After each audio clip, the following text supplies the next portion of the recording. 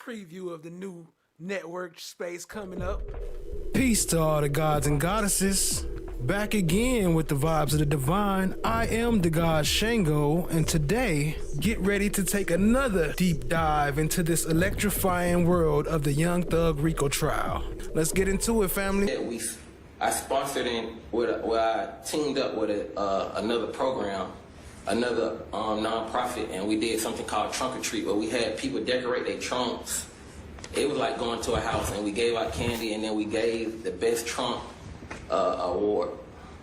And did you team up with law enforcement officials on that as well? Yes, actually we did, because right where we practice at, I guess there's like a training academy back there, like back there by the post office, and we had police out there. We gave them food, barbecued, everything. They was there, police was there.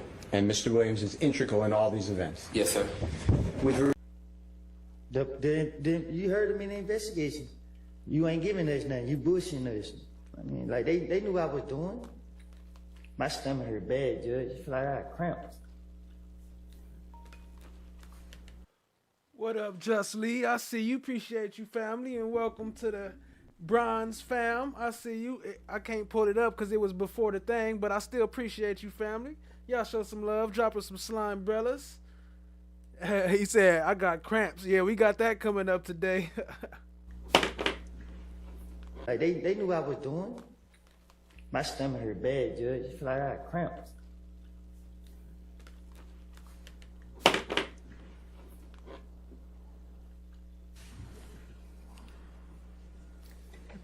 Look at it. It's scheduled to resume after it was paused in December. You'll remember it took 10 months to even seat a jury, with deliberations only getting started November 27th. The trial only made it 12 days before a defendant in the case was stabbed by another inmate inside the Fulton County Jail. It's always going down inside of Fulton County. What up, Blue Eye Hillbilly? See you, family. Appreciate you joining. Aubrey Yah, peace, peace. Just Lee. Chan, my black is golden. Cha Diggy, appreciate y'all, family. Laugh always, let's get it. Ali, what up, though? Any questions? Yes, conditional admissibility. 24-1-104. Preliminary questions? Yes, conditional admissibility there, Your Honor, it's strictly for purposes of this hearing. You recognize how the rules apply. Gentlemen? Your Honor, I understand what the court just said about the statutory provision. I do have specific objections, but if you're saying rules of evidence are not applicable, you understand it's proper, we can clean it up on our side. I think that's what you're saying. Yeah, I'm saying that at this point in time because it's subject, depending upon our rule, of course, and also depending upon certainly a trial foundation would have to be laid in order for any of this to be admissible. So just for the purposes of this. What up, Stacy Sibbett? I see you. Appreciate you, family. Yeah, y'all deserve another live stream. Y'all a family here. Y'all deserve 2 in 1 day. Plus, I posted a video last night. Let's go, family. Hearing, I'm going to admit as a 104 determination, or consider them states 1 through 20. And y'all drop some slime brothers for Just Lee. Appreciate you, family, for the $10. Y'all show us some love. Drop some slime brothers and all that. Some Just Lees, some JLs and all that. Appreciate you, family. You're allowing me to go ahead and both sides of it. Proper. Yes. And you'll separate each. Yes, and you may do the same, sir. I understand. Okay. I do have specific objections, but I will deal with them as I go along. Okay, all right. I'm sorry.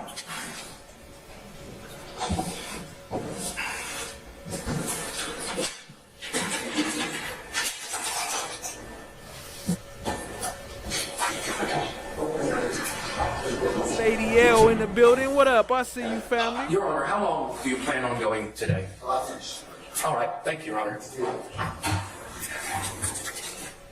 Good afternoon, Your Honor. All right, Jeff.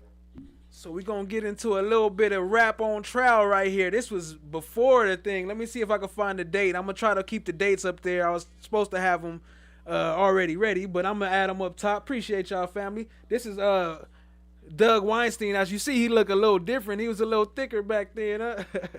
But he about to argue for rap on trial. This is the rap on trial argument. Yes, sir.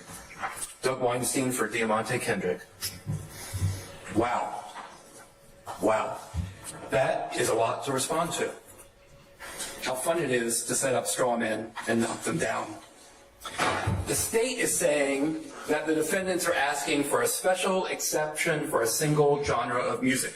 We are not. That is nonsense. We are asking essentially for the same thing that the state is. Use the Georgia rules, use the law, apply it in this case.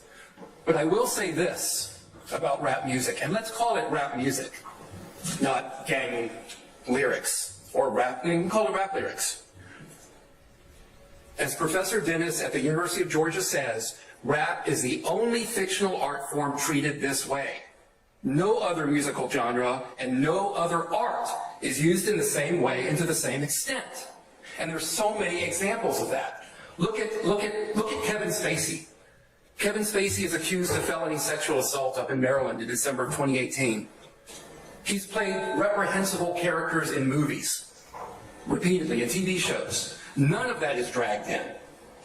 He's brought to court in the UK. I appreciate that's not the US. His roles are not dragged in. So we hear a lot of things about what Yak Gotti rapped. Yak Gotti is not on trial here. Diamante Kendrick is on trial here.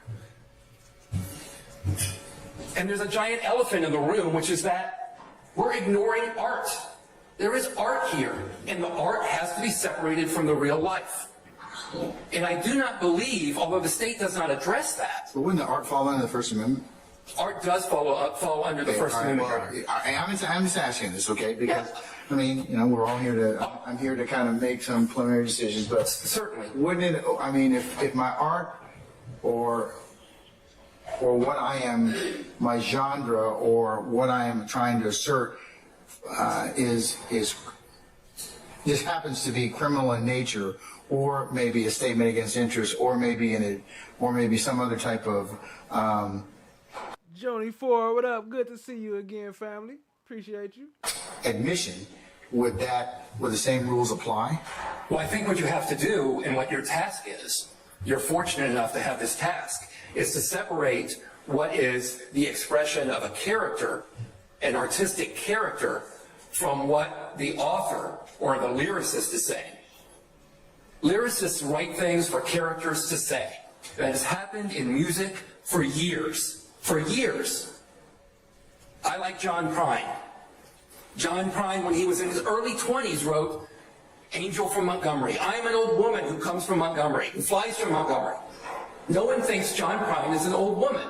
He writes hello in there about old people and what they're thinking. It's not the same. But if my lyrics or my artistic expression relate to an action or my mental state, wouldn't they be subject to being admitted, or a court considering them, or a fact finder, a jury, considering them for what the reasons that they're authorized to? Yeah, I understand, but only in rap music do you say that the person, the character rapping, the persona rapping, in this case, the persona Yak Gotti rapping. Okay, that's just my name. That's my stage name. That's the name that I go under. I'm still tied to that particular person. Like, it's still tied to your client, right? Yak Gotti is your client's nickname, right? Yak Gotti is a stage name. Yak Gotti is a stage name. Okay. That's correct. All right. But when Yak Gotti is rapping, it's not proper to take. Doug going in right now. Y'all drop some owls for Doug Weinstein. He going in on them. Drop the white owls. When he's rapping and say, that is the mental state of this person. That is what he is thinking. That's a perspective of his song, of his rap. And from where he comes from, he is expressing views that come out of that community. He is making cultural references. He is speaking. Am I going too fast? No. I need something right quick. Thank you. He's speaking. 1 second. Sorry. Go ahead, Mr. Weinstein. Yeah, I'm ready. Go ahead. He's speaking in the conventions of that genre of music. And in gangster rap, what do the producers, what do the record companies, and frankly, what does the audience expect? They expect these lyrics. So he provides these lyrics. But if the lyrics fall under actus reus or mens rea, aren't they, don't I have to first look at them under 401? As Mr. Carlson made this nice linear diagram, I like that because I'm trying to follow things from A to B, C to D. But why would they not, why could not the court consider those under that particular line or lineage? I think that's a great line to look at it. Let's start with 401 and 402. And why is he arguing with the judge? Why is the judge always arguing like it's up to him? He going to find case law and fighting against all this. The prosecution don't even got to say nothing. They don't have to make no argument because the judge is doing all the arguing for them. How is that? What type of is that? Are they relevant? And the lyrics spoken as a character are not relevant to the actions of the person who inhabits that character on stage or on the album. There's a distinction between those that the court has to draw just to even see if they're relevant under 401, Your Honor. And then once you determine if they're relevant, let's assume they are relevant. I'm not there yet. I don't agree with that. But let's assume that they are relevant. Once you're determined that they're relevant, then you've got to do the 403 analysis. And Actually, 402. 402 and then 403, yes. But then the question is, I know what the state's going to want to do. Throw it out there to the jury. Let us put our competing arguments, our competing meanings before the jury and let them decide. But when you've got something that is unfairly prejudicial, which is what rap music is, what you'll hear Mr. Steele's experts testify about at some point, what you'll hear him proffer when he argues, they're unfairly prejudicial. And if you do not serve as that gatekeeper function, Your Honor, then that jury is going to take the meaning and perhaps misconstrue it or misattribute it.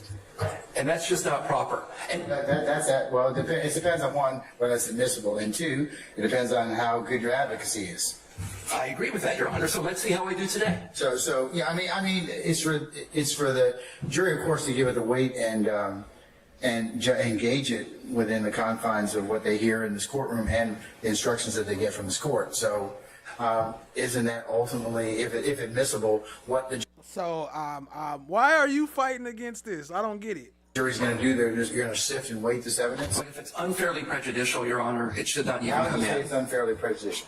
Because of the nature of the music, the violence in the music, the extreme language in the music, it is prejudicial. If it was... I'm sorry. Go ahead. Go ahead. We'll get there, that's fine. And let's talk about why it's prejudicial, part of it. In Ward v. Rock Against Racism, 491 U.S. 781, 810 would be the Penn site, note 7. Justice Thurgood Marshall quotes, he's quoting someone else, "New music always sounds loud to old ears." And that's what we've got here. New music always sounds loud to old ears. The state knows that. They know what this music is going to sound like to the jury. And it has always been thus so. When I was young, in my day, we listened to the Sex Pistols, offensive stuff. God Save the Queen, she's not a human being. Elvis Costello, I'll stand on your grave and tramp down Lady the dirt. Justice is blind. Everybody Whole surfers, all of it offensive. But people listen to that. But they wrote it. I mean, The majority of the slides have my words, my work product on them. all right, Mr. Happ, before I go ahead and respond. Your Honor, no one's suggesting that she had to turn over the text of her opening argument, but if she's going to show a PowerPoint to the jury, that is what the court... So this right here is when opening statements, I ain't gonna play her opening statements or none of that, but I just want to play this argument where she already opening day, the first day, she already violating the rules, breaking the rules, showing that she didn't have no respect or no care for the judge or that court or the people that have anything to do with it or the citizens or the taxpayers. None of y'all. She didn't give about nobody. Instructed us to share. We're visual exhibits, and that's what she's doing. She's placing it up on a screen for the jury to see. And whether that's her own words as part of her opening, as a PowerPoint, or it's just demonstrative, she could have shared it, and she didn't. And she did it. And she's suggesting now to the court as a work in progress that she hasn't worked on her opening statement until this past weekend. I don't believe that. I think if that's the case, then she's just lying to the court. But if it's not the case, and she didn't mean to mislead the court just now, then she could have and should have shared those PowerPoints. As to the photographs, those also could have been shared with prior opening. And no one's suggesting they're not admissible at trial. If they're admissible, she can admit them at trial. But to show them to the jury now is part of our opening that violates this court's order that we were supposed to share our exhibits for opening prior to trial, which she did not do. So I think they should be excluded from the opening, and if she wants to introduce them later as evidence during the course of the case, then so be it. But I think there is good grounds for this court to, and you know, Your Honor got upset because these issues could have been handled. They didn't have to wait until now. This is wasting time while the jury's waiting. Your Honor's right. And it's not our fault. It's her fault for not doing what the court instructed. And as a result, the appropriate and reasonable remedy is to prevent her from sharing any of these slides with the jury that she did not share with defense counsel prior to today. Whether they're evidence or whether they're text as part of her opening. All right, Mr. Matthews. Yes, Your Honor. Good morning to the court. I'd like to direct the state's attention to slide 15. In slide 15, the third bullet point, it references October 1st, 2020, in terms of that quote from the text message. In the indictment, Your Honor, if you look at Overt Act 102, that's where that particular quote comes from, Overt Act 102. In Overt Act 102, the date of that alleged text message was March 12th, 2020, not October 1st, 2020, as in the PowerPoint presentation. That's number one.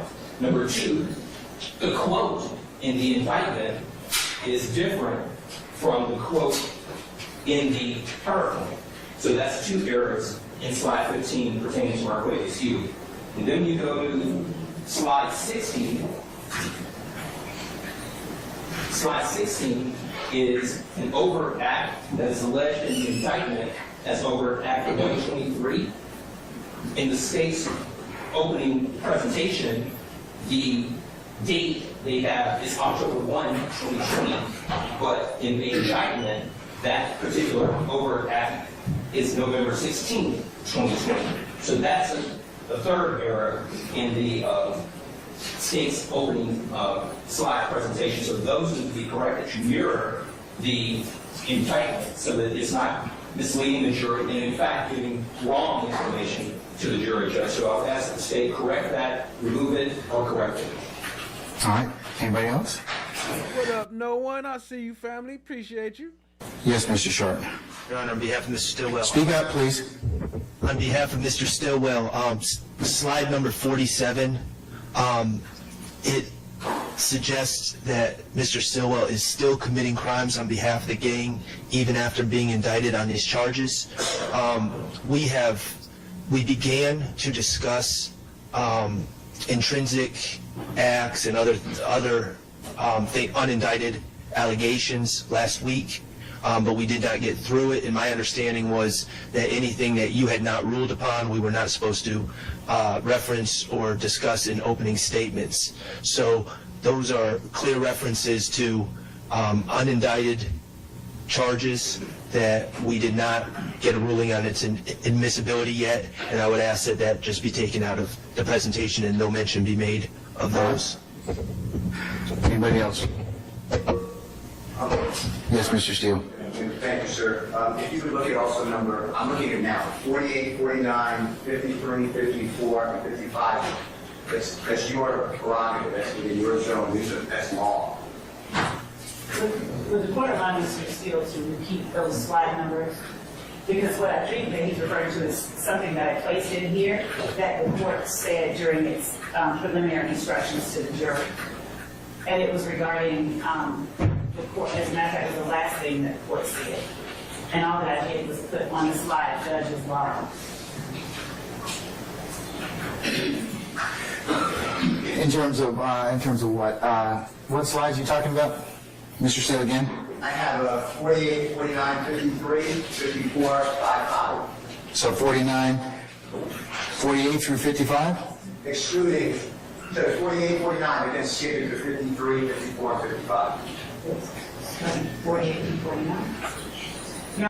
Y'all know what else we got coming up? We got Weinstein when he say, I'm sorry, but the state can talk the ears off the donkey.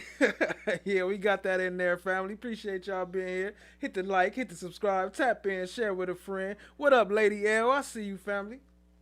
May I share the Zoom, the slides that Mr. Steele? I would, yes, please. Thank you. 49.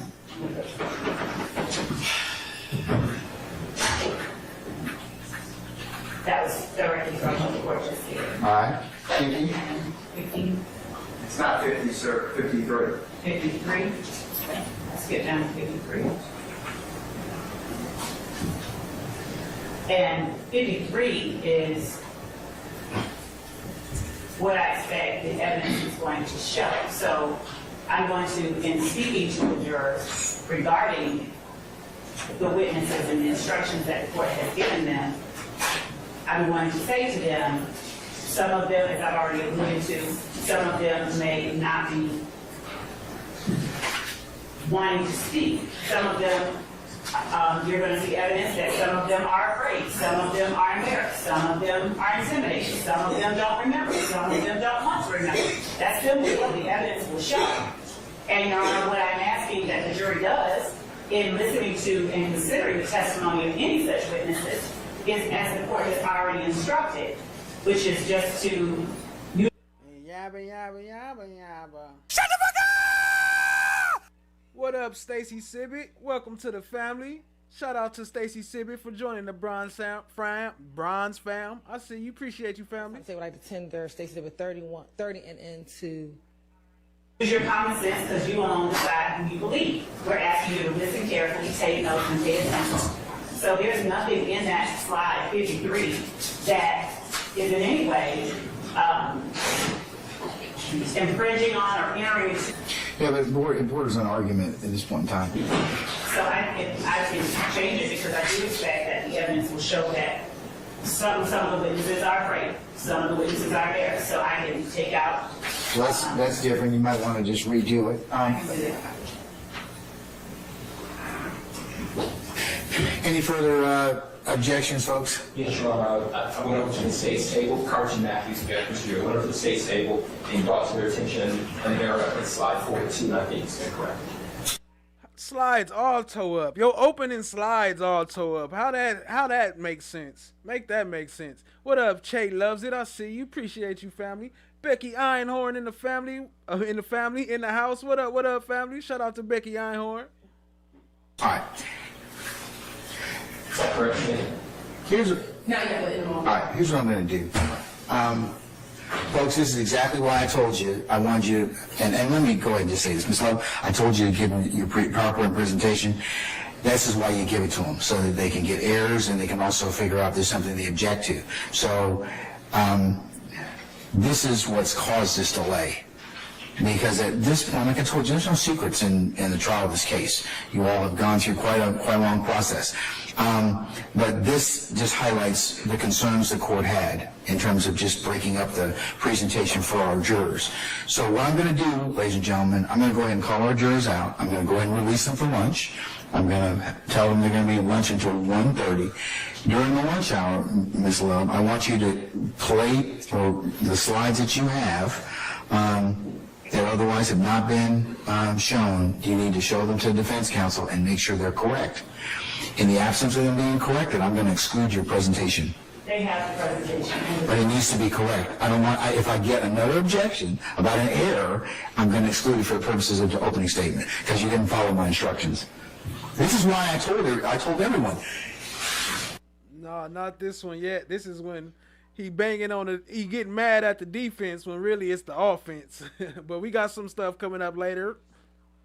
They need to get, and the defendants need to give you their opening statements and the things they wish to use during their openings as well, because we're having interruptions and delay, and that's what I wanted to avoid for our jurors. That was the reason I told you all to do that.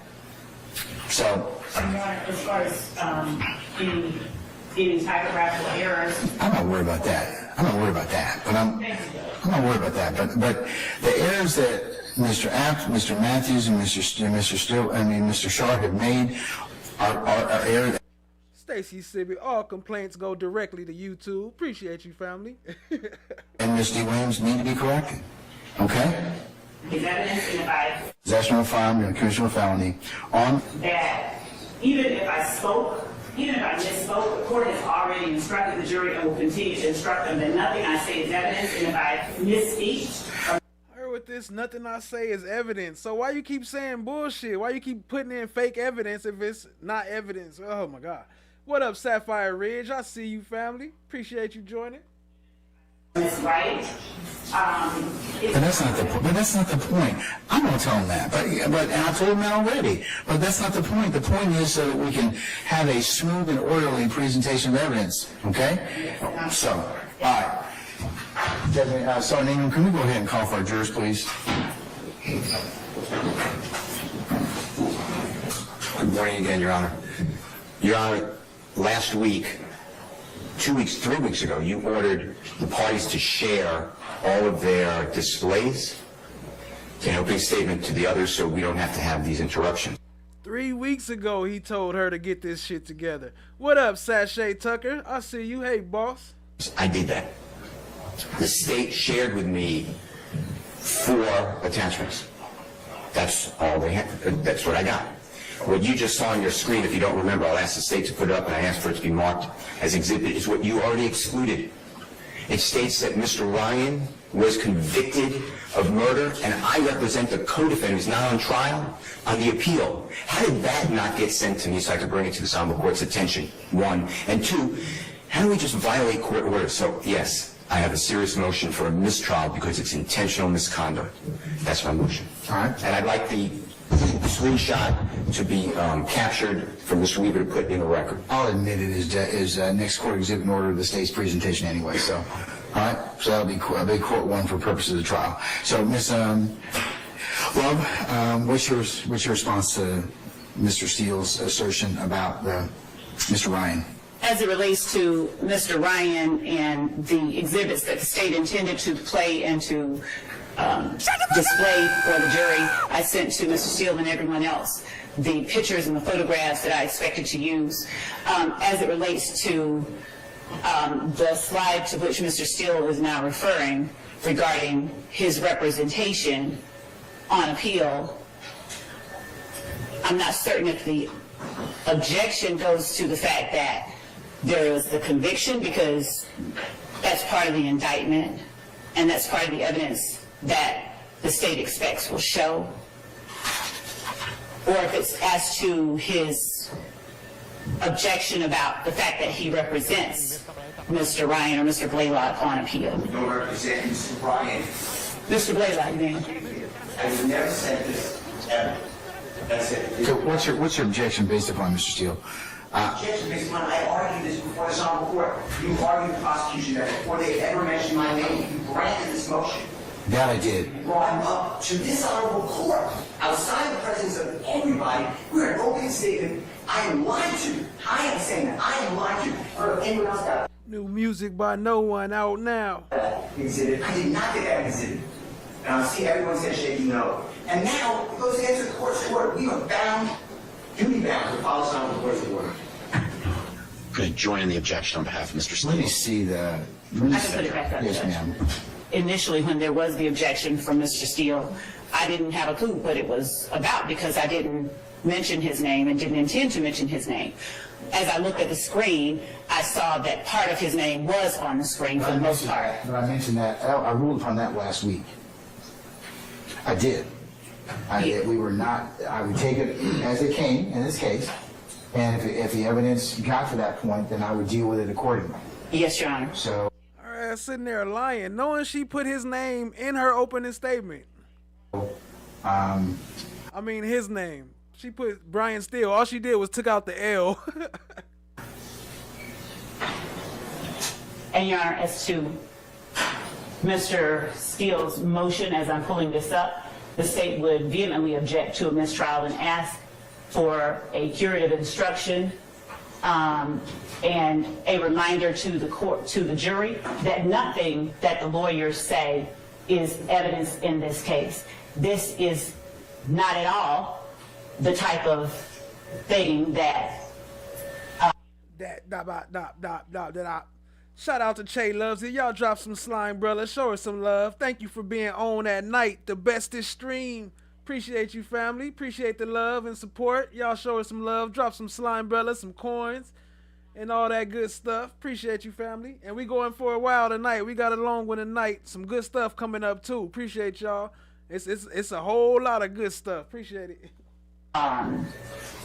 Rises to the level of mandating a mistrial. Certainly not.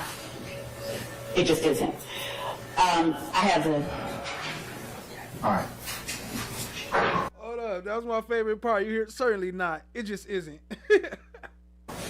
This trial. Certainly not. It just isn't. I have the. All right. We can leave that for the time being. Leave it for the time being because it is what was it was up. I'm going to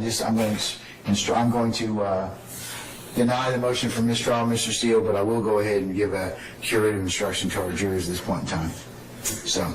Your Honor, I'm supposed to ask for a reoccurrence report for my mistrial until the next process goes on. I'd like you to do me a courtesy, if you would, and allow me to do that now and preserve the motion for mistrial.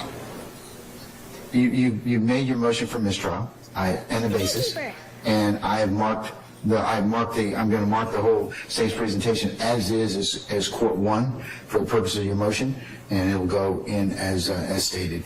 And I have two other issues that I'd like the court to just take up. One is just remember, I know you rule on it, but the state said earlier today that Mr. Williams is contacting through parties that they don't know to pay for other people's lawyers. So I think that couples with that exhibit. And number two, I'd like the court to now order prosecution to give me and anyone else who wants to see it. I need to see respectfully what you ordered last week, all of the displays of the state of Georgia that they have not given to us. So what do you mean by what displays are you talking about, Mr. Steele? I never saw that. I never saw the wolf. I never saw the indictment. You ordered all. I gave all my displays. I gave everything to say I got from. She never showed him the wolf, and that was her opening statement. She didn't show him the Jungle Book reference. That was her first thing she said. What are you talking about using for opening statements, sir? Okay. Should have been done. All right. All right, Ms. Love. Thank you, Your Honor. Two matters, Your Honor. One, the first thing that Mr. Steele has requested of the court regarding the representation that the state made about other YSL members contacting Jeffrey Williams for representation is absolutely and has always been a part of what the state expects will show it. I'm going to deny that portion, but to Mr. Steele's point, I'd already made that issue in terms of his particular involvement, and anything you need to let me know prior to that, and I need to rule upon it, and also subject to foundation. And just like this, so I assume that what you told our jurors is what you expect the evidence to show? Yes? Yes. All right, so I'm going to overrule that part of his objection. What about the last thing you mentioned? And Your Honor, as to the court's directive that we turn over anything or any exhibits or photographs, that was my understanding of the court's directive, that we expect to show an opening statement. As a matter of course, I can again reiterate the fact that it was an inadvertent omission to leave Mr. Steele at least part of his name on here. I got that, but he's talking about, is there anything else you're going to use in opening you haven't shown to the defense counsel? He's telling us, well, I said that. I told you to do that a week ago. Because here's what I told you was going to happen. I've got a jury that's out right now that's being interrupted. And Mr. Williams, you should have made your motion or should have told me about that an hour ago or when you found out about it. Not hijack me at the bench about that. You did what you had to do, but I'm... You said you should have told me about that an hour ago. She was just starting her opening statements an hour ago. He was just reading the jury. He was reading the jury the rules an hour ago. I'm not happy about that. I'm not happy about any of this. Because this is stuff we can take care of before our jury comes in. And that makes you all, lessen your ability as advocates and lessen our ability for this. What up, cutie pie? I see you. Appreciate you, family. She say Sylvia outside waiting on Shannon to be released, huh? Shout out to that. For this jury to go ahead and get this case seamlessly. This is what I told you all was going to happen. So, have you given them everything you're going to show them during opening statement? Your Honor, I haven't given them all of the word slides. I did give to them what Mr. Williams objected to. I had given that to them previously. I will give them or share with them the things that have been added as of this evening. And 5 minutes. I sure can. And can you do that over the next 5 minutes? I sure can. Can you find out if our jurors are ready? Are they ready? Are they still using the restroom? I'll send that to them right now as you're waiting. In this indictment are what we are asking that you pay close attention to and you evaluate. Your Honor. You have an objection? Yes, sir. Basis. A motion. Hold on, look at her reaction. Yes, sir. Evaluate. Look. Your Honor. You have an objection? Yes, sir. Basis. A motion. There are three things that are pertinent to this video. You will look, if you don't mind, or may remember, in overt act number 14 of count 1. You will see a photograph that the grand jury attached to that charge, and it's Mr. Williams along with Mr. Copeland. It's a Instagram posting, allegedly with Mr. Williams' Instagram handle, and they are wearing shirts that you see in this video. The shirts are RG, and RG, my contention, stands for Rich Gang. And Rich Gang, we're here with, an allegation of a criminal street gang, and I want the jurors, I think I'm entitled, I would like to, entitled to show the jurors what Rich Gang is. That is their music compilation. Number 2, there is a lot of red being worn in the video that has been just played for the Ensemble Court, which I believe is number 31. If I'm wrong, it's 32. 32. Okay, thank you. And Mr. Williams is not wearing red in the video. It is being worn by other people. The third reason, Your Honor, is there are 2 witnesses on the state's witness list. Mr. Brian Williams, his performing name is Birdman. And Mr. And of course I can't remember, it's Lamar, I can't remember his first name. Quantas Lamar.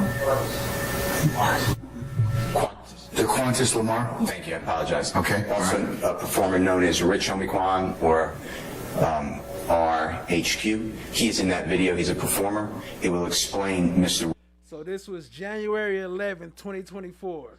Williams' relationship with them, and this is not a statement as in OCGA section 24-8-801D2A as in Lisa and Alpha, because I am not looking for this statement or these words of Mr. Williams.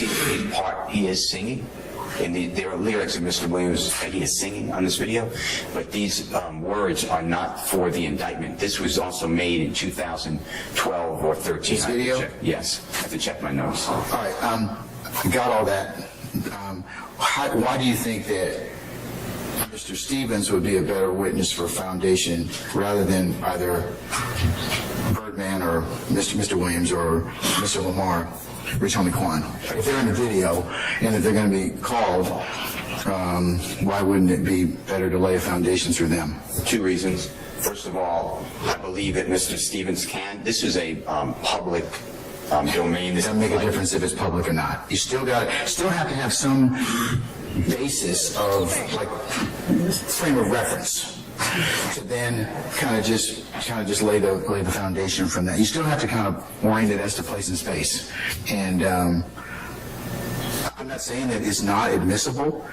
It's just, I don't think that unless he has some nexus with that, I mean, then we'd be up here all the time and you'd just be showing people, did you understand this? Or is this a person that we're looking at? You've got to have context. And if he can't provide context, he's not the best person to probably lay the foundation for that. He can state the obvious, but he's got no context. Much like, or different like if you have Mr. Williams or Mr. Lamar come in and they say, okay, well listen, yeah, I'm in the video, and let me tell you, in 2012 or 13 with the foundation, this is what was going on, and here's why we're singing about which guy. Do you see the difference? No.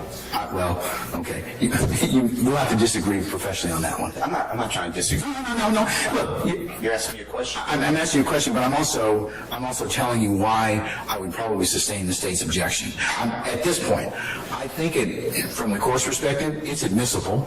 It's just not admissible through him. Well, I'm going to then ask the court to reconsider for two issues. First of all, and I know every ruling is different. I'm aware of that. But the Pushing P video that is directly in the indictment, Mr. Stevens did not have any type of nexus to this. And it was objected to. And I'm telling you, I'm telling you why I don't know if y'all remember that, but that's crazy. He let Trontavia Stevens talk to the Miss Love and them, the prosecution, about what the rap lyrics mean, but then he won't let the defense do it. Like, how does that make sense? As the gatekeeper, are not going to continue on that line of introduction. And I don't want to raise a frivolous motion. No. That is the gatekeeper that you are going to do, and that the gate's not opening up right now. Yeah, I mean, I'm just telling you. Again, I think the evidence is relevant and it's admissible for the reasons you just told me. Now, I understand that, you know, this is the state's case in chief, and you're trying to get out what you need. He's just not the witness to do so. Well, I also like in the court to, when I make the motion, I'm making it now, then any of the state's witnesses who are going to talk about lyrics, going to talk about videos, going to talk about photographs, they have no nexus. They are just pulling things off the internet that's in the public domain. And then if this honorable court just adopts this, or not adopts it, if it enforces this ruling, then I'm making a motion to exclude that evidence. I rule on what's in front of me, okay? It's disingenuous for you to say that, okay? I look at what is presented before me. I try and get it right for both sides. I am not admitting or excluding evidence in a vacuum. So for you to say that is disingenuous to the court. I'm going to look at the evidence depending upon the facts and circumstances of what I have before me. If the state has an issue with foundation, I'm gonna hold them accountable as well. And remember what I told you about the lyrics and everything else. It is dependent upon what is presented in terms of a foundation, and I believe I made that very clear when we argued that motion with Mr. Carlson. So I'm just telling you, I believe your evidence is for a proper purpose. I just don't believe that Mr. Stevens is the right person at this time for the reasons that I've just stated. He provides no. Part of it is you have to understand. You have to know what's in. What you have to know, or have some relevant basis to testify. Yeah, I did hear about Moon Tunk and the Fit Lawyer. Shout out to that. About what's in the video, or what's in the item, what's in the picture. Mr. Stevens struggled with that yesterday. He really did, and that's the court's concern. Madam, did you have something you want to say? I do, Your Honor. Additionally, Your Honor, the requirement of Rule 801 D2A that an admission, and it does not have to be inculpatory or exculpatory, but that it be offered against a party is designed to exclude the introduction of self-serving statements by the party making them. So the state's contention is that he would be the proper person to get in his statements through, not someone else. That is the reason that we are objecting. As strenuous as I've ever been before court, disagree. I am not using these lyrics or statements for any type of truth of matter. I am showing what I told the court.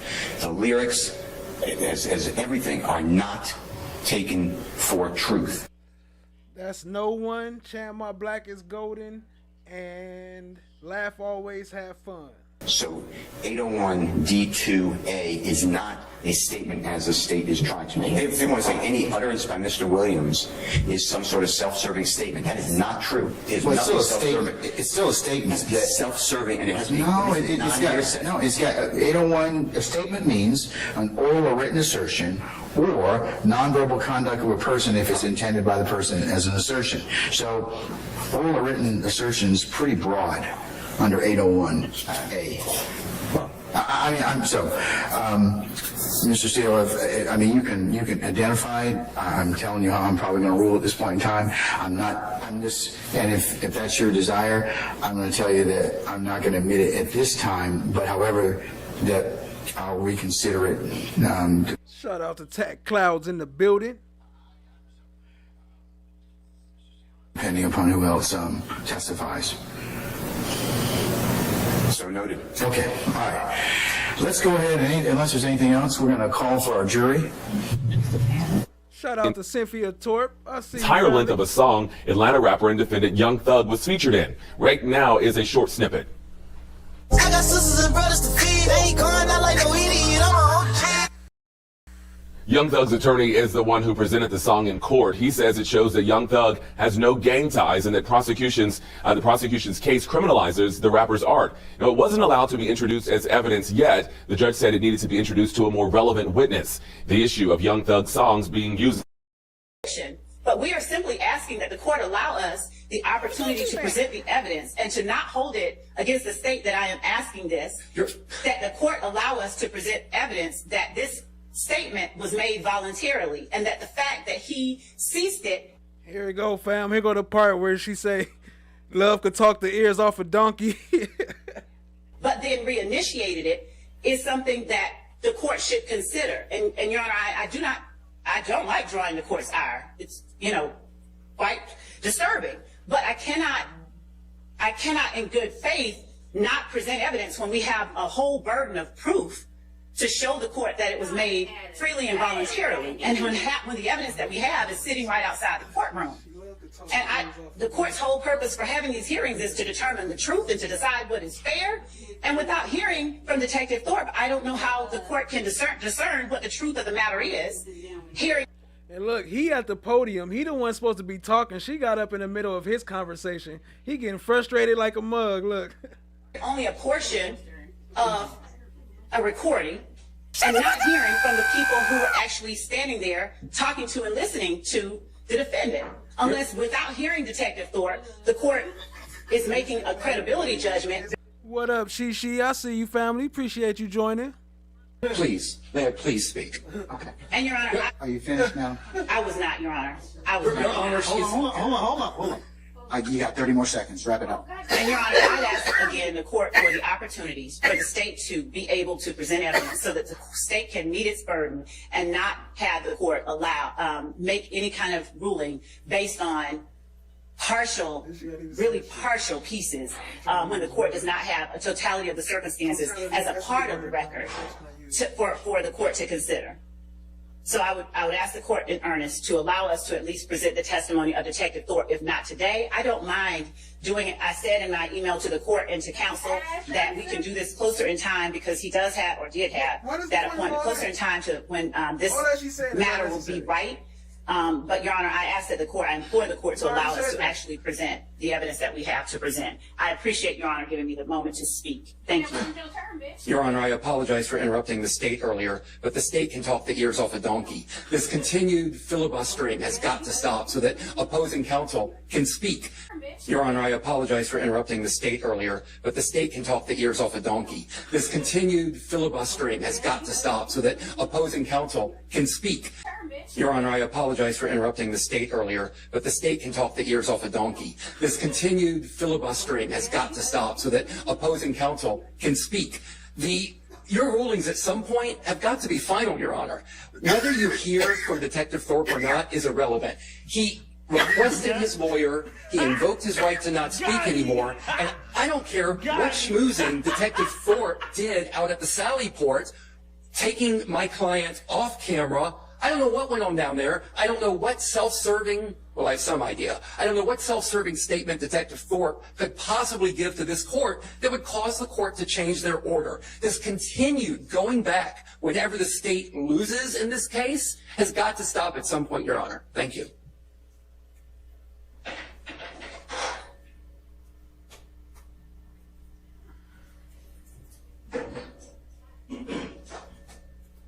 Look at him. Look at his face. Appreciate y'all being here, family. These nuts. Got him. Got him. Bruh. FBI, open up. An inmate at Fulton County Jail. Detective Quinn on September 17, 2013, that you told, and 4533, that you told a few, and I'm just not going to say, but bull blank lies. Bam, my dally cat. What up, family? To the detectives. You remember that? I mean, basically, y'all keep asking me, do I recall this and recall that, remember this from 2013? I don't remember that from 2013. I keep telling y'all that. That has been my statement since I got here. Your Honor. I've been telling y'all, people constantly hit me with this, keep constantly asking me this and that and third about what's going on in 2013 or whatever. I don't remember. I don't know nothing about 2013. All I can tell you is, y'all got my name on the recorder, my phone number on the recorder. These people threatening me. They calling my phone, yonder. I almost lost my job. I got a lot going on behind this here. I put all this behind me, sir. Everything that had going on with me, I put everything behind me and kept moving on about my life, sir. Yonder. I can't continue to keep going on like this. I don't remember nothing from 2013, sir. We do make custom shirts. Hit the website or hit the email. We got you, family. We got the 403s on deck. We can make the love as 403. Mr. Bean, you have to answer the questions, okay? I'll constantly keep telling y'all. I don't remember nothing from 2013. I'm going to ask you because I have to lay a foundation.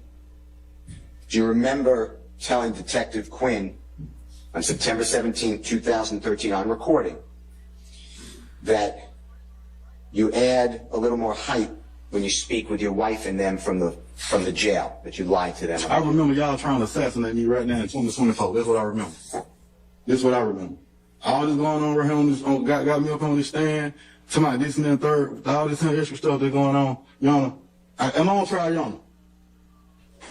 Sir, you just have to answer the questions, unfortunately, at this point in time, okay? That's all I can tell you. Am I on trial? No, sir, you are not on trial. But you have been properly summoned here as a witness, and you're subject to examination until I release you. I never consent to do none of this, sir. I ain't signed nothing. My name ain't on nothing. They come get me. They got on threatening to lock me up. Hey, I got a family too. I mean, come on, I done told y'all I don't remember that from 2013. You come with these conversations? Hey, remember we was in front of the house? This conversation we had in front of the house before we went to the program? Keep it 100, man. With yourself. I can't hear you, Mr. Bean. Can you take your mask off if you wouldn't mind? Keep it 100 with yourself, not me. We had a conversation in front of the house. Yeah. Before we went to the program. Yeah. You asked to go to the... I never agreed to do none of this from the beginning. Before we even had this, what you just played. Chloe Albert's Revenge. What's good, family? Before we went to the program. Mr. Bean... I keep telling you I remember that from 2013. I don't really remember that then. Mr. Bean, who threatened to lock you up? Sir, I talked to y'all. Y'all want to tell you something. Sir, answer I'm on trial for anything. Can I be excused? You understand something? Because I really don't understand what's going on. I don't remember. My head hurt. They keep asking me questions about this. Keep asking me questions about that. About 2013, I don't remember. No, you can't be excused at this point in time, Mr. B. You're subject to examination. I don't remember. Who you just told. At this point in time, Mr. B. You're subject to examination. I don't remember. Who you just told the jury, the Honorable Judge Glanville, and all of us that you've been threatened to be locked. I didn't consent to come get on the stand to be a witness, first of all. Who threatened you to lock you? Lock you up means go to jail. There wasn't no threat. The subpoena go out. They say you don't show up, they're going to lock you up, you go to jail or whatever, and all this other extra stuff like that right now. I ain't here to point fingers at nobody, say nothing like that. That ain't my job. You just said it ain't for me to bitch and what nobody got going on in their life. I got my own problem. Who threatened you? You just told the jury that you've been threatened. I done had all kind of threats, man. Y'all just explode my whole phone up on to the world. People calling my phone right now threatening me, texting my phone. I ain't had no sleep. I've been up all night since yesterday, 7 o'clock, from 7 o'clock yesterday to 6 o'clock this morning. Still getting calls. Still getting texts. That's my personal line y'all just gave out. On live to Shout out to Stacy Sibby. Still getting calls. Still getting texts. Like Tinder, Stacy with 30 and into the public, to the whole wide world today to 6 o'clock this morning. Still getting calls. Still getting texts. That's my personal line y'all just gave out. On live to the public, to the whole wide world.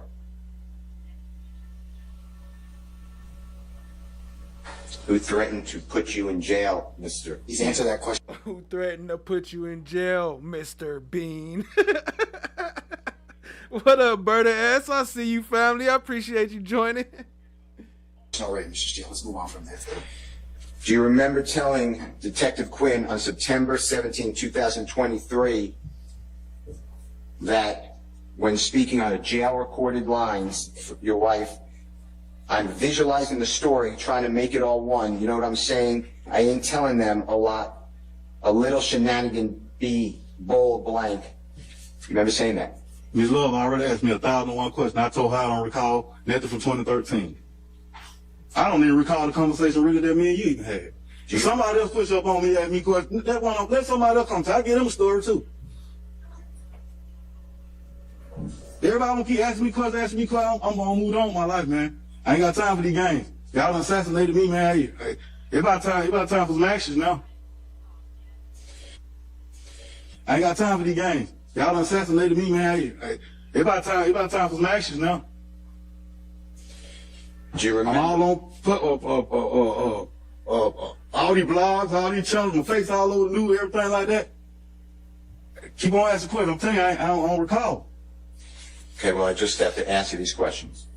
Do you recall telling Detective Quinn on September 17, 2013, that on jail calls, that you bull blanked around with your family a lot, bull blanked around with the story a lot? Mr. Shield, for the completeness of the record, you need to say the word he purportedly just used. Okay? Bullshitted around the story a lot. Remember saying that? I don't recall, sir. I don't remember, though. Did you just hear us talking about this incident of the car careening into the side of the laundromat? Shout out to Survivor Speaks. What up, family? Yeah, you was in the wrong live if you wasn't here. No, what up, what up? Appreciate you being here, family. Y'all go sub up to Survivor Speaks. I don't remember, though.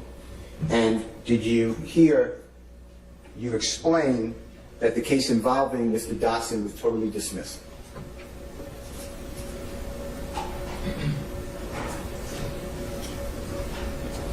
I don't recall, sir.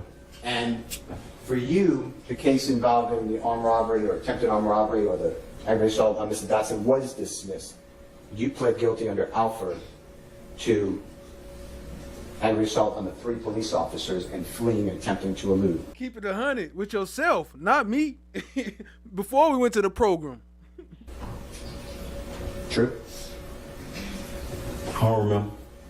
And then I asked you, was Jeffrey Williams, performer known as Young Thug, involved in any way, directly or indirectly, with the events involving Mr. Dotson on September 11, 2013? And you said he was not involved in any way. Did you hear that?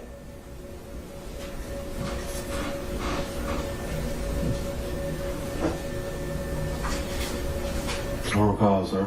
And then you explained, you just heard that you explained that you qualified it as the detectives and police. And I asked you, the authorities, the police, the prosecutors, I just made it broad, that they forced Jeffrey Williams into it. Did you hear you say that? Man, tell you the water or something? I'm so high right now, y'all. I'm about to go to sleep on y'all, man. I ain't gonna tell you no lie. Yes, you may. We can take a break soon. Hang on.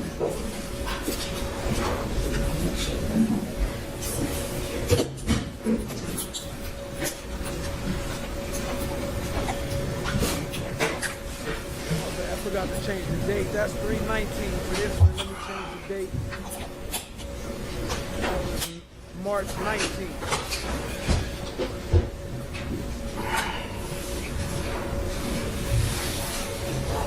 You need a moment? Keep it rolling now. Get it back rolling. Appreciate y'all being here, family.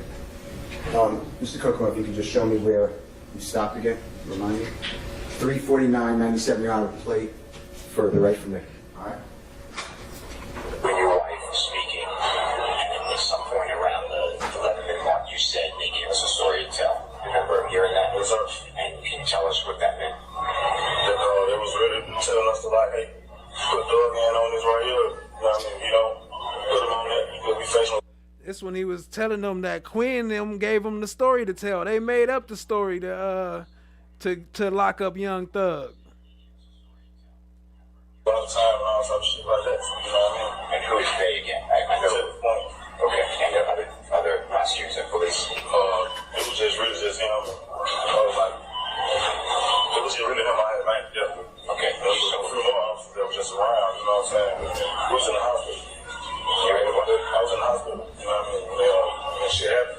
So it's like they push in, I was at home. I don't know what's going on. So, yeah, I told her just accident. Right. And that stopped at 4:39:97. Did you hear me ask you about the jail recording that's now marked as Mr. Williams number 205 around the 11-minute mark, me playing it for you earlier in Mr. Investigator Martin's car, and then ask you about it, about they gave us a story to tell. Shout out Destin the Beat. She say SB is out, y'all. Drop a link or something. We can play something if you got it. Appreciate you, family. Did you hear that? I don't remember. And your response was that you were going to be in a lot of trouble, that the police wanted Jeffrey Williams in it, and that conversation occurred on September 11th, 2013 at the hospital. When the witness does not recall, the jury has the recording, they can hear it, and I would object to Mr. Steele's narrated version. I stand the question. He's already, we can't remember it, so. Judge and Chief Deputy District Attorney Adrienne Love after she disagreed with the judge's ruling.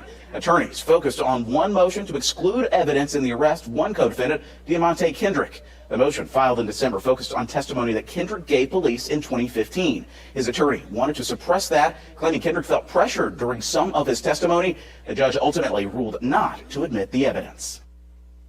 Endless fireworks in a Fulton County courtroom as the YSL trial involving Atlanta rapper Young Thug picked back up. Now, there was some back and forth between the judge and Chief Deputy District Attorney Adrienne Love after she disagreed with his ruling. Attorneys focus on one motion. Why they didn't play the part when he said she could talk the ears off a donkey, Your Honor.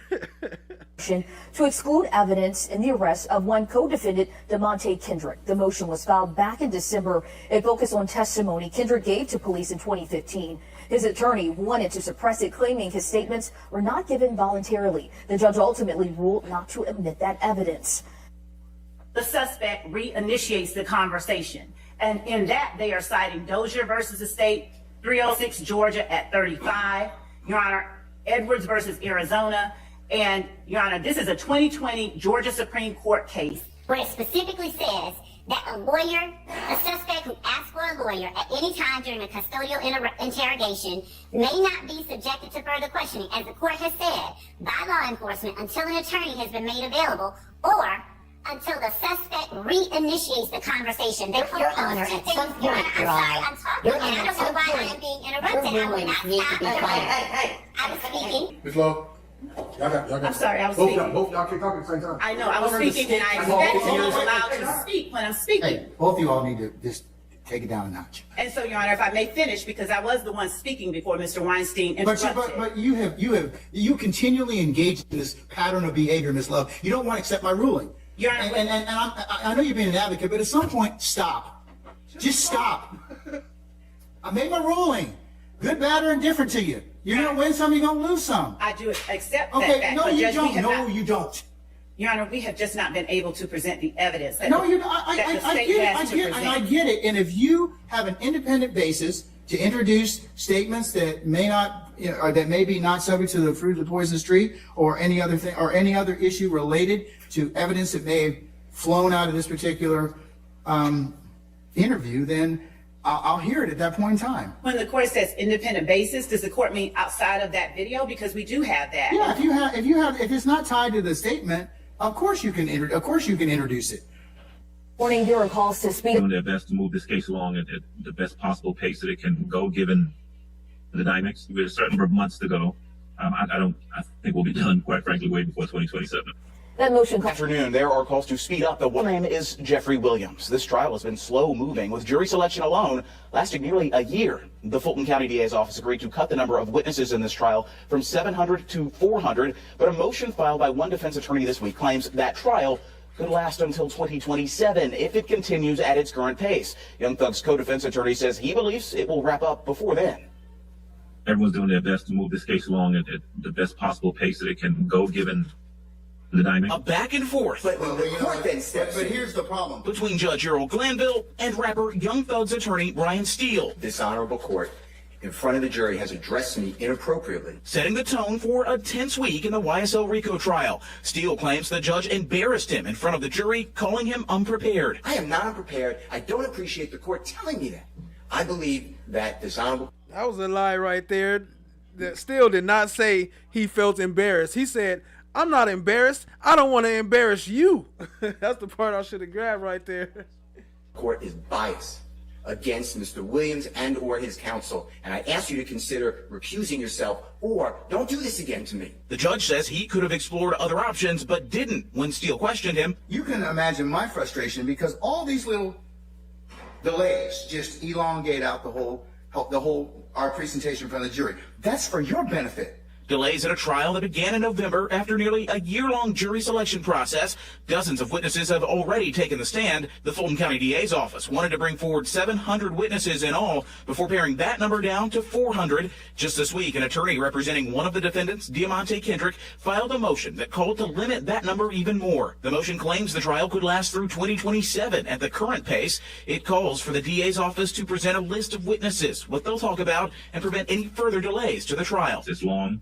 It's laborious. We spoke with Young Thug's co-defense attorney, Keith Adams. He says even with multiple defendants, thousands of documents and audio and visual pieces of evidence, there's hope the trial won't last too long. Everyone's doing their best to move this case along at the best possible pace that it can go, given the dynamics. We've certainly got a number of months to go. I think we'll be done, quite frankly, way before 2027. The judge's staff sent us a statement saying it would be highly inappropriate for Chief Judge Glanville or any member of his staff to comment on an ongoing trial. You recall that I came back there with Mr. Steele, gentleman back there with the grayish white hair, Mr. Matthews, this gentleman right here with the very gray hair, all right, and Miss Westmoreland. Yeah. I'll sustain that objection. At least you got here. And Miss Westmoreland, you remember that? Yes, sir. We had a chance to talk yesterday, isn't that right? Yes. And when we were back there, we talked about the communications that you'd had with the district attorney's office, right? Yes. Now you also... Hey, yo, BD, what's good, family? So this was March 29th, 2024. This is Bennett on the stand, Arkillian Bennett, with one that the DA was trying to take out on a date and made her feel like she was being SA harassed. Remember that after you came out, you were asked some questions by the assistant district attorney, Ms. Love. Is that right? Yes. You remember her asking you at one point, are you afraid of Jeffrey Williams? You remember that question? Yes. And then she may not have said Jeffrey Williams. She may have said, are you afraid of Thug? You remember that? Yes. Okay. And your answer was no. Is that right? Yes. You have no reason and had no reason to be afraid of Jeffrey Williams. Is that right? No, I don't. Okay. In fact, when you testified yesterday, you were on edge. Is that fair to say? Yes. You didn't want to be here. Yes. And part of it is because of the interactions, and your reaction yesterday was based on the interactions you had, not with Mr. Williams or anyone over here, but with the district attorney's office. Isn't that true? Yes. You told us when you were back there that they had been, quote, harassing you for a number of months. Is that true? Yes. And in fact, you said that prior to coming out and testifying, that the only person you were afraid of, you didn't want to be around, was Investigator Hamilton from the district attorney's office. Is that true? Yes. And what up, Kimberly? You're saying that to us, and then your testimony subsequent to that was based on the interactions that you had with Mr. Hamilton. Isn't that right? Objection, Your Honor, paid as to the question. I sustain the objection. Okay. Mr. Hamilton had contacted you prior to yesterday. Is that right? Yes. He would call you from time to time. True? Objection, paid. What is, can I have some? Yes. Let me just ask you a question, okay? Mr. Hamilton had harassed you. Is that correct? Yes. In fact, you told us when you were back there that you didn't want to come out and see him because he had sexually harassed you. True? Yes. You felt like, and you told us, that you were really concerned about coming out here. I'm going to object as to relevance I'm going to hold the objection. You told us that the times when he would contact you, it seemed like he was trying to diss you. Yes.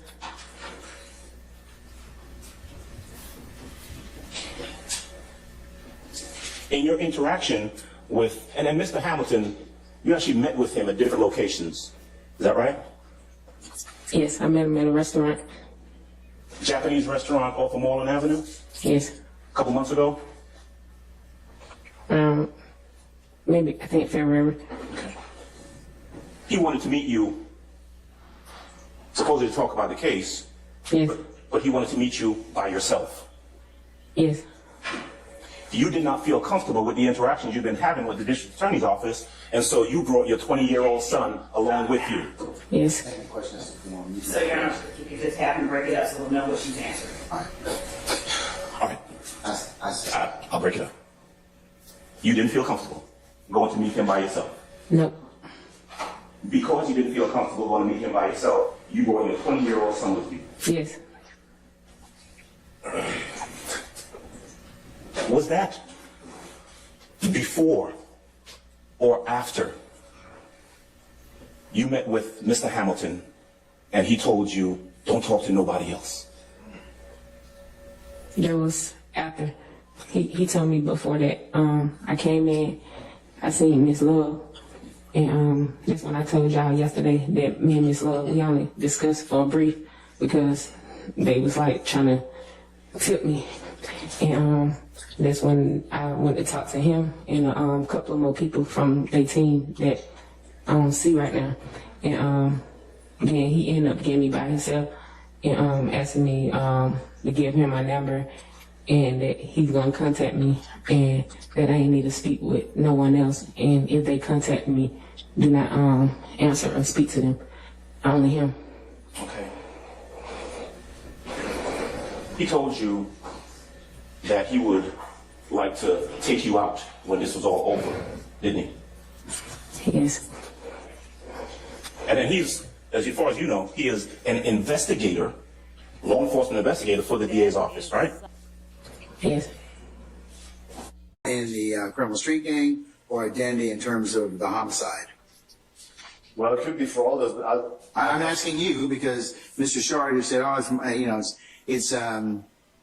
it's not really relevant," but he won't kind of concede that. But so tell us, or tell the court why is it, or address those three issues. One of them is he's robbing drug dealers. Okay, and he carries a stick. The last thing is I beat a murder rap for 30. I beat a murder rap, paid my lawyer 30, and then me and my slimes are above the law. Well, that's Overt Act 95. And so if you look at the indictment, Overt Act 95 literally says that statement is in furtherance of the conspiracy. And if we can't play a video of him saying those words, how else can the state prove that act? What about the robbing drug dealers and carrying a stick? Should I exclude that? No. Why not? Well, it provides evidence of the nature and existence of the organization. It's not. That's why I asked Mr. Short. Did the homicide occur as a result of robbing a drug dealer, or was it allegedly Mr. Stillwell carrying a stick, assault weapon? Well, there had to be some sort of weapon for this murder to have occurred. I don't have any specific nexus about why the sort of words before the words that are admissible are specific to this, but we do have an entire overt act built around it, and the things that are said in context, right before, right after, sort of the YSL associations, especially even in the Stillwell 2, where you have YSL for life, and you have blood love all the time. You have all these indicators of this is evidence of the organization. I get all that, but the specifics of robbing drug dealers and this defendant is purportedly carrying a stick. What relevant? That could potentially I want to parse out those three statements. I don't have any. Unlike Mr. Shart, the court doesn't have any. I disagree with him about the statement about the murder rap. Okay, but I do think that you're going to AOBD in the building. Need to address the issue of the robbing drug dealers and carrying a stick, unless you're going to you know, like I said, laid more foundation in regards to that. Well, you're gonna have we have allegations that Dirty Red. You see how antsy she is, jumping up. She trying to jump up in the conversation. She cannot sit still. She got up like 4 times, right? Why not she just do the argument? Why not you just do the whole thing and everybody else just stay home? Is a drug dealer. We have Donovan Thomas, who was murdered with an assault rifle, and there's indications that it's a rival gang situation. So it's not maybe the issue with Donovan Thomas hasn't come up yet. At least I don't think so. The evidence hasn't been presented. But Dirty Red was just covered just a little while ago. So flesh that out for me in terms of robbing drug dealers or Dirty Red. Well, they're talking about the stuff they do. I mean, talking about the way they do it. It's a party admission, Your Honor. These are parties making statements about the things that they do. It's highly probative. I mean, this is not somebody else saying something and it gets slapped on here. And there's, you know, and they're not like in that Camry case where you have a video where the defendant wasn't even present in the video. You have them. These are party admissions. Like what a defendant says, unless there's some specific statutory rule excluding it, you know, like Miranda or something like that. These are extremely probative statements. And to just say, oh, the jury's going to be inflamed, we have to shield them from these facts, these things, these statements, these words that the defendants uttered for really, I don't know, no reason at all. To me, it just kind of strains credulity. And I think, look, I'm just making sure that, you know, under, you know, Gamory, that Gamory, that, you know, you got a video there that was minimally probative. I'm just asking you, as a proponent offering this figure evidence, if it's going to go to more, or if what you're going to present will potentially be more probative than it has to be more probative than prejudicial, not minimally probative. That's correct. Okay. And I take the court's point, which is that some of that stuff in Solo 1 is maybe more, at this point, obviously probative and direct than some of the other stuff, which may be at this point apparently more diffuse. But again, we have. That's why I'm telling you at this point in time. I mean, all of it's subject to foundation, but you know, certainly.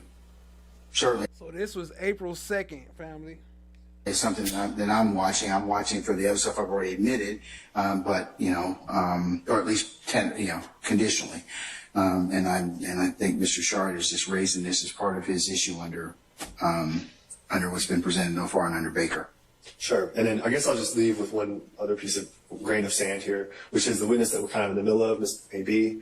The state's theory is, of course, that she was robbed, she was dealing drugs. You know, I mean, I can think of a lot of different things that the lyrics could apply to.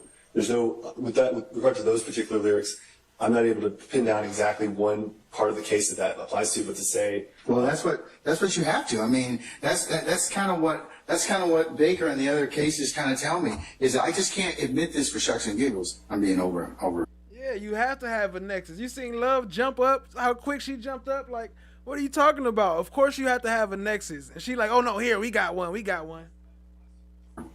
Oh, that's what you have to. I mean, that's kind of what Baker and the other cases kind of tell me, is that I just can't admit this for shucks and giggles. I'm being over dramatic, but you have to admit it for tying to some specific or linkage from some particular nexus. Well, so that's why I'm telling you that, you know, that's why it's important. I'll just default, Your Honor, back without wasting any more time. I'll default to the idea that it's an admission of a party concerning the nature of the enterprise. Okay. And how things work. And with that, I guess, unless there are other questions, I'll conclude the presentation. No, I'm good. All right, thank you, sir. Yes, sir. All right, folks. I'm going to take probably about 10, 15 minutes. I need you to take comfort, and I would encourage y'all to do the same. And then I'll come back and let you know my thoughts, okay? All right, so we'll be in recess for about 15 minutes. Of course, they was gone for an hour, talk about 15 minutes. That's why I got, hold on. Let me see.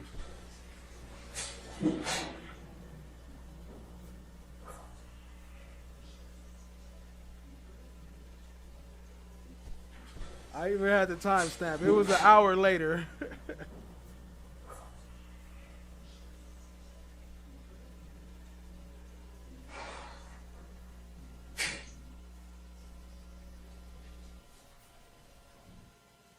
So, one, to exclude irrelevant and prejudicial audio and video evidence, and then supplementing that, or in addition, motion in limine or motion to strike regarding song lyrics. To that extent, the court has admitted for the purpose of the motion Stillwell's 1 and 2, which are videos that he wished the court to consider excluding for those particular propositions, both in the motion to exclude and then, which was filed on Stillwell 3/25/24, and then the motion in limine motion to strike filed on 4/1 of 2024.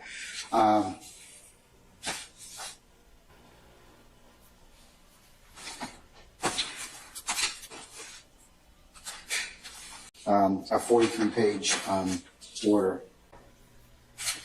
After giving careful thought and consideration.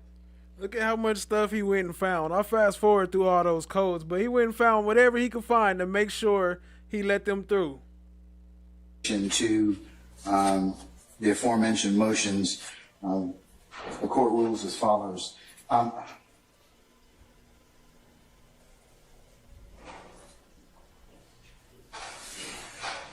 It is the court's opinion that the defense's reliance on Baker is in fact is also limiting and is fact specific, and in regards to the facts of this case at hand. In Baker, the enumeration of error was the trial court abused its discretion of 403. In particular, the court failed to do a 403 analysis, and much differently than this court's analysis, this court did a fairly exhaustive analysis as is contained in its order of 11/27/2023. Lady Justice is blind. Everybody can hear. Given the facts that are distinguishable, and the court, since the court in fact did an exhaustive 403 analysis, and also the independence basis of its admissibility, I believe that the court is still the opinion that Baker, although good law. Yeah, you seen that, Cynthia Torp, all up in his ear while the judge is talking to him. Who does that? Does not apply at this point in time to the facts and circumstances of the matters involving Mr. Williams as well as Mr. Stillwell. I also, the court's also considered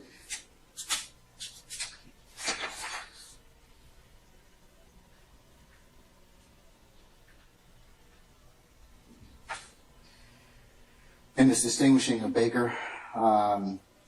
In Baker, the Georgia Supreme Court explicitly stated the lyrics have no bearing in our conclusion that the rap music video is improperly admitted.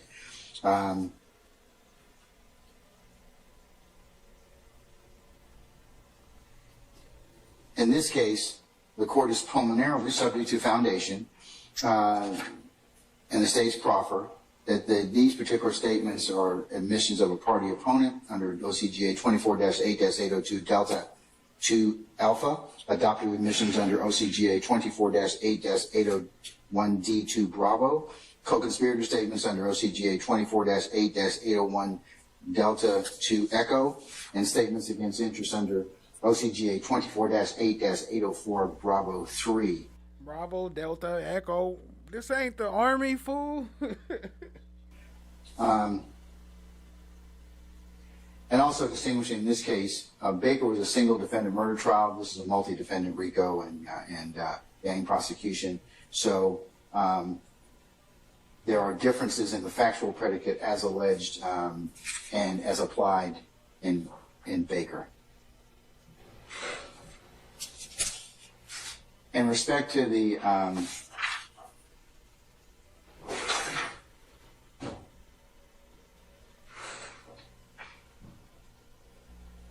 in fact, for the propensity argument argued by in particular Mr. Stillwell, Baker specifically, the video in Baker, other than connecting Mr. Baker emphatically, and other than connecting Mr. Baker and casting him as a violent gunman, and also then the little nexus that. What up, Joanna? I see you, family. Appreciate you joining. He for sure love them comfort breaks. He be like, I'm going for 15 minutes. Be gone for an hour. That was much weaker than in this particular case at hand, and is in contrast to the lyrics as in this case, which the court has preliminarily found to constitute direct evidence of the crimes charged, subject to a foundation that must be laid, and in this particular case. Hi guys, how is everybody? It's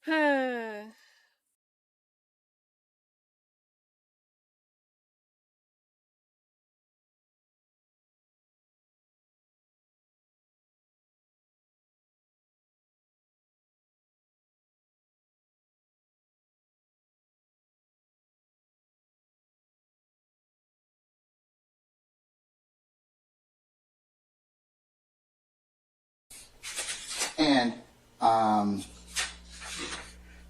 I am of the agreement that the provenance or meaning of the lyrics is a matter of weight, not admissibility. But that is after the court has done a Oh, fairly. man, was I on mute? My bad, family. I was saying shout out to Survivor Speaks. And I was saying, yeah, Survivor Speaks, we could do that panel. I got your message. We could do a panel on that show that you was talking about. We can't do it tonight because this video is already too long. My bad. That's what I was saying. Sorry I was on mute, y'all. Appreciate y'all being here, though, family. Exhaustive 403 analysis in my earlier order filed on the 27th of November of 2023. So for the above reasons. Hi guys, how is everybody? It's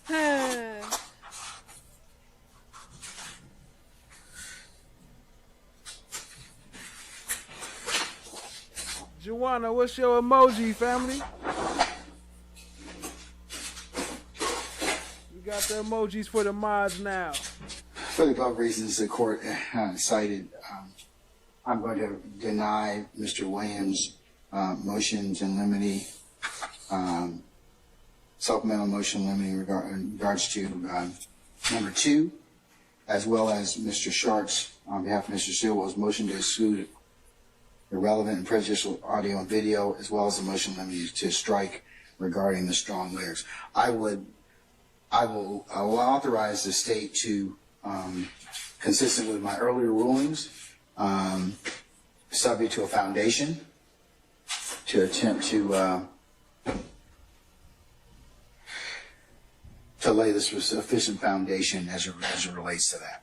It relates to the admissibility of Stilwell's 1 and 2, as well as the evidence that the court, in terms of lyrics and songs, has admitted thus far, consistent with its order on November the 27th of 2023.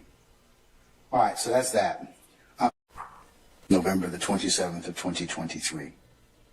All right, so that's that. Folks, what I'd like to do is, since we have not taken lunch, is to maybe for us to take about 40 minutes and come back about 1:35 or thereabouts. And then I'll take up Mr. Weinstein, Mr. Kendrick's motion to limit the witnesses and the amended motion to admit or to limit the witnesses. How is everybody? All right.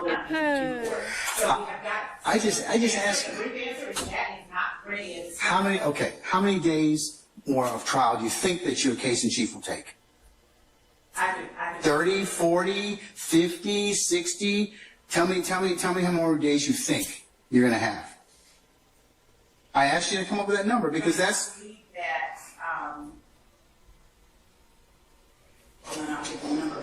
All right, just sit there and think about it. I'm going to come back to you in just a second, okay? But this is a challenge because it's been brought to the courts. Crooked ass Miss Love all the time, back to back to back to back. Miss Love is just dirty. Yeah, Cali emoji. I got you, family. You don't gotta find one. I make some. So I got you, family. Appreciate you. Allegation that I like to while you all need to try this case, and it needs to be fairly tried as to both sides, we have jurors that, you know, we need to present this case in a more expeditious and streamlined fashion. And this is just part of, when I ask you to do something, please do it timely. And this is a problem. We're going to come back to this, all right? So, not the tiny portions. And then they probably charge more, huh?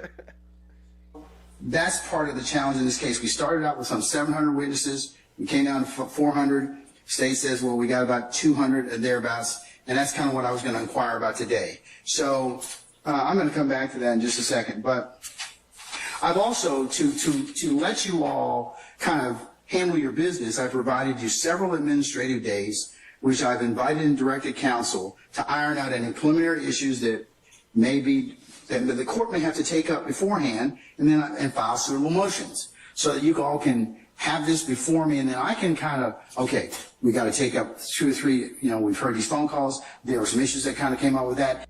K-Dot, the rapper? You talking about Kendrick? It's going to take a day. Then I don't bring this jurors back yet for another day, or we plan on it, and then we can take up that. So that has been a challenge, and it's caused a lot of start and stops with our case. So, in looking at 24-4-403, Mr. Weinstein, I don't believe that it does comport to your, even though you and Mr. Apt have artfully kind of fashioned that motion, 403 has to be specifically applied to particularize. We might could drop a little Kendrick from the Drake diss song. We could have a little sample up in here. I could add that in. Situation. K-Dot. It's not that I don't take it, and it has to be taken up on an individual basis. I understand globally what you're asking me to do, and I understand the frustration, but I'm not gonna apply that to it quite yet. However, I am going to apply 24-6-611, because that gives me broad authority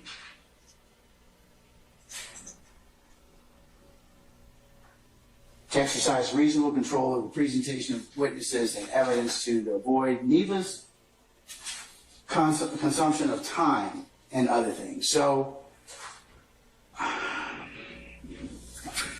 hold on. Tech Cloud said, "Child, you better clock that T." Then Stacy Simmons said, "Tech Cloud, you going to sleep or something?" Y'all is comedy, yo. Clock that T. AOBD said, what he say? Hold on, where is that? Let me find it. Here we go. He said, "Plate $60 for a plate," and he going to bed hungry. That's what happens when you're taking out April O'Neil. You know, she like to eat at them fancy restaurants. She a rich girl now. She a superstar, celebrity. Let me drop some AOBD. Shout out to the AOBDs. So that event, what I am going to do is I'm going to initiate the following, and I'm going to put it in administrative order. And here's what I'm going to do. On Mondays, Thursdays, and Fridays, we're going to start at 8:45 and reclaim a little bit of time. So if you need to take up anything, we'll go ahead and take it up before a jury gets here. That's number one. There's 5 things I'm going to implement.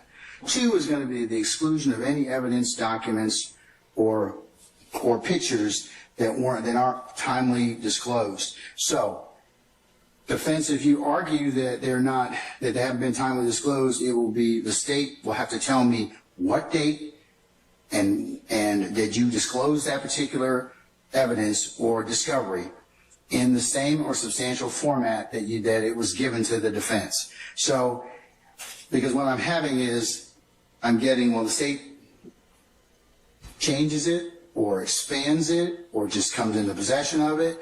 So if it hadn't been disclosed already, you tell me, for example, we gave that to the defense on April the 15th of 2023. And you can show me that it has been in fact filed that day, then we'll proceed. If not, I have remedies. The remedy, I'll exclude it, or I'm going to excuse the jurors on the spot, and they're going to come back the next day, and we're going to work to resolve that. But I'm not going to have them sitting here every day. And then they're going to, of course, make certain judgments for themselves. I'm not going to say anything, but I told you that the biggest thing the jurors complain about is having us to sit back there. Also, if it's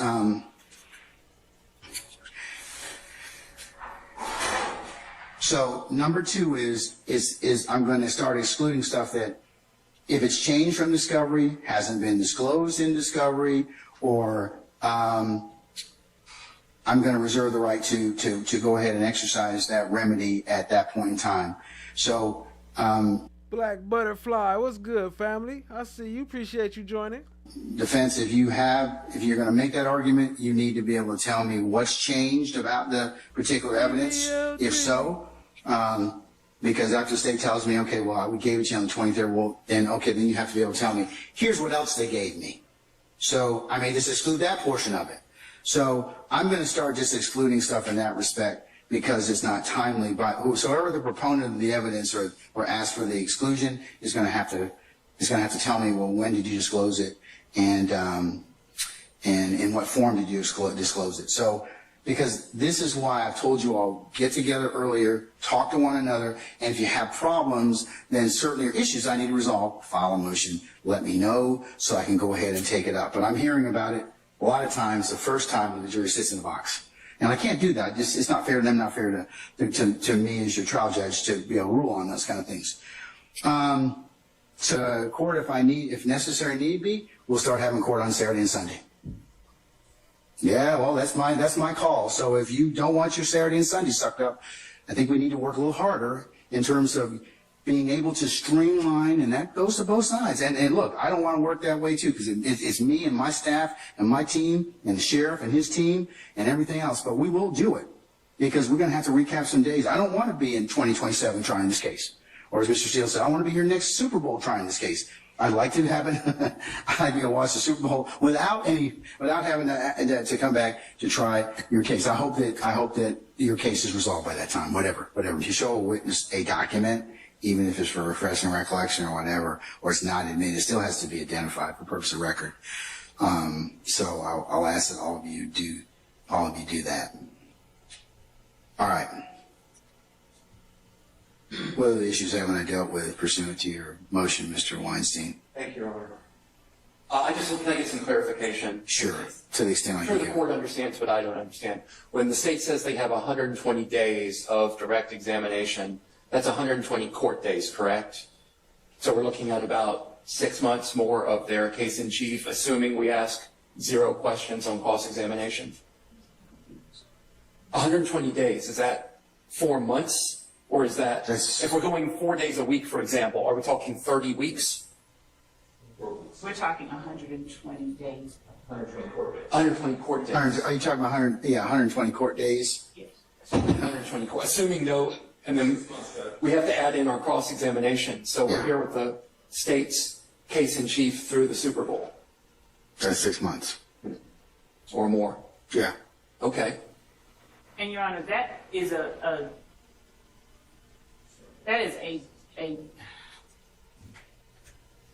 it's not precise, and I can do more. It's as precise as I can give to the court at this moment. And Your Honor, I have stated to the court and to counsel for the defendants where it was that we were trying to conclude this case by. Your Honor, I'm sorry, can I go? Yeah. Your Honor, courts in the 11th Circuit, the 7th Circuit, the 5th Circuit, the 3rd Circuit, the Western District of Pennsylvania, the Northern District of Iowa, the Eastern District of Kentucky, the District of Mass, and I could probably go on and on if I had more time to research, have used the combined power that you have under 403 and 611 to limit witnesses, limit the number of witnesses, and or put time limits on the state. What I sent you this morning, just to clarify, and I should have made it more clear in my email, and that is my fault, was those were not additional arguments or amendments to my arguments. those were courtesy copies of cases that were cited in the motion or additional cases that I was going to use in my argument. And that was just for the convenience of the state and for the court, so y'all didn't have to pull those up. But they weren't last-minute arguments. But, Your Honor, and I'll sit down after this because I do believe that you've already made up your mind.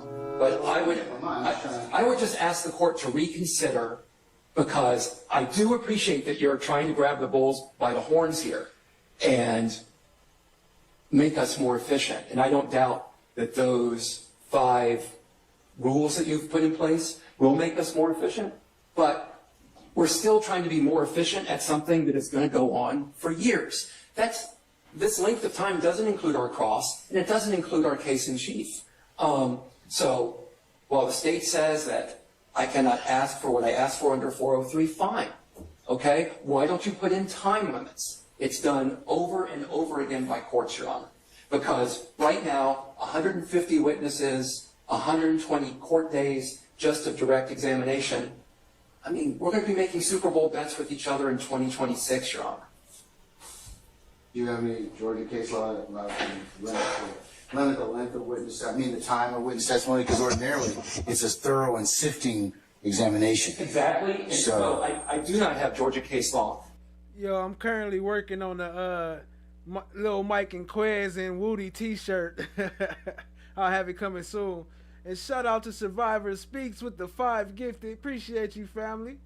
And she also says, let's see. She said, I don't recall being here for only a month. This is 403 and FOGs, you need to recuse yourself. Actually, it's probably been 2 months, but the first month you was probably gifted. Same thing with me on your channel. It says second month, but it says 1 month, but it's actually my second month because my first month I was gifted. But appreciate you, family. Y'all show some love for Survivor Speak. Sub up to our channel. Let's see. Let's name the names. Shout out to Overdose Music. Shout out to Catherine. Shout out to Broomstick. Shout out to NC Tar. Shout out to Mama Girl. Shout out to yeah, that's it. Appreciate you, family. But U.S. Supreme Court case law under Getters says that you are not a mere moderator. That if truth and fairness are not to be sacrificed, the judge must exert substantial control over the proceedings. And don't misunderstand me. I understand that you have exerted control. But what I ask is that you listen to what some of these other courts have done. The Reeves case, okay, the Reeves case, Eastern District of Kentucky, it's not controlling. You don't have to do what they say. But I will tell you, it's been cited 69 times throughout the U.S. about how a court needs to get a hold of a case so that you are running the case, Your Honor. You're controlling the court, not either of us, not the state, not the defense. I mean, you read my briefs. You know what they say. I'm not going to repeat it. But if you leave it up to us, we're going to do everything that we can to put on as many witnesses as we can to hammer home our case. And unless you put some kind of control, as we can see by another 150 witnesses coming out, unless you exert some type of limit, we are never going to get through this. And remember, she just brought 28 more, or maybe it ain't came up yet, brought 28 more with Whitaker. Working on the weekends, which I really would rather not do. Even working on the weekends, we're not going to get through this case, Your Honor. And let me add something else, just briefly, and I know you don't want to hear argument, but I want to mention something that wasn't specifically in there. We are losing our jurors. We are losing our jurors. I look over there at them, and they are trying their best. They are trying their hardest. Often they are taking notes, but other times they have just tuned out. Tuned out. In a study from 1987, looking at long trials being more than 20 days, and short trials being less than 6 days, in long trials, 46% of the jurors found that evidence was difficult or very... Then we had to, but I didn't hear the turn off the phone. You remember me talking about no social media? Yes. You remember me also. All right, hold on. Right here, we found another clip of the juror situation. This is when he actually sent the juror to jail. He actually locked this juror up for 3 days. Pointing to the placards that are on the wall about social media and the things you cannot do. And I didn't see that until after the fact. You don't recall me pointing that out to you? No, sir.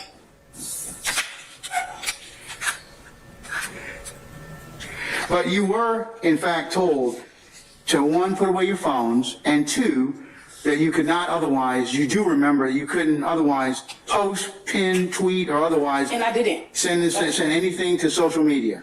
Correct, I didn't. But you did live stream our proceedings, didn't you? It wasn't live streamed at all. So what exactly did you do then? Okay, so when you was giving a speech, everybody was talking. I did take a video, and then the young lady next to me, she was like, "Ma'am, we're not supposed to be recording." Soon as they said that, I deleted everything right then and there. Maybe an hour went by. That's when the officer came up to me and said, somebody had told us that you may be recording. So I showed them the phone. They went through my recent deleted photos and seen the video that I made. But it was already deleted because the young lady next to me had told me that you did say we wasn't supposed to be doing any of that. And this is my first time. That was my first time ever being in court in my whole entire life. So I wasn't really sure of anything we couldn't and could not do. So I do apologize for that. Madam, I went through a very long and arduous process of telling people what they could not do. Correct. And you violated that. And you put this trial in jeopardy because of doing that, because of your actions of that. And I told you that the reason that we put such a big emphasis on this is because people actually do this kind of stuff. They go ahead and they take pictures, they go ahead and visit the scene, they go ahead and talk to their friends on social media, they talk about and try and learn things about the case that they're not supposed to, aren't presented in the four walls of this courtroom. Yeah, it wasn't posted on social media or any type of... Well, I know that, but I told you don't even get on your phones and to not record anything. And I didn't notice that into the middle of the court. Well, the lady sitting behind you saw you going ahead and videotaping these particular proceedings, and that was in violation of this court's order. So I'm going to contempt is punishable by a fine of $1,000 and or 20 days in jail. Madam, I think that given the amount of time and energy and effort and care we spent in making that particular pronouncement, and I tell it multiple times for multiple reasons, and you decide you're going to do what you wanted to do. It's not. Hey, I don't be skipping your comments. You just happen to comment right before somebody donate, and when somebody donate, we got to skip down, show them some love. My bad, family. Appreciate you, Chloe Albert's Revenge. Pull out your phone. What I wanted to do, Well, you pulled out your phone and videotaped our proceedings, and that was in direct violation of this court's order. So I'm going to sentence you to 3 days of in jail, and that will otherwise satisfy your contempt.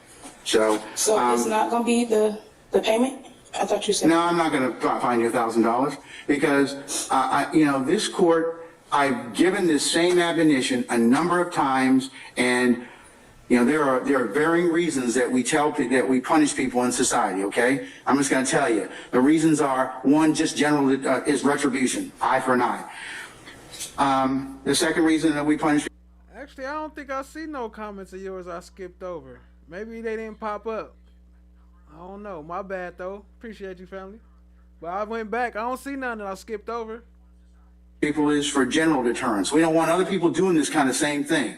Third reason is specific deterrence. That means we don't want you doing this again. And then it's rehabilitation and reentry. So, ma'am, in this particular situation, unfortunately, I have told several people and made several iterations of this particular notice. And you videotaped our proceedings. It was just a brazen violation of these particular proceedings. I told you not to. If you just left your purse in your pocket, you would have not even put yourself in this particular predicament. Right, but there was so much going on. That doesn't excuse your behavior. And doesn't give you. I didn't hear every. Madam, that does not excuse your behavior, and it doesn't provide it's an excuse for behavior, because there is no reason you couldn't have taken your phone. Why he hiding behind the computer, though? He know he didn't want to be on camera doing this shady stuff. Why he hiding behind the computer talking to her? You can't even see him. He probably standing up, too. And put it in your purse when we told you to do that, right? Correct. Instead, you took your purse out. You had to go through several manipulations to turn on the video feature for you to go ahead and videotape these proceedings. Is that right? It just didn't come on by itself, right? Yes, sir.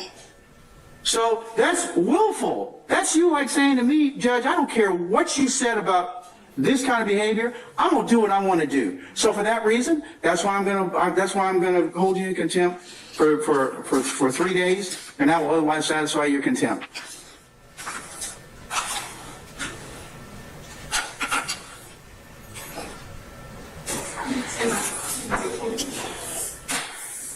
That occurred recall, and let me back up just a second.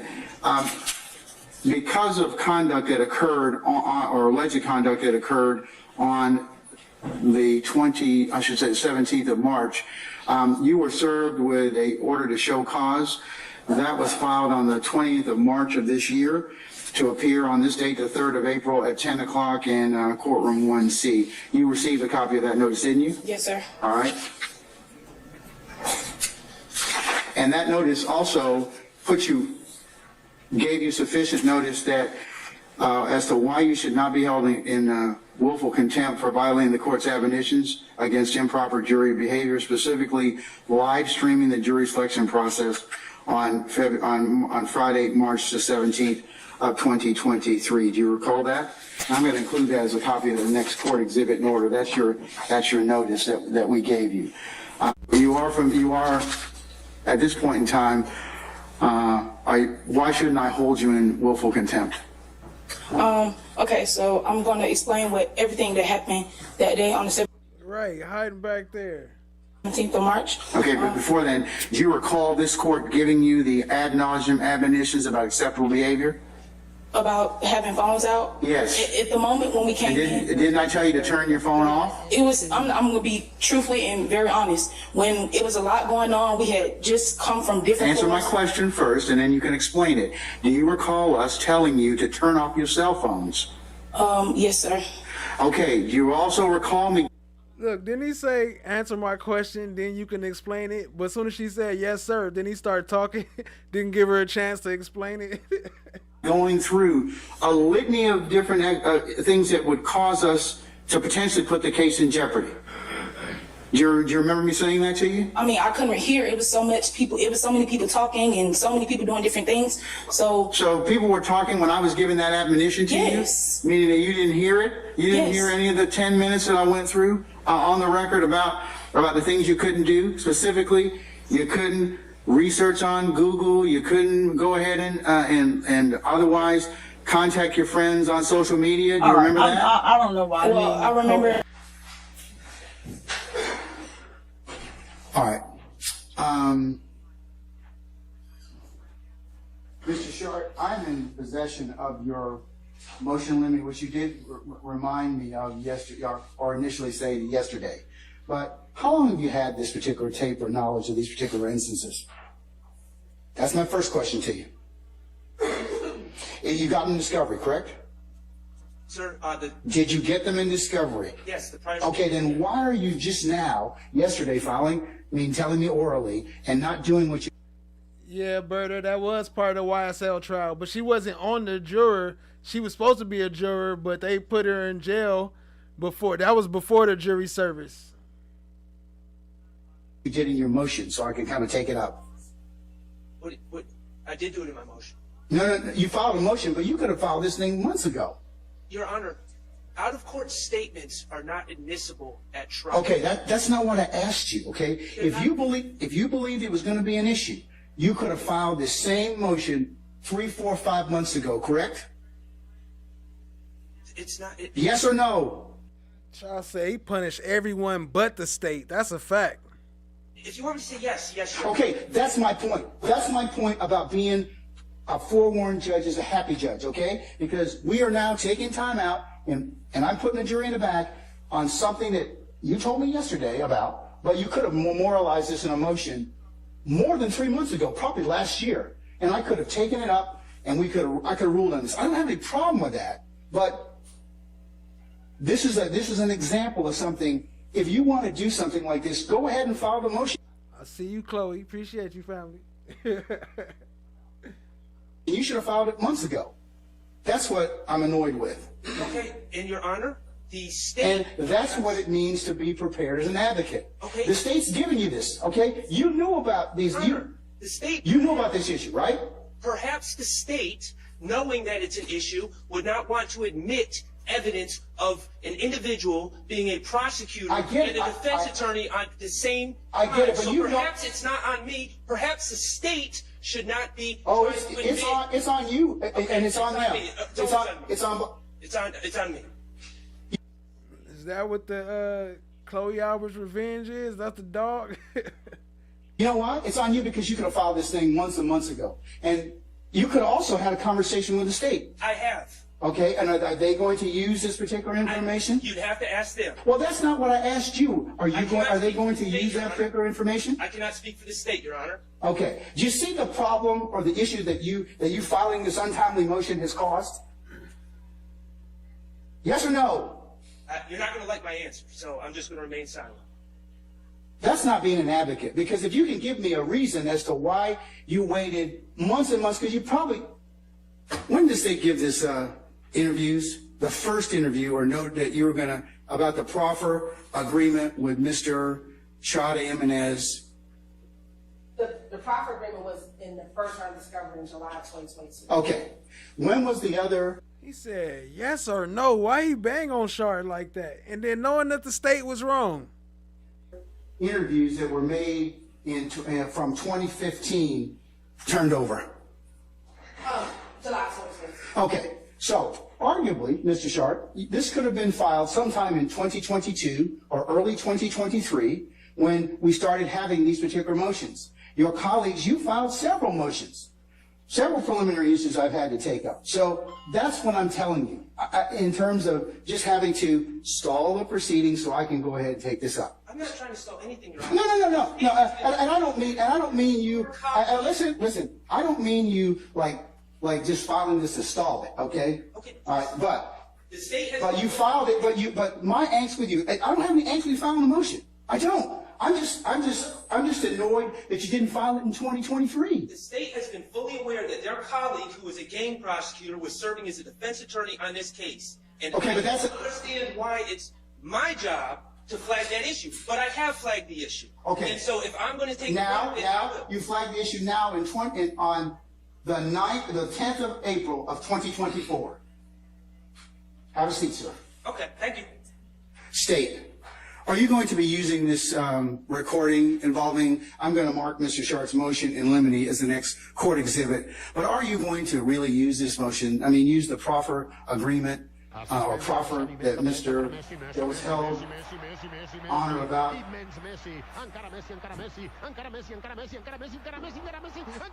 February 16th of 2016, February 16th, 2016? Yes, and Mr. Murphy continues to go down this line of questioning, and I'm going to tell you that's a very ethical, problematic thing for you all. Your Honor, and this is what I'll say. Mr. Suri Chada Jimenez waived his conflict and decided to take a defense attorney in this case when he knew he was a prosecutor in 2016. No, but it's you all's use of that. I think that his waiving is another separate issue, okay, which we didn't have to get into because of that particular issue. But utilizing his particular proffer that he was involved in might be a problem. But it's a proffer of the state of it's a prior inconsistent statement. But he's a counsel that was involved in this case. Right, but Your Honor, there's no legal basis, there's no ethical basis for this rule. He was a state's attorney, like anyone else can get jobs and move on and do whatever he wants. I know that, but there's a prior inconsistent statement. Whoever the state's representative is doesn't matter. The fact of the matter is it's a prior inconsistent statement. Well, I think it may confuse the jury because the jury's seen Mr. Jimenez Watch your mouth! Defense counsel for another prior accused who is now no longer in this case. So yes, there is the possibility and the probability that they are going to be confused about that. So can we not just instruct the jury that he was previously with the state of Georgia and left and got a new job? Like what? There's a remedy for that. The state is not going to harp on the fact that Mr. Jimenez was a prosecutor then, but this is the prior inconsistent statement. He had a previous job, and like anyone else in the world, in the country, they can leave their position and go on to another case. When this case started, Mr. Jimenez knew that this proffer existed. He chose to represent a client in this case. He's no longer representing any of these individuals in the courtroom, Your Honor. So Mr. Jimenez, as a defense attorney or a prosecutor in this case, is of no consequence because he's not even present in these proceedings. His work with this case is completed, Your Honor. The sole reason why we're bringing this in has nothing to do with Mr. Jimenez. It has solely to do with the prior inconsistent statement, and the state should be able to confront this witness with any prior inconsistent statement that he plans on clearly giving during the course of his testimony in court. You'd agree that Mr. Chowder Jimenez's, if the tape or anything would be utilized, it would have to be redacted. I don't agree with that, Your Honor, because he does not, and a few things about the proffer, Your Honor. But you see, here's the problem, and here's what I'm going to get on you all about. You all knew this was going to be an issue. We did not. And you put this in discovery. But we you did not got one of your former colleagues who took a proffer, who then you made it as part of your discovery. So how could you know it was an issue? Because, Your Honor, we put the proffer because that's the prior consistent statement. It had nothing to do with Mr. I know, but we did not think this was going to be an issue. But the employment issue may be something that the court wanted to take up. Your Honor, but the state did not believe that it to be an issue. But he was banging on Shard, though. Until Mr. Shard brought it to our attention yesterday, the state did not believe it to be an issue because... All right. Until Shard brought it to y'all attention, you didn't think it was a problem? I guess you all will be working this weekend. They talking about Chowder Jimenez, Jimenez. That was a Polo lawyer. Remember YSL Polo? I got that clip, too. Because this is exactly what I told you was going to be a problem. You bring this stuff up, I got a jury sitting in the box, and you got a witness that you're probably going to have days of examination with. So let me go ahead and decide I'm going to recess for about 10 minutes. We'll make a decision on that. And you, Mr. Sharp, no law in your motion, or motion in limine for me to consider. You probably need to supplement it with some law. So I'll let you all think about that. I'll be back in 10 minutes. We're in recess. Do you know military time? No, never been to the military. Okay. At 14 Charlie, do you see where you are in 14 Charlie? Yes. Okay.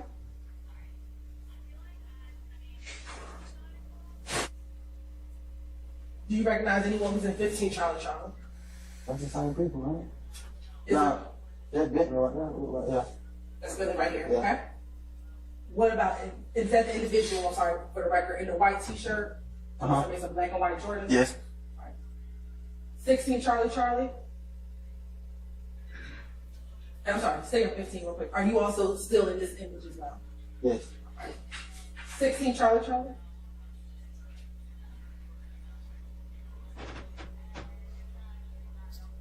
Oh, excuse me, I'm sorry. That's the blue one. 13 Charlie.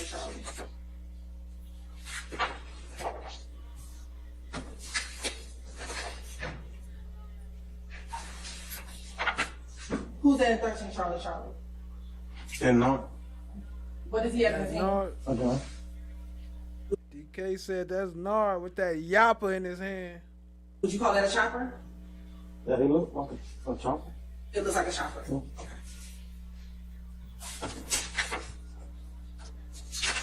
Remember how I looked at it? Now, at the store, do you recall telling Detective Gates and Detective Dennis that after you ran up to the other car, that you walked back to the door and you kind of motioned for Hot Rod and Bentley to come out of the store? They look like I was coming out the store with them. Do you recall telling Detective Gates that you kind of motioned, because they looked scared, so you kind of motioned for them to come out the store as if they didn't have to be scared anymore because you were there? No, I don't remember. And you were also charged, I don't know if you pled to it, but you were also charged with shooting in a car where D'Angelo Wright was inside of the car. I don't even know who that is. Let me show you what's been admitted as State's Exhibit 7BB. Do you know that individual? Never seen him in my life. You never seen him? Okay. On your indictment, is there a count for an individual by the name of D'Angelo Wright?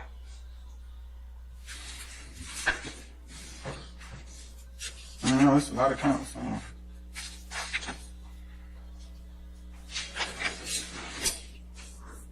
Count 9. Okay. And does it have an individual by the name of D'Angelo Wright? Yes. Okay. And you pled guilty to having a gun?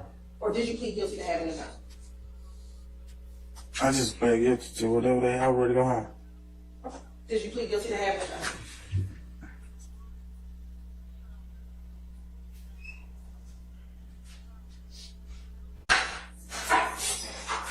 All right, our witnesses left us. Yes, sir. Judge, I'm going to make an objection. I'm objecting to the both the question and the response. In regards to what? In regards to the witness testifying that this could have, quote, gone south.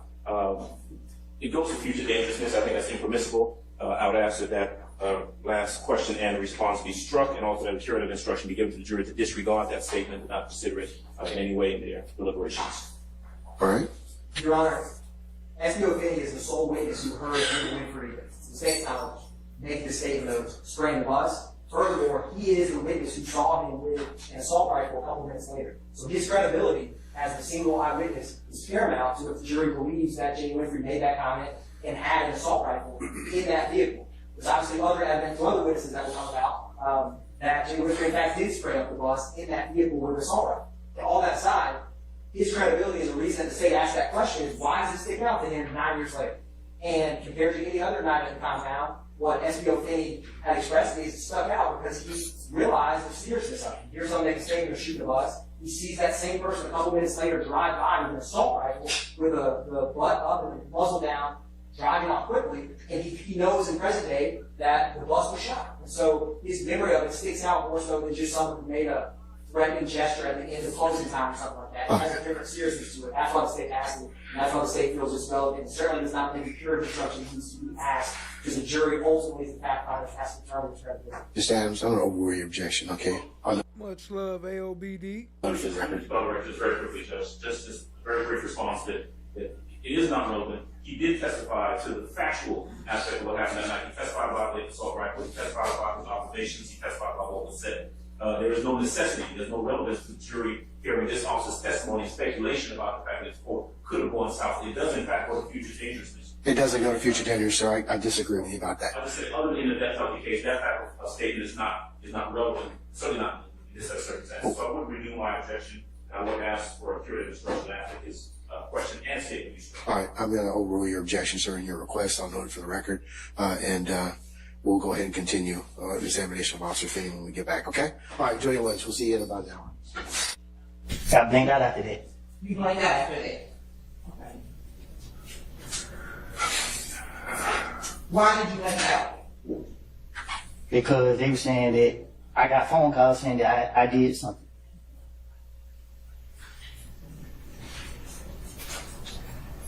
Do you remember who called you? Yeah. Who? Mountain.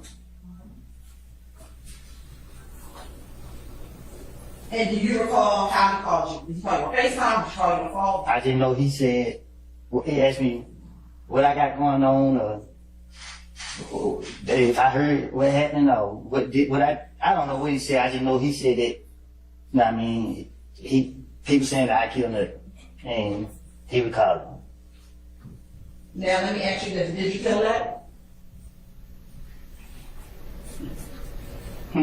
Did you kill that?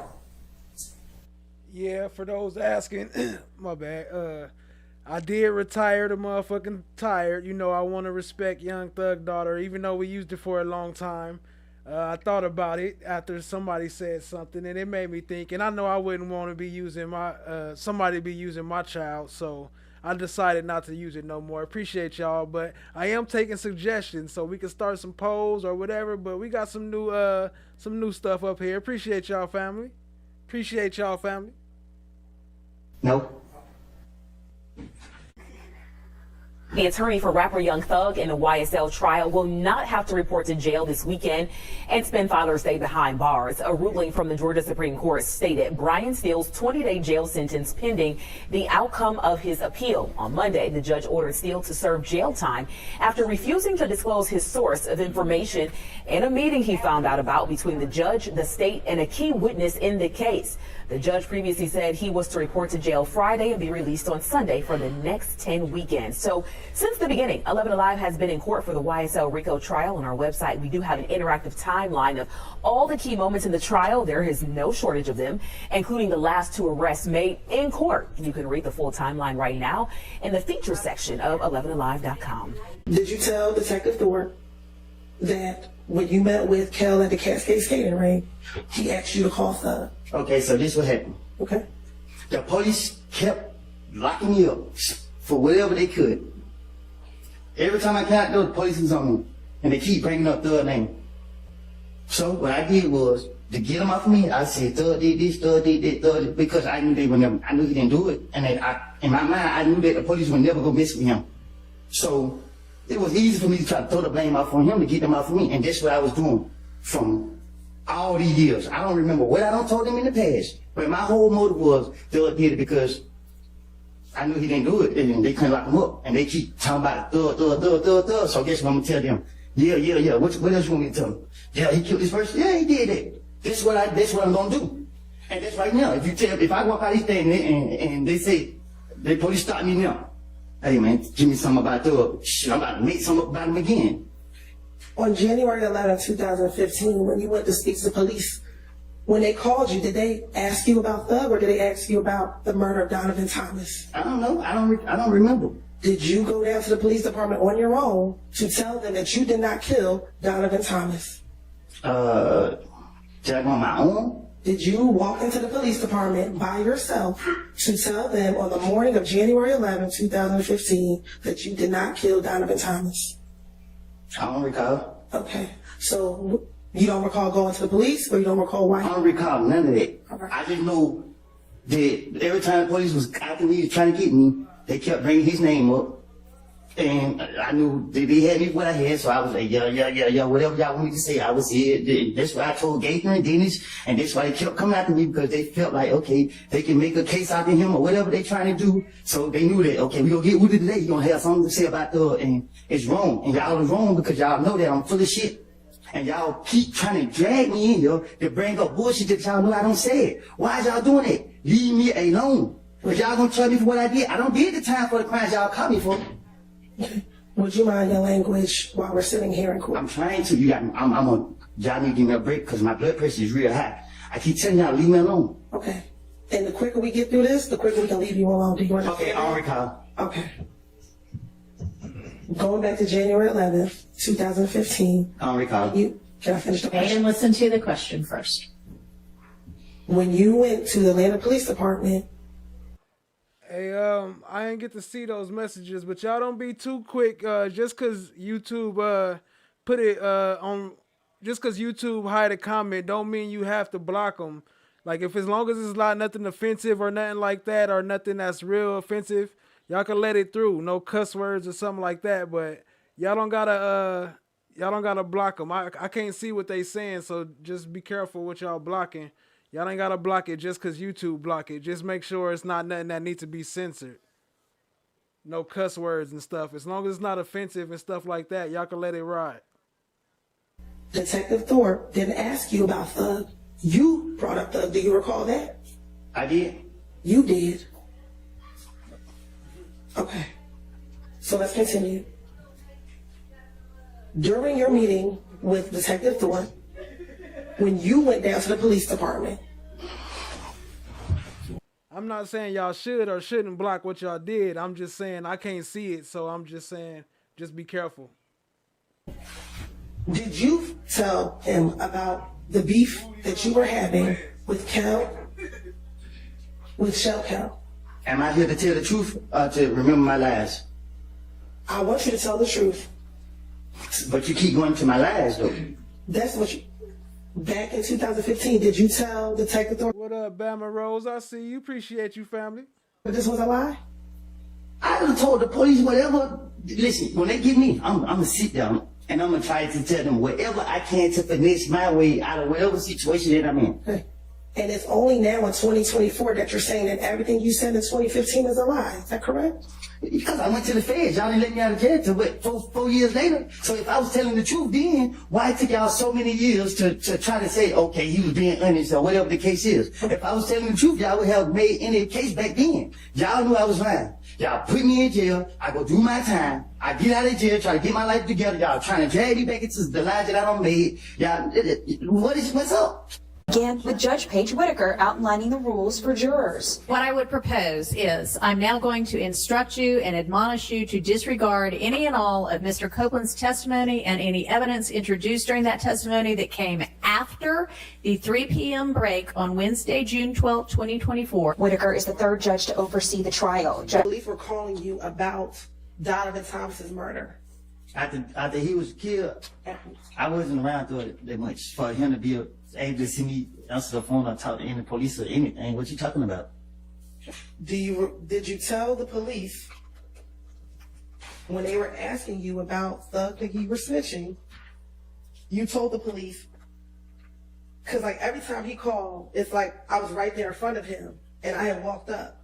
I was like, that was the detective.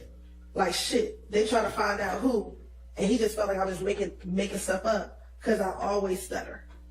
So when you snitching is based off the truth and off facts. Lying and trying to finish your ways is different things. So that wasn't never the case that would never be the case if he concerned about me snitching. So you only snitching if you telling the police the truth. And back in 2015, when they were calling you and they were asking you about Nutt's murder, were you telling them that you were not involved in Nutt's murder? I was telling them everybody. I told them everybody did. I told them Shell killed them. I told them all type of people did. I didn't know. I don't know. Y'all just pick and choose what y'all want to take and use. Facts. Mercy and Grace, what up, fam? Look at how serious he is, how he telling them right now, though. He exposed their whole thing. When he hit the stand with this, he was killing them, yo. Did I not say Shell did it? Did you tell them that you heard that could have been a rumor? I told you it was a rumor that they said I did too, right? Right, and you didn't kill him, correct? How many times you asked me that? Okay then, so if you're talking about rumors, the rumors aren't true. You just told them what you heard. I'm saying, but y'all want to pick and choose with. Okay, I don't recall. And do you recall, because you keep saying that you wanted to finesse the detectives, is that fair? Do you recall them asking you about an event, a shooting on Spring Street, where Doug's girlfriend was having a party at a house or at a hotel on Spring Street? I never heard anything about that a day in my life. Okay, and do you remember telling them that you knew nothing about those shooting on Spring Street? I guess I don't know. I don't know what I done told the investigators. So if you want to finesse them, why wouldn't you just act like you knew about it and just tell them about it? Because I didn't hear nothing about it. If I would have heard something from like the street saying, I could have been able to, act like I was there or act like I knew, but I couldn't because I never heard anything about it. Right, but if you're trying to finesse them and you just tell them whatever they wanted to hear, right, you could have just told them, yeah, I heard about it. So I couldn't because I wouldn't be able to speak on nothing where it'd be like, okay, like let's say they would say 2 girls got shot in the butt. I would be like, yeah, I was there, man, the 2 girls got shot in the butt, I couldn't because I never heard nothing about the story at all to be able to say, act as I knew. But if you're finessing the police, that means you're just lying anyway, right? So to finesse the police, you gotta act like you have knowledge. Miss D in the building. I see you, family. Appreciate you. You gotta act like you know. Okay. So you could just say, yeah, I heard about that shooting. I couldn't because I knew his next question was gonna be who did it or what happened, where was it, or I couldn't say anything about nothing. Okay. So why would I speak on something and get caught up? I'm not trying to get caught up in my life. In the same interview, did you also tell Detective Gaither and Detective Dennis that on the Friday before Donovan Thomas was killed, that you went to DJ Drama's studio as well? If I told the detective something like that, I probably did. I don't think. Okay. And that's something that you also told Investigator Thorpe when he interviewed you. Shout out to Miss D. You ain't too late, family. We only halfway through. I hadn't heard the question yet. You also told Detective Thorpe about going to DJ Drama Studio that Friday before Nutt was killed as well, correct? I recall. Okay. So is it fair to say you told Detective Thorpe about going to DJ Drama Studio, then you actually owned a chopper, a gun, a chopper? So it's no point in me trying to protect him no more because he did. But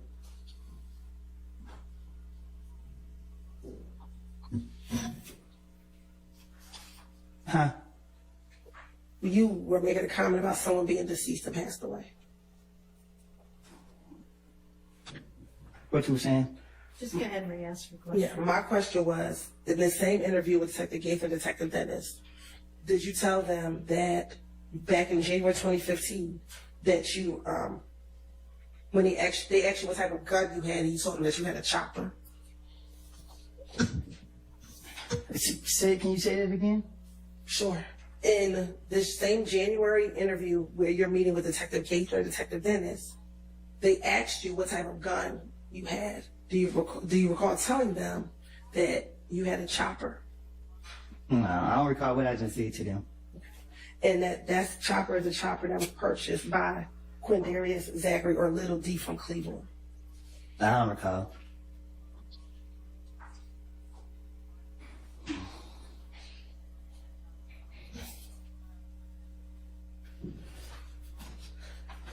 Now, I think I just heard you say that someone is dead and you don't need to protect them anymore. Who were you referencing? Tay Drake? Okay. Is that the young man who passed away a few weeks ago? Yes. Okay. What would you be protecting him from?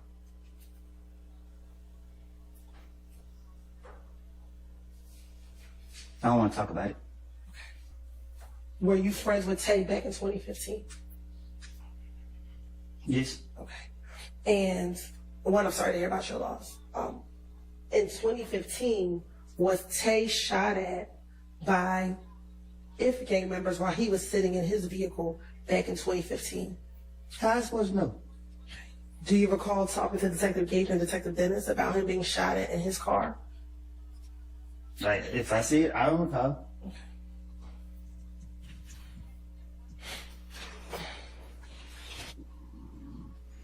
You said something about, was he YSL or something? I'm just, you know what I mean? Not making sense. You trying to put stuff together that don't go together. And y'all know we trying to hit that 4K goal. Y'all sub up. Every subscribe counts. Appreciate y'all, family. Like, you can't tie my friends into what nobody else got going on. Like, when you're speaking on games, you know what I mean? A gang is a game. That shit don't have nothing to do with nothing else. I'm sorry. I didn't. I'm frustrating me up here. That's fine. So what did you mean? I'm asking a very specific question. What did you mean when you said he claimed MDC? What does that mean to claim it? I guess we gotta Google it then. Mr. Copeland, she's not asking what does it mean objectively. She's asking what did you mean when you said it? I just said it, Your Honor. I don't know.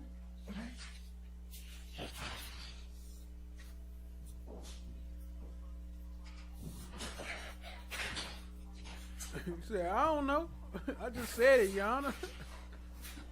Ask her what it means. When the police questioned me back in whatever time they questioned me, they locked me up at, forget what I said in interviews. I made it up. And when I say I made it up, I'm not saying I made everything up. What I'm saying is, I took from what I know personally and put it with other stuff. And what I'm telling you is, I'm not about to say nothing to tell on myself. Like I told you in the back. I was going through a phase in my life. The police kept locking me up. I was trying to be there for my baby mama and my child. And I was going through a dark phase in my life. I have sat right here and told you over and over and over. I'm telling you again today. I'm going to tell you every time you keep asking me these questions, because if you want the truth, I'm telling you the truth.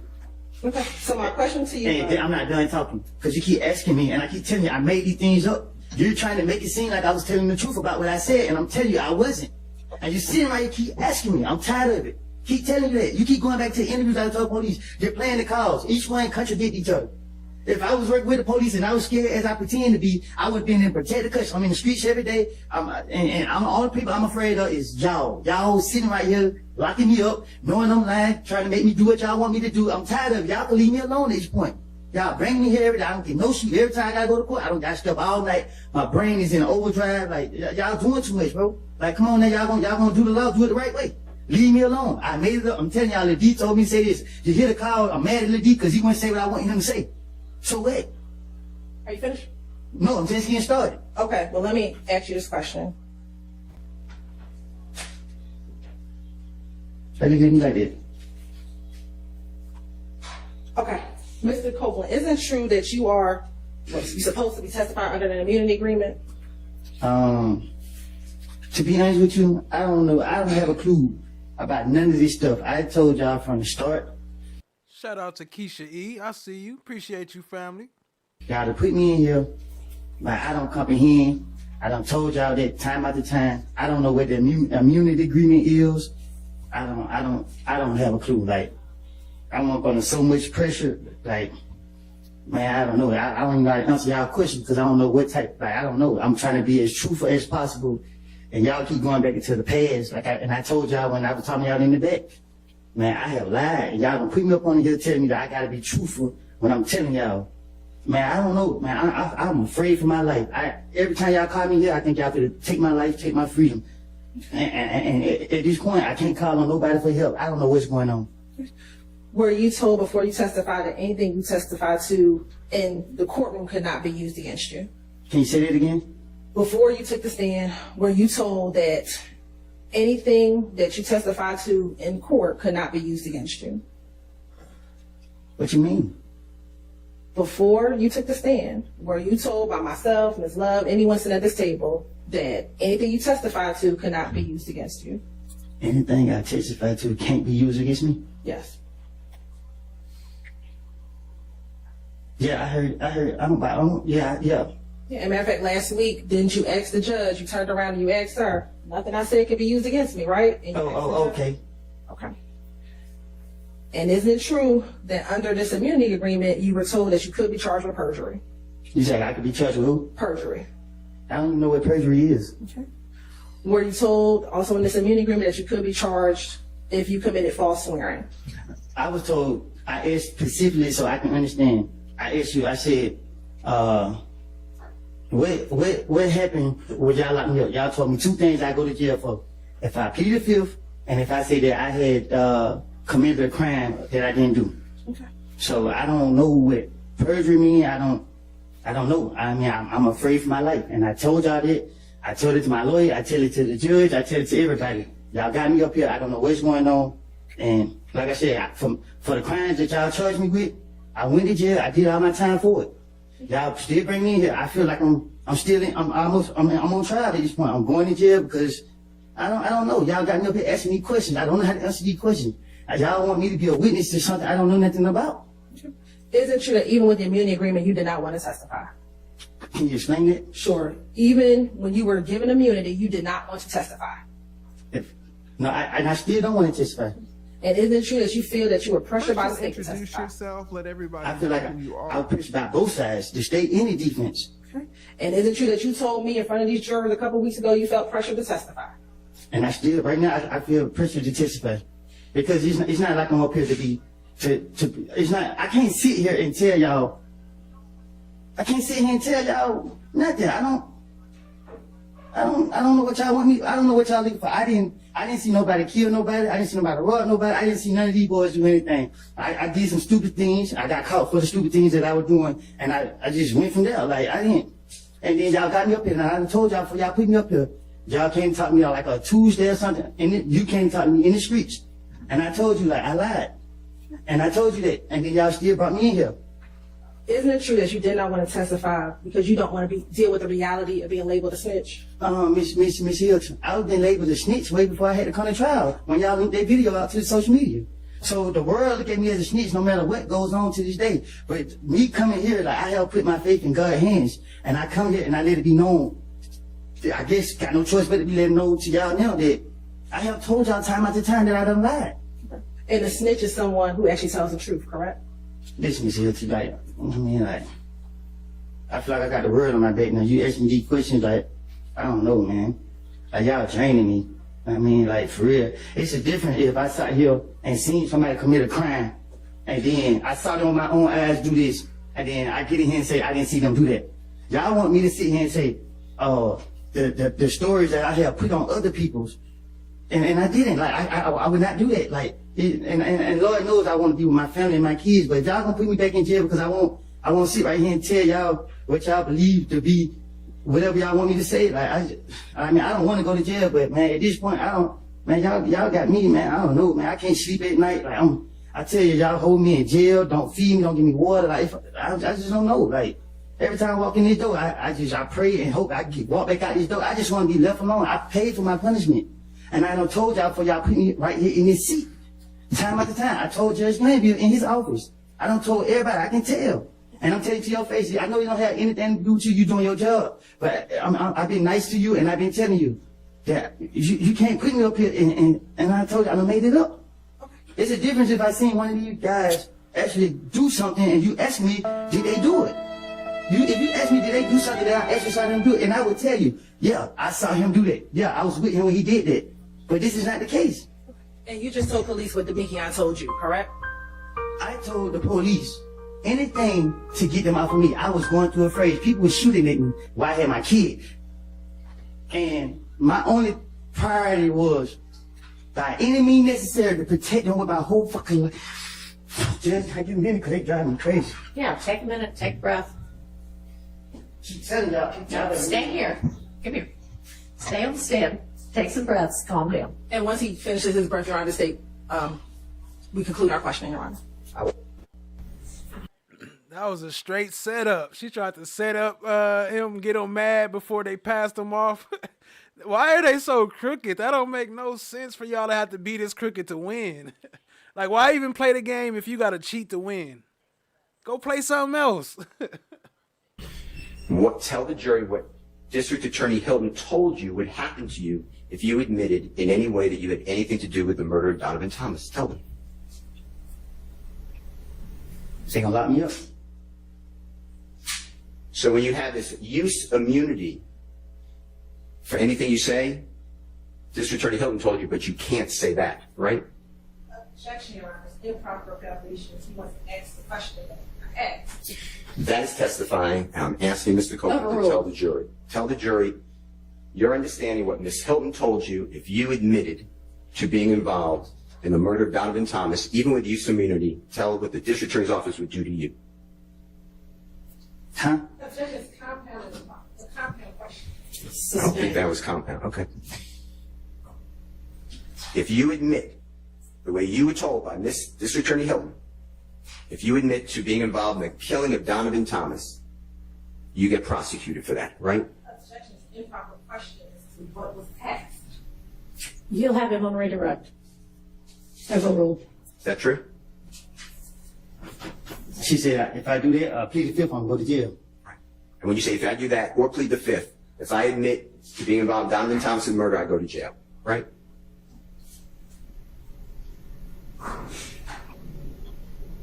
Huh? That's what she told you. That's what Ms. Hilton told you. Am I correct? I didn't hear you. Okay. If you admit that you're involved in the murder of Donovan Thomas, you get prosecuted. You go to jail, right? Two things to send me to jail.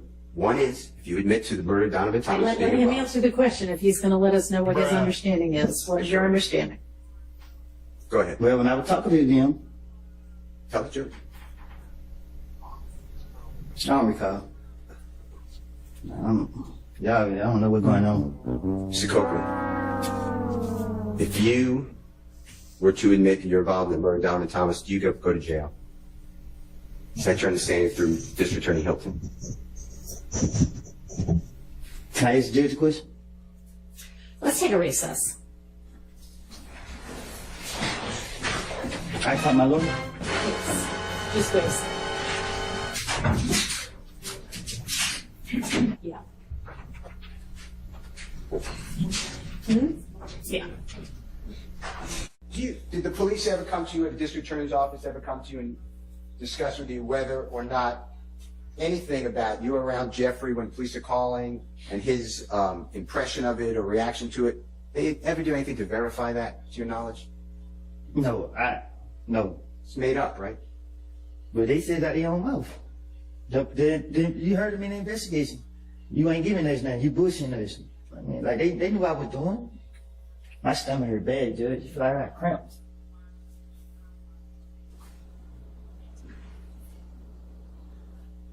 What I was doing?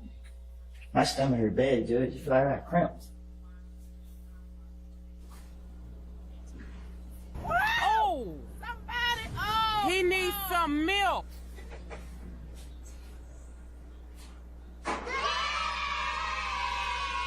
Ask your question. This is JW241E as in Aaron, State's Exhibit number 378YA as in Elisa. This is January 11th, 2015. This is 4:13:31 a.m. to 4:13:59 a.m.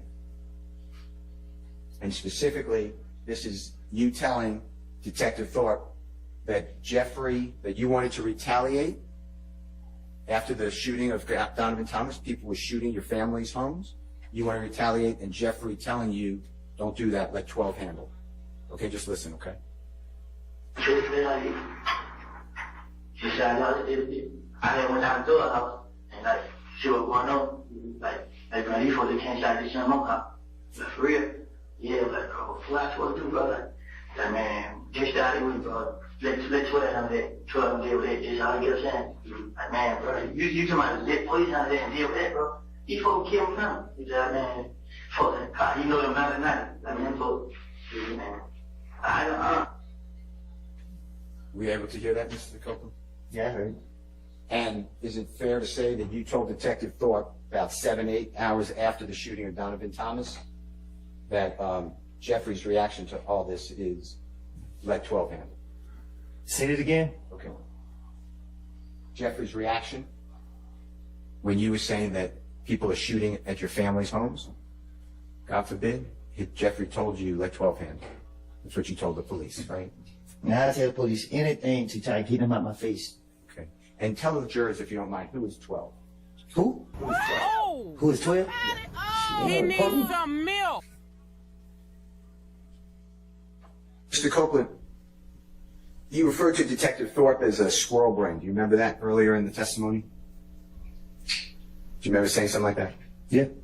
And by approximately 3 o'clock in the morning on Sunday, January 11, 2015, so within 8 hours approximately of Mr. Donovan Thomas being shot, Detective Thorpe is asking you specific pointed questions about you in a rental gray Infiniti sedan. Do you realize that?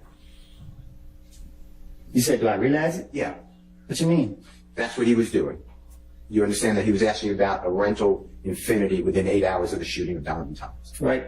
And you denied any dealing with an Infiniti vehicle rental, right? Right.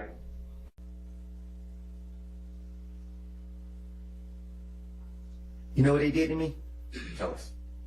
Tell us. After January 10th, people started shooting at me and my family. February, I went to jail for trying to protect me and my baby and my girl at the time. They put me in Rice Street on some stuff called medical flow. It's somewhere hid in the jail. It stink. It's crazy people that's talking, yelling through the door, putting feces out on the window and on the wall. They locked me in the room. It's one door right here, it's one door right here, and it's another door back here, and it's another door back here. I'm behind this door. I don't see nobody, I don't talk to nobody, I'm by myself. I'm at the verge of losing my mind. People trying to shoot at me right now. They got me locked in this room. I can't talk to nobody, I can't see nobody, I'm locked in this room. They held me in that room for 3 weeks. I got out of jail. I had a court date for another county where I never even been to for some charges I never even did. I don't steal out the stove. I went down to that courthouse and tried to get it situated. Went in the wrong courtroom, told the deputy, hey, my name is such and such, such. I missed court, I'm here to fix it. He said, oh, I gave him my name, told him what happened. He said, oh, you got a warrant, and he locked me up. They put me right back in jail. I stayed in jail a whole month. I had to use the money for selling my four-wheeler to pay an attorney to come represent me. I got the lawyer to come represent me. That lawyer, he got me a bond. A friend of mine gave my baby mama the money to pay my bond. She paid my bond. I got out of jail. The very next day, Atlanta police came into the gym with a whole lot of them. They got me, said that this my bag, this my gun. They took me from my neighborhood to Turnfield. They questioned me. I told them it wasn't my gun. They let me go. They came back and get me June 10th. They questioned me. I was at the verge of losing my mind because every time I come outside, they keep locking me up. They got me. They did it. They held me in the interrogation room for a whole day, probably. I don't know. They put me right back in Rice Street. Put me right back behind all these doors. They constantly kept doing it to me. You know what I mean? Like, I don't, at this point, like, man, I'm tired of keeping living this stuff. I'm tired of it. I'm tired of it, man. I'm sitting right here. I got cramps, man. I got knots in my stomach, man. I haven't eaten nothing. I tried to eat yesterday. I haven't ate today. Y'all sitting up here. I asked for a break. I asked. I'm in pain right now. I understand it might be my fault. I'm telling y'all, I made it up. I lied. Damn, man. This is crazy. I'm telling y'all, my stomach hurting, man. Well, with the Honorable Court's order, we're going to be leaving in a little bit of time. Can you probably just listen to the JW240EE that I just said?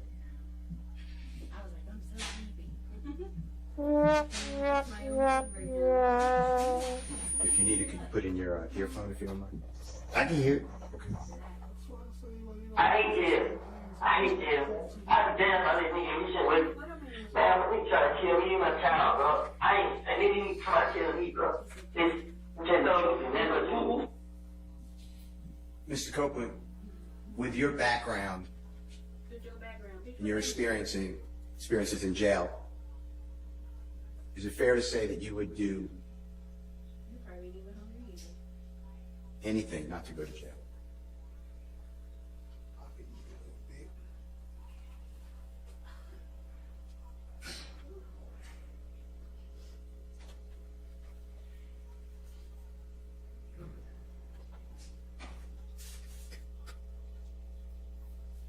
Mr. Copeland, can I ask you a couple of questions?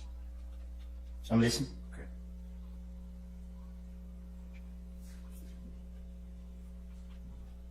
For people who've never been to prison or jail,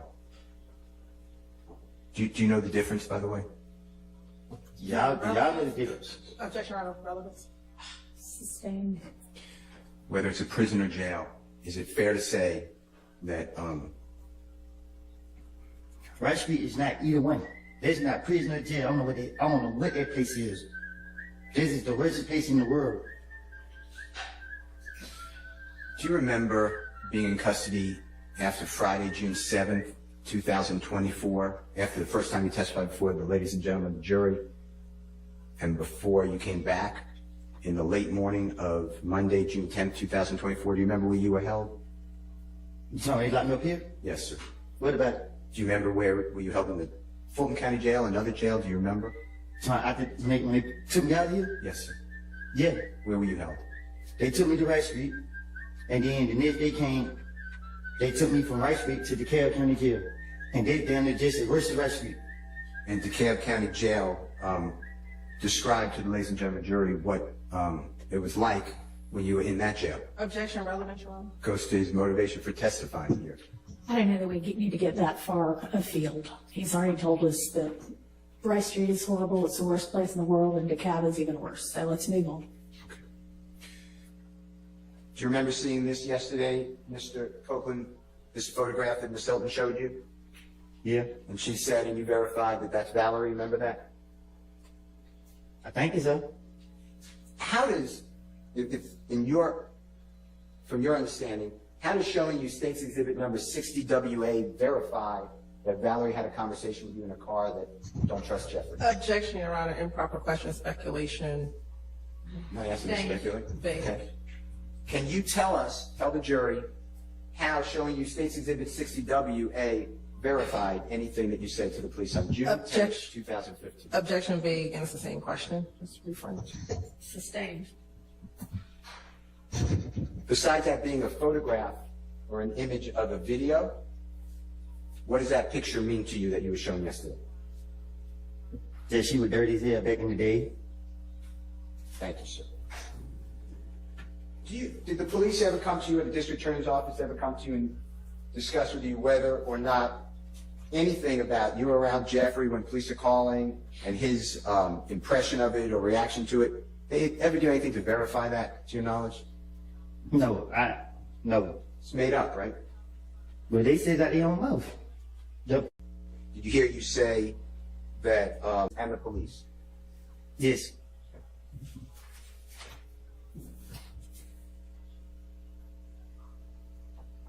You mentioned in the last recording that the jurors heard, as well as this recording, there was a lot of talk about a video.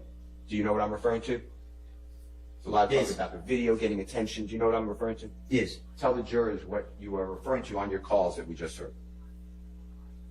An interrogation footage video. And was it one of the ones that we saw, that the jurors saw in this courtroom before the Honorable Judge Whitaker? Yes. And when you say, when you're talking and your friend is saying, you know, people are talking about it, you heard all those conversations, right? Yes. Do you know who put that video on the internet during this, before this trial started? I don't know who did it. Do you have a belief who did it? Yes. And who are you referring to who did that? Objection.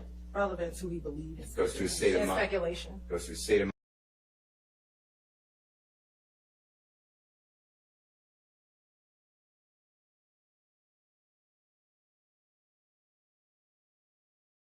mind on the conversations that you're referring to, puts it in context. I'll allow it. My bad, family. I had the wrong thing right there. Look at them knowing dang well they put that mess out. Acting like they don't know who put the video out. Who did you believe put out the videos on the internet of your interrogation, or the video? The state. And by the state, the same people you've been referring to? I can't say specifically if it was them, but the state did it. Okay. And what did that have an effect on you or your family when you believe the state of Georgia put out your interrogation?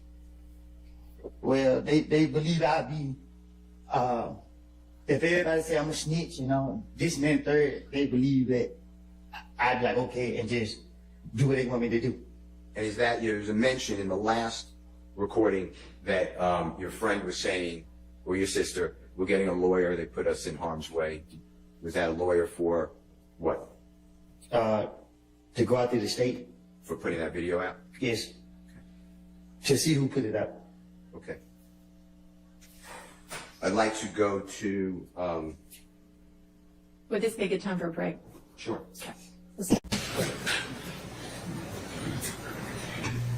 Investigator McKessie. Good morning, sir. How you doing, sir? I'm doing well. My name is Carrington Matthews, and I represent Mr. Marquavius Huey.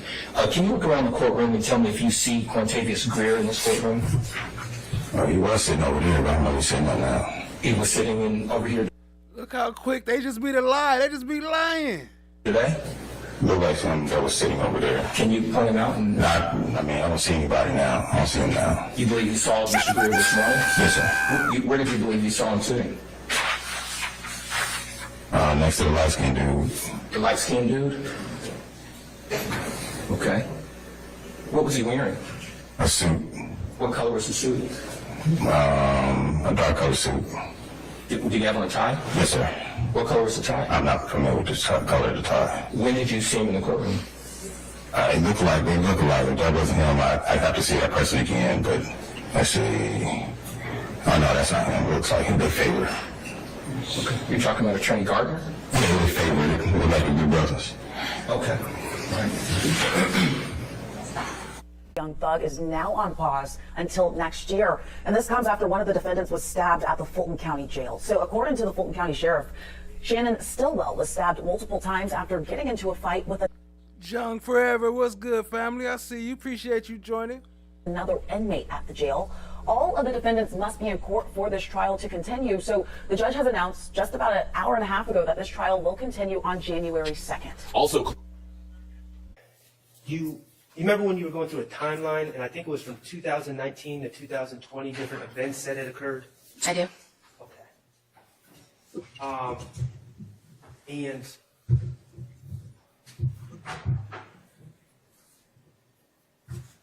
we heard a lot of names. Tanquarius Mender, right? Correct. And you said he's a member of the Rolling Crips. As well as YSL, yes. Okay, and we heard about Stephen Harris. Correct. And he's a Crip. And we heard about... I'm sorry, Stephen Harris is a member of YSL. Okay, he's a member of YSL. We heard about Marcus Sims. Correct. He's a Crip. Yes. Okay, we heard about Wayne Alford. And we heard about a bunch of other names in this timeline Correct. that you were going through. Well, first of all, let me just ask you this. When you were asked about all these events, you were referring to some sort of... You were refreshing your recollection with a sheet that was in front of you. Correct. Okay. That was highlighted, color-coded. Correct. Okay. Who... Did you create that sheet? Mr. Abadi had created the sheet as a timeline. Okay, so when you were testifying about those events, you were refreshing your recollection. You were being asked questions by the prosecutors, correct? Correct. And then you didn't have any reports of your own with you, did you, about any of these events? No, I didn't. I was at the GBI at that time, and there were APD cases, so they wouldn't be my reports. So you didn't investigate any of these events? So the way it would work is gangs typically doesn't take an aggravated assault or homicide or things of that nature. We will work with those units and provide them information and assist with their investigations. So the reports, I will help with the cases, but they would fall with those investigators. Did you have any reports with you when you were your reports with you when you were discussing it? No. Okay. But you were refreshing your recollection off of a sheet of paper that was prepared by the prosecutor. Well, this is something we had discussed. There's numerous incidents, so we needed a timeline to keep them correct. All right, well, let me just ask you this. In all those things, 2019, 2020, that you discussed, all those events, Shannon Stillwell wasn't charged with any of those events, was he? He was not. Okay, cool. Remember when you talked about how I was asking you about your reports and you said you write them in search warrant applications? Correct. All right, I want to talk to you about that.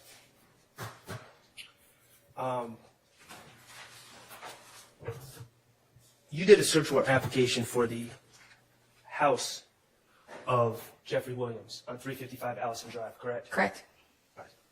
Not moving I'm going to ask you some questions about that affidavit. Would having your affidavit that you wrote up there with you, would that be helpful? Sure.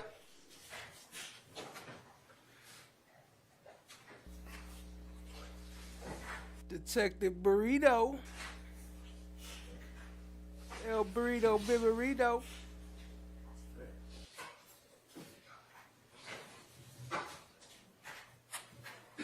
May I approach? You may. BBL Burrito. BBL Burrito. These affidavits that you fill out to take to a judge to try to get a search warrant, they're under oath? Yes. Okay. The judge relies on them, relies on the accuracy of them, correct? Correct. Relies on them to be complete? Where are your police reports? Correct. That would The be intent the of an right affidavit front. is not to mislead a judge, Right, is it? left, excuse No. me. Okay. And you wouldn't mislead a judge, would you? I would not. Okay. And you filled out this affidavit on May 9, 2022, correct?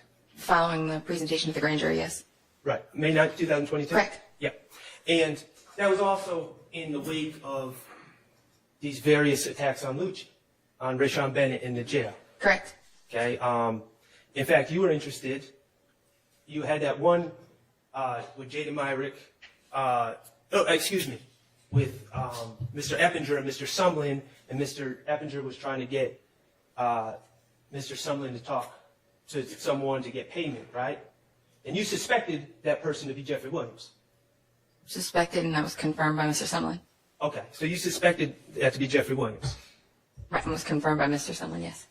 Okay. Again. Yes, just I suspected, just yes. Questions I ask. Okay.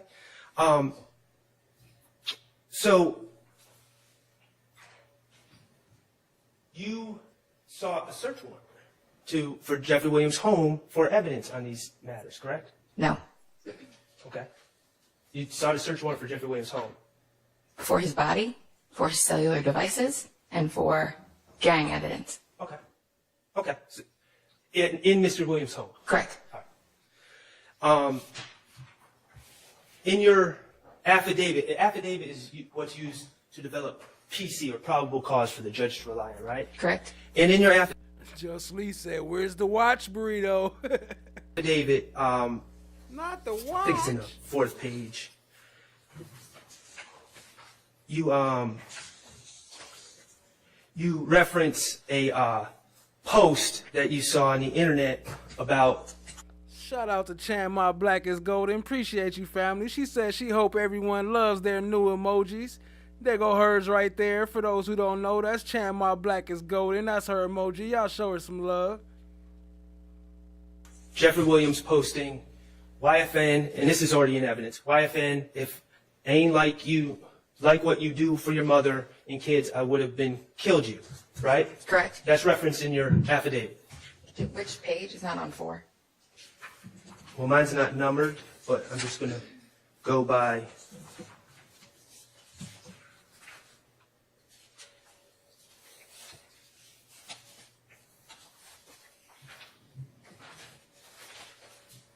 The second full paragraph. So there's one sentence and then 2 paragraphs down. Okay, that's different. Shout out to Sapphire. Appreciate you, family. Have a great night. You post that Mr. Williams supposed to me, correct? Correct. Okay, and that made your affidavit because you thought that was important to show Mr. Williams and his veiled threats to Mr. Bennett, correct? Correct. Okay, cool. Can I have that back? I'm just going to need it. Sure. I'll bring it back to you. Now, you also, 2 pages after that, whatever page you have it, I have in the beginning it says details 4. I'm going to have to see the page because these pages are, whatever I have is not the same as yours. Also in your affidavit, you include That would be the right front, the right left, excuse me, the right left side. Front. Okay, all right. Text thread between Mr. Wooney Lee and Mr. Williams, correct? Correct. And as part of this text thread, you draw the judge's attention to a specific line, correct? I included that amongst other things in the affidavit, yes. Well, there's one particular line that you put in a bigger font, and you also circled it, or it's circled, correct? It's circled, yes. Okay. And you circled it to draw attention to it, correct? To what I was referring to, yes. Yes. And the line that you circled to draw attention to was YSL rule the world, kid, 24M on an N head, correct? Correct. Okay. And you wanted to highlight that passage said by Mr. Williams in the text thread, correct? Correct. You wanted to highlight that for the judge. Amongst other posts, yes. Okay. What was he referring to? Why did you feel it important to highlight 24M on an N's head to the judge? Well, he's referring to YSL ruling the world. Yeah.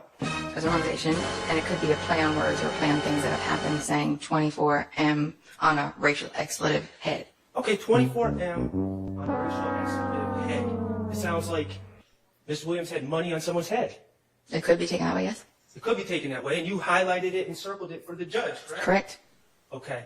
And you believe that too. You would have misled the judge about what was being discussed, would you? You believe that to be a threat, didn't you? I didn't say it was a threat. It's saying that he's willing to, that's how they talk. They'll talk about, they have the ability to put money on people's heads. Okay. Mr. Kokomo, could you please publish Jeffrey Williams 3 and 4, is that correct?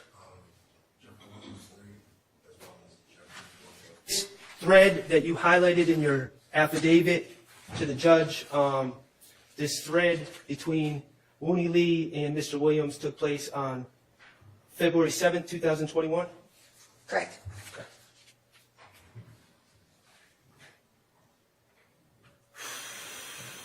Where are your police reports? You can put 24M on the front of your head. Y'all hold get in line. Slime rule the world. Believe it.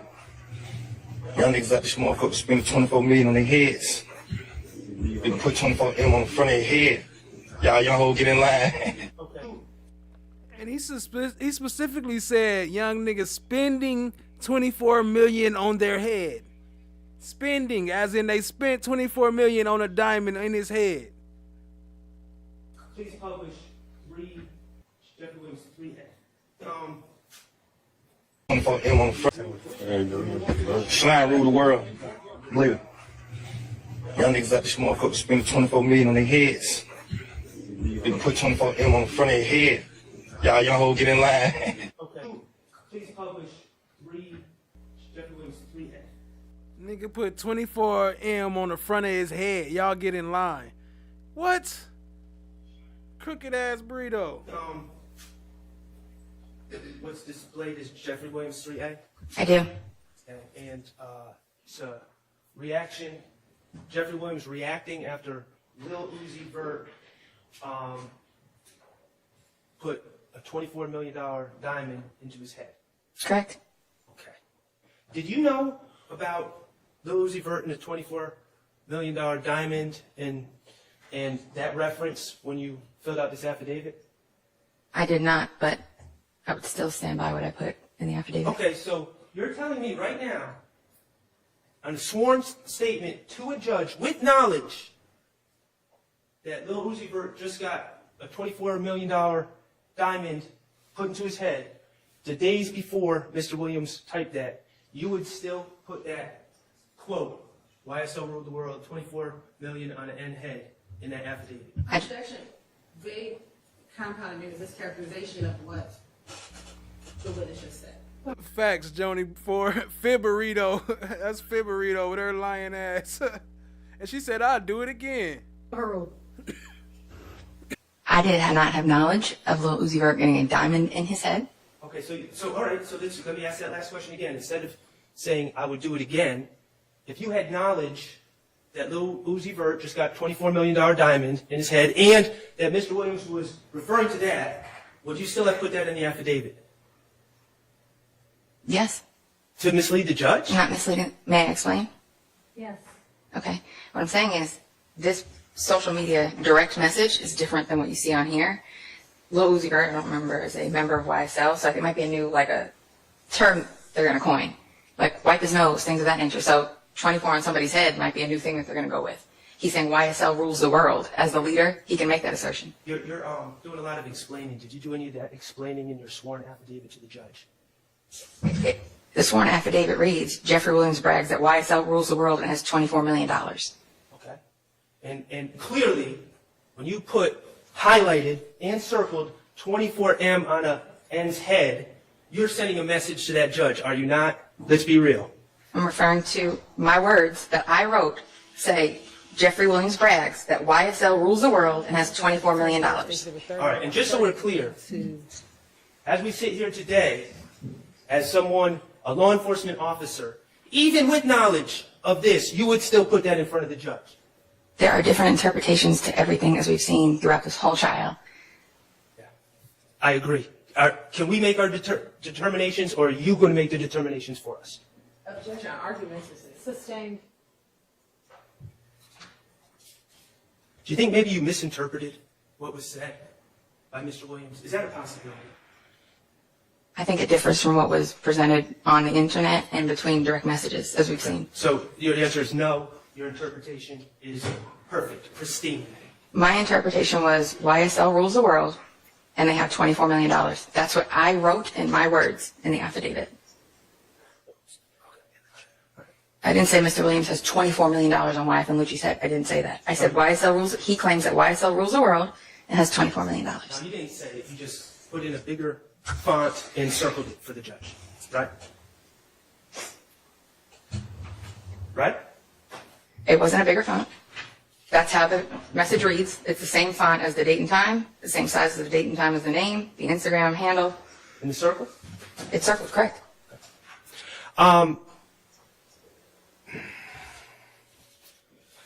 Let's talk about you, Miss Knight. Could you pull up 227 VV? Mr. Nichols. Correct. Rolling a blunt. Correct. Okay. And then there's other individuals there, correct? There's other individuals in the room? Correct. Okay. And then it's on Mr. Stillwell's phone, so you're presuming that Mr. Stillwell was filming the video? It was filmed from his device. So yes. Right. Okay. So yesterday, with a Glock 20, about I'm saying it to me or anyone on this side was yesterday in court. Correct. Okay. You say it looks like it could be consistent, or it could be consistent with a Glock 27 based on the shape of the bottom of the grip. Is that correct? Okay. It could also be consistent with a Springfield firearm, correct? I'm not familiar with the Springfield, but from how the magazine looks, also it could be consistent with a Glock. Okay, it could also be consistent with the 6 Sauer. Could also be consistent with the Smith & Wesson, correct? I'm familiar with a Glock. Right, because you're not a firearms expert. I You're never- only familiar with these Glocks. I never claimed to be, Mr. Sharp. Okay, well, you start identifying guns in court, kind of making yourself an expert. But you're not an expert, are you? I'm not. Okay. And you don't even know, whatever this gun is, if Mr. Stillwell left with that gun or didn't leave with that gun. You don't know if anyone left with that gun. You don't know whose gun that is. Correct, but we don't know that they didn't. Okay. Right.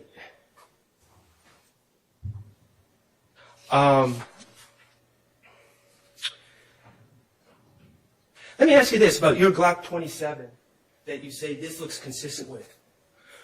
When you shoot your Glock 27, does it expel shell casings?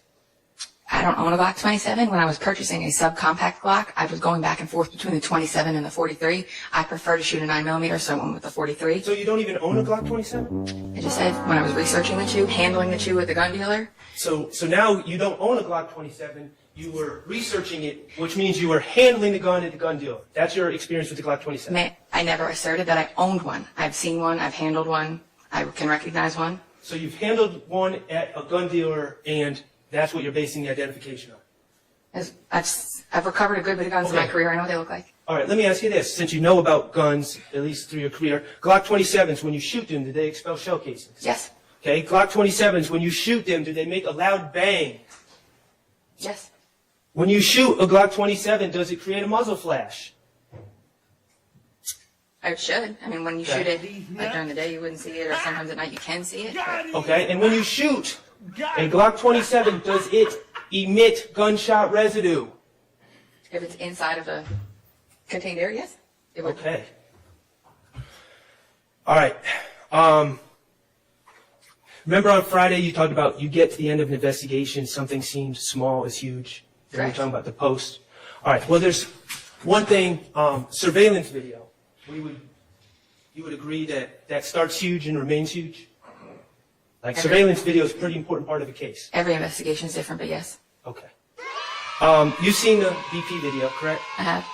And you've seen it, Detective Hogan showed it to you? He did, for the purpose of identifying the individuals, yes. Right, okay. Have you seen the FedEx surveillance video? I have. Okay. I'd like to watch it with you. Is that okay? Sure. Mr. Kokomo, without ever viewing the FedEx video? I can't speak to what he did. That Mr. So I'm going along with the evidence that was presented to me by homicide, but yes, that's consistent with what Detective Hogan, his case. Well, you know, he swore out a warrant for Shannon Stillwell for actually shooting Mr. Drake. That's consistent What up, Brooklyn? I see you, family. Appreciate you joining. with what Detective Hogan had found. Okay. In this video, you can see headlights, correct? Correct. You can see traffic lights. You see tail lights and traffic lights, yes. And you can see brake lights, correct? Correct. All right, awesome. Mr. Kokomo, could you just play the video? And I'm just going to ask you to look at the cars closely. Mm-hmm.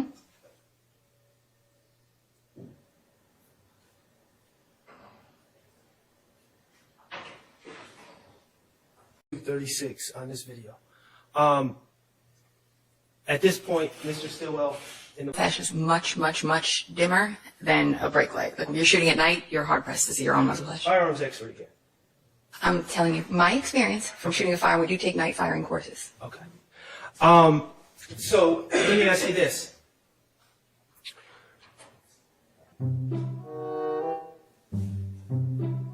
Gunshot residue. You aware that the headliner from Mr. Stillwell's car, the Audi, was collected and tested for gunshot residue? I am. You ever talk to Alexander GBI analyst Alexander Coven about the results that he found? I have not. Certainly before any of those GSR results were in, correct? Correct. Let's talk about tint. You've been preparing with the state. You know that the state has said that Mr. Stillwell had tint applied to his windows of that white Audi. upon renting it, correct? Correct. In violation of the rental agreement, I may add. Correct. Okay. And this tint was applied on flat. Today. All right. Thank you, Your Honor. Good afternoon, Your Honor. All right, good afternoon, sir. Doug Weinstein for Diamante Kendrick. Wow. Wow. That is a lot to respond to. Art here. This happens to be criminal in nature, or maybe a statement against interest, or maybe some other type of admission. Would the same rules apply? Well, I think what you have to do, and what your task is, you're fortunate enough to have this task, is to separate what is the expression of a character, an artistic character, from what the author or the lyricist is saying. Lyricists write things for characters to say. That has happened in music for years. For years. I like John Prine. John Prine, when he was in his early 20s, wrote, "Angel from Montgomery. I am an old woman who comes from Montgomery, who flies from Montgomery." No one thinks John Prine is an old woman. He writes hello in there about old people and what they're thinking. It's not the same. But if my lyrics or my artistic expression relate to an action or my mental state, wouldn't they be subject to being admitted, or a court considering them, or a fact finder, a jury, considering them for what the reasons that they're authorized to? Yeah, I understand, but only in rap music do you say that the person, the character rapping, the persona rapping, in this case, the persona Yak Gotti rapping. Okay, that's just my name. That's my stage name. That's the name that I go under. I'm still tied to that particular person. Like, it's still tied to your client, right? Yak Gotti is your client's nickname, right? Yak Gotti's or stage name. Yak Gotti.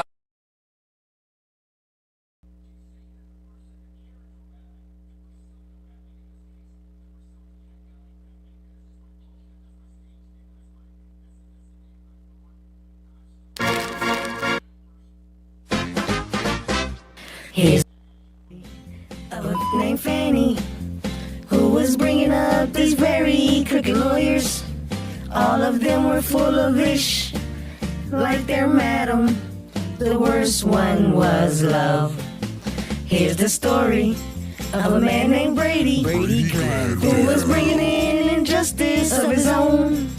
They were working all together in a world so cold, till the one day when the lady got promoted and the Grey Goose had Brady kinda drunk. Then his group would somehow form a Rico. That's the way they all became the Brady Bunch. The Brady Bunch. The Brady Bunch.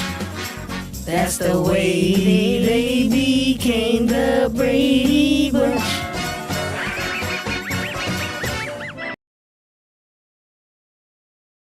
It's a stage name, that's correct. Right. But when Yak Gotti is rapping, it's not proper to take what he's rapping and say, that is the mental state of this person, that is what he is thinking. That's a perspective of his song, of his rap. And from where he comes from, he is expressing views that come out of that community. He is making cultural references. He is speaking, am I going too fast? No, I need something right away.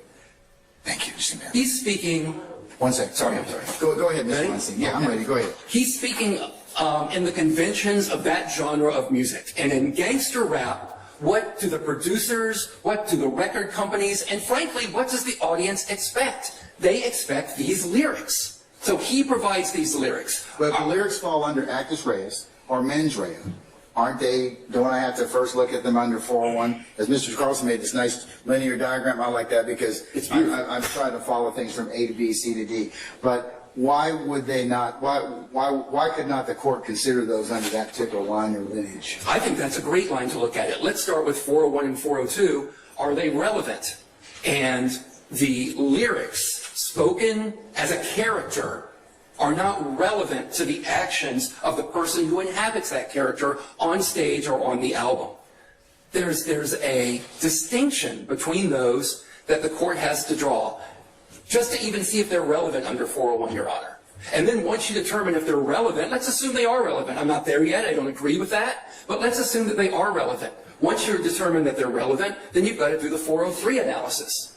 And actually 402. 402 and then 403, yes. But then the question is, I know what the state's going to want to do. Throw it out there to the jury. Let us put our competing arguments, our competing meanings before the jury and let them decide. But when you've got something that is unfairly prejudicial, which is what rap music is, what you'll hear Mr. Steele's experts testify about at some point, what you'll hear him proffer when he argues, they're unfairly prejudicial. And if you do not serve as that gatekeeper function, Your Honor, then that jury is going to take the meaning and perhaps misconstrue it or misattribute it. And that's just not proper. And Well, it depends on one, whether it's admissible, and two, it depends on how good your advocacy is. I agree with that, Your Honor. So let's see how I do today. So yeah, I mean, it's for the jury, of course, to give it the weight and engage it within the confines of what they hear in this courtroom and the instructions that they get from this court. So, isn't that ultimately, if admissible, what the jury's going to do? You're going to sift and weight this evidence. But if it's unfair. What up, Always Lying Love? I don't think I said nothing. I was probably just trying to get that music or something working right. Appreciate y'all, family. Hit the like, hit the subscribe, tap in, share with a friend. Fairly prejudicial, Your Honor. It should not even How come would you say in. it's unfairly prejudicial? Because of the nature of the music, the violence in the music, the extreme language in the music, it is prejudicial. If it was... I'm sorry. Okay. We'll get there, that's fine. And let's talk about why it's prejudicial, part of it. In Ward v. Rock against racism, 491 U.S. 781, 810 would be the Penn site, note 7. Justice Thurgood Marshall quotes, he's quoting someone else. Y'all heard and saw the Brady Bunch, right? That was playing, right? New music always sounds loud to old ears. And that's what we've got here. New music always sounds loud to old ears. The state knows that. They know what this music is going to sound like to the jury. And it has always been thus so. When I was young, in my day, we listened to the Sex Pistols, offensive stuff. God Save the Queen, she's not a human being. Elvis Costello, I'll stand on your grave and tramp down the dirt. Butthole Surfers, all of it offensive. But people listen to that. But they wrote it. I mean, they wrote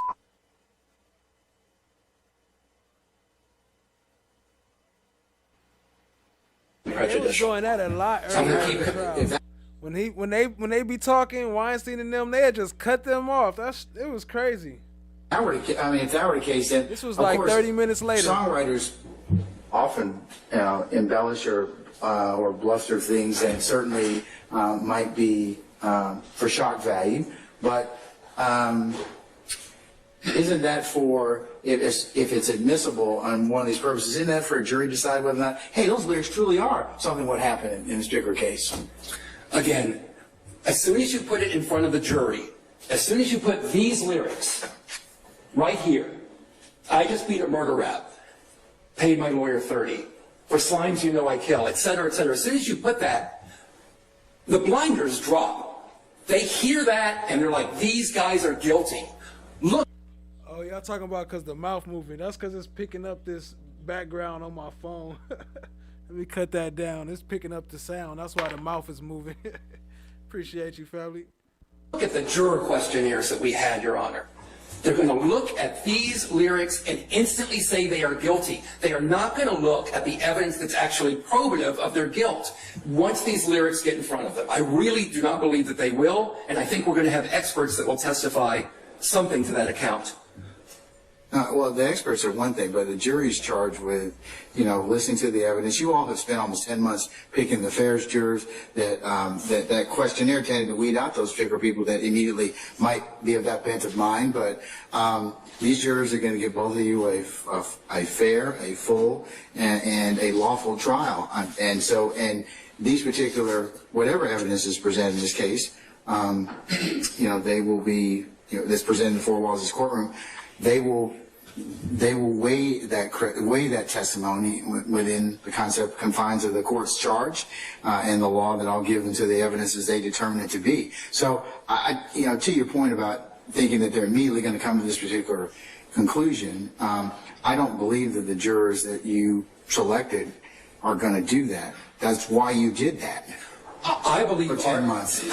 I believe our jurors will do the absolutely best job that they can. I think that we have selected a great jurors between the state and the defense and this court.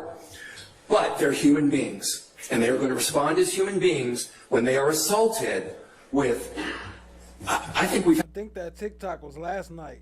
Had about 60 lyrics that were particularized so far, and they may present even more. And when they hear that over and over and over again, what's the point of even having a Rule 403 if the attitude is going to be, well, I will give them instructions and then they will follow my instructions, and therefore they will render an accurate verdict? That rule is there for a reason, Your Honor. You are correct, but, as Mr. Carlson mentioned, that a lot of our rules are rules of, inclusion, not necessarily exclusion. I mean, I do have to take a look at 403, depending on what the evidence is being offered for. I agree, Your Honor, and I also agree with Mr. Carlson that the burden is on us when we're looking at Rule 403. Yes. And that the default setting is inclusion. Yeah. So that's why we're here today. Okay. To discuss why they should be excluded. I think I don't have to go through. We all agree that music is protected by the First Amendment, to get back to this. But it certainly is going to have a chilling effect. And how would you distinguish that? Well, I think in Dawson v. Delaware, it wasn't a threat issue. They were just raising the question of whether, under the First Amendment, when sentencing, you could look at whether they were even members of this group. In that case, for sentencing? For sentencing. For sentencing. I don't want to mislead the court. That was for sentencing. Okay. The court didn't say it's barred. They didn't say it's barred. They just said you have to, when you have a First Amendment issue at play, you just have to make sure that it's relevant. And that's really, in some ways, no different than in any case. You have to make sure it's relevant. But I think the important part is that I think it's particularly sensitive when you're looking at First Amendment issues.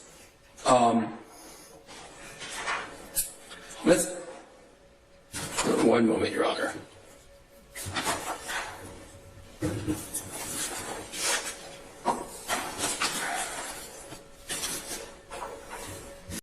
Artists in other fields, country music, for example, that do not have to, when they face charges, they do not have to face having to defend the lyrics that they wrote or the songs that they sung.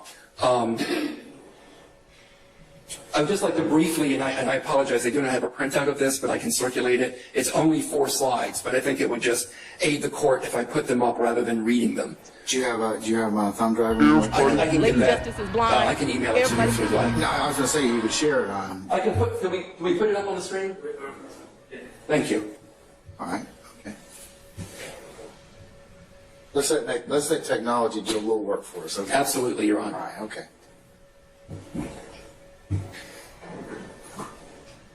All right. Okay. Just briefly, I'm not going to belabor this point with the court. And we'll of course, you can, for the purpose of this hearing, I'll consider it as D1, okay? Thank you, Your Honor. Okay.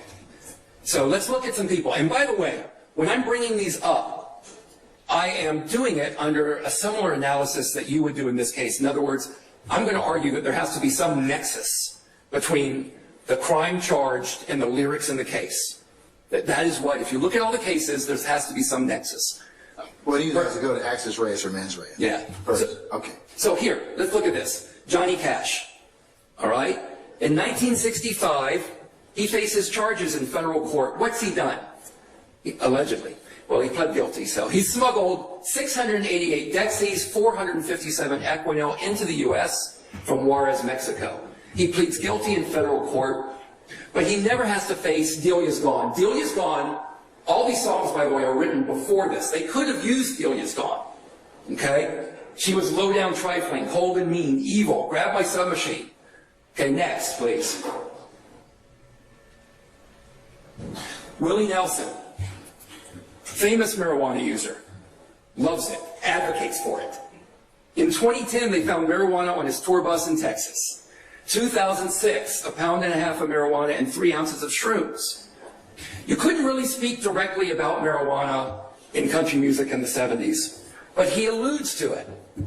So in his song, In a Memory, off the album Willie Nelson and Family, he says, I'm a love that you know from a song, I'm a voice on a green telephone. I'm a day that lasted so long. 1971. They did not bring this up.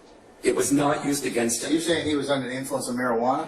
When he wrote that, Your Honor? Or maybe some other... well, I'm not going to say what Willie was doing then, Your Honor. Okay, all right. Next, please. I'm with you. 2006, Glenn Campbell. Not his best look. Okay, he's charged, and by the way, there's a connection. Charged with aggravated assault, drunk driving, hit and run. Here's his song, Tequila. I was at the, and I'm not going to sing it, Your Honor, so you'll have to forgive me. Did he write this song after the... Before the... Okay. Every song I present to you was written and released before the charges. Okay, I'm with you. All right. I'm not going to be sneaky that way. I was at the bar with my drinking team. It was me, Jack Daniels, and my honey, Jim Beam. We were kind of blitzed. Hold on. Thank you, Your Honor. Would you like to perform it? Because I know that...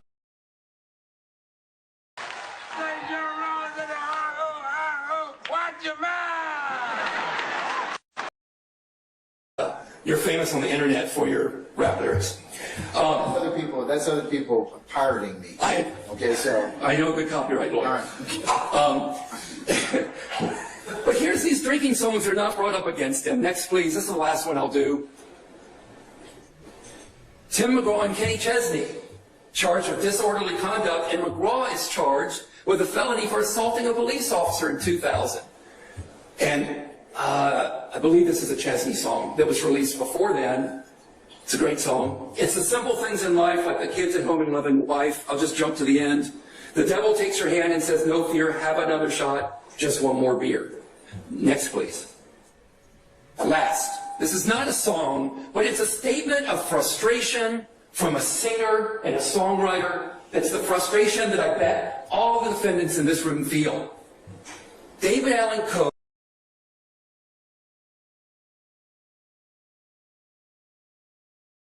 My bad, I got the wrong one. That's because of Jerome right there. But yeah, we have to come up with some new ones. Appreciate y'all, family. We're going to have to think of some. Y'all let me know if y'all got some new ideas. Right now, I got the Jerome there, but that's not really there for that. But that's what's in the place right now. But we got to figure something out. Appreciate y'all being here, family. Y'all hit the like, hit the subscribe, tap in, share with a friend. We still rocking and rolling. Appreciate y'all, family. Wrote the most racist, offensive country music probably ever recorded. Released them on underground albums. I am a songwriter, you know, and to me it has always bothered me that actors in the movies can say whatever they want to say. Kill people, rape people, and do things that no one ever accuses them personally of being that way. But when you write a song, and then all of a sudden you're being accused of something. To me, songwriting is painting a picture, and all you have, this is important, all you have to work with is words. That's all they have to work with, words. It's stereotype stuff, and he's talking about the racist language he uses. It's stereotype stuff that you hear growing up that immediately puts a picture in your head. What Mr. Kendrick is singing about is what he grew up around. What else is he supposed to sing about? He's not going to sing Daydream Believer. He's not going to write that song. He's not going to write about puppies and rainbows and unicorns. This is what he writes. Don't trip. I got you, no one. About. And now it's being dragged out, and he has. Hey, Carlton Banks, that's a fact. You know, I've been meaning to make Carlton Banks a long time ago. Somebody was talking about Carlton Banks with BBL Brown. So yeah, that might have to be the next one. We got to bring BBL Brown doing a Carlton Banks dance. To sit in this court and defend. He knows he has to defend these charges, but to have to defend the lyrics that he's writing? Come on. Come on. Thank you. That's enough. You can turn it off. Anyway, I'll be happy to circulate this later. If you'll send a copy of that to your colleagues and Ms. Weaver, please. Absolutely, Your Honor. That would be fine, sir. Okay. It'll be D1, as I said. Thank you. Your Honor, in instances where courts have admitted rap lyrics, it's all about the connections, as you've heard today already. Look at Wilson v. State. That is a case that the state has cited. Wilson v. State, 315 Georgia, 728. It's a 2023 case. And in that case, the Supreme Court of Georgia said, sure, you can let in this rap video. That's appropriate. But let's talk about the rap video that was admitted, which you didn't hear about. It was shot 11 days. That's a fact, Becky Einhorn. He destroyed that whole argument with that rap trial junk. Glanville just like, yeah, anyway. After the robbery and murder at issue in that case. And what's it show 11 days later? The defendant's flashing a gun that could have fired the bullet recovered from the victim's body. And singing about hitting his first lick. In other words, committing a robbery. So the court said, well, given the probative nature of the video and it not being unfairly prejudicial in light of its probative value, then according to Wilson, the video being admitted was proper. What was it meant for the purpose of? I would have to pull up that case. If you can tell me. If not, I'm going to pull it up. I can't tell you right now, Your Honor. Yeah, anyway, so. But I believe it was admitted for evidence of guilt, but please let me get back to that. This case is different. Oh, did y'all put up the bodies on bodies line over there? There we go. Hey, how you doing? I'm Yak Gotti. I got bodies on bodies. Okay. When Yak Gotti is rapping that, first of all, he's not rapping about killing people or allegations relating to the tragic death of Donovan Thomas. He's not rapping about that. What's he rapping about? What is this young guy rapping about? He's rapping about sleeping with a bunch of women at the same time. Or maybe not. Maybe that's not it. Maybe he's rapping about when he was... Keisha E say, I told you I'd be in the bushes. Dang, you must have been in the bushes for a long time, because that was heck a long time ago when we said that. That was when he was actually still talking and prosecuting people. a high school football star over at Grady. And he was laying people out on the field. Bodies on bodies. He's not rapping about a murder that happened 11 days before. The Pee-wees, the pair of Pee-wee hairs with the sprinkle in the body. That'll be comedy too. The song was written or performed. He's not flashing guns capable of firing bullets found around Donovan Thomas or bragging about committing his first murder. So, it's a different situation. You know what's more analogous? Is U.S. v. Stevenson's. 550 F sub 3rd 1246 from the Middle District of Florida in 2021. The U.S. attempted to introduce these lyrics were written and recorded with respect, in time, with respect to these underlying allegations. I don't see it here. I don't think it's been presented to you today, but I'll tell you, and I'm going to go through the 6 specific lyrics. I'm not going to take much time, but I'm going to go through the 6 specific lyrics that they want to introduce, or they've said they're going to introduce against Mr. Kendrick. And you'll see that they're too remote in time. So you're saying that references something, 2 other things that potentially Mr. Kendrick was involved in, playing football or getting with ladies? Is that what you're saying? Here's what I'm saying. That unlike our United States Supreme Court that thinks they're experts in history, I think that courts are experts in law. And that they shouldn't get into the business of musicology and trying to figure out what that rap lyric wrote when Mr. Kendrick wrote it or performed it. Okay, let's go back to Wilson. Wilson, the dope video that's referenced in there, it references the murder weapon. It connects the murder weapon and implicates one of the defendants in the Absolutely. Close in time. So I don't know what this particular thing is going to be tied to, but one of the state's theories is, as mentioned by the state, is that bodies on bodies is that he's been involved with some homicides. Okay, so I don't know about some homicides, but he's accused of one in here. But the bodies on bodies, let's see when that was released. I'm going to look to that real quick. So I have it here. 2013. That was from Dream, released in 2013. And there's a distinction, by the way, between when something is written, when it's recorded, when it's released. But it's released in 2013. When is the Donovan Thomas murder? 2015. 2 years later. So what does Bodies on Bodies have to do with the murder of Donovan Thomas? Nothing. Nothing. Why is it here? It's here because it's prejudicial. The state knows this. That's why it's here. That's why rap music is introduced. That's why no other genre is introduced. Because rap music is inherently prejudicial. I don't want a special exception for it. I just want you to do the 403 analysis, Your Honor. So you're saying it doesn't have any linkage? Is that what you're saying? Zero. If I could say less than zero, I would. The song comes from? Yes. And that was... well, that's what the state says it's from, yes. I thought that was released April 17, 2015. That's what I show on the state's page 43 of state's 18. I pulled this 2013 from the state's particularized motion.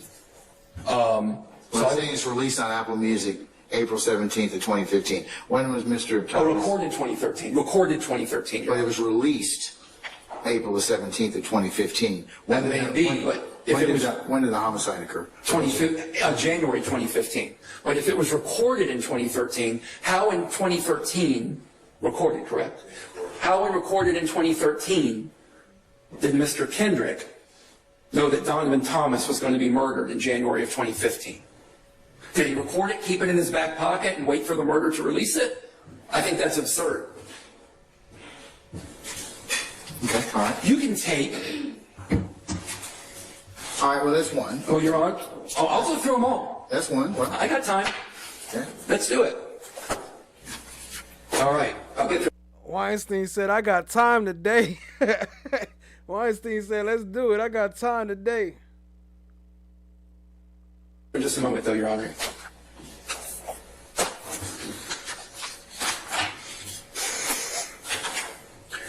I'm not going to go State versus Skinner, up for State v. Skinner again. It's been beaten to death. But that's the New Jersey Supreme Court case that we reference in our briefs, where they basically throw out the rap lyrics, identifying with Bob Marley, etc.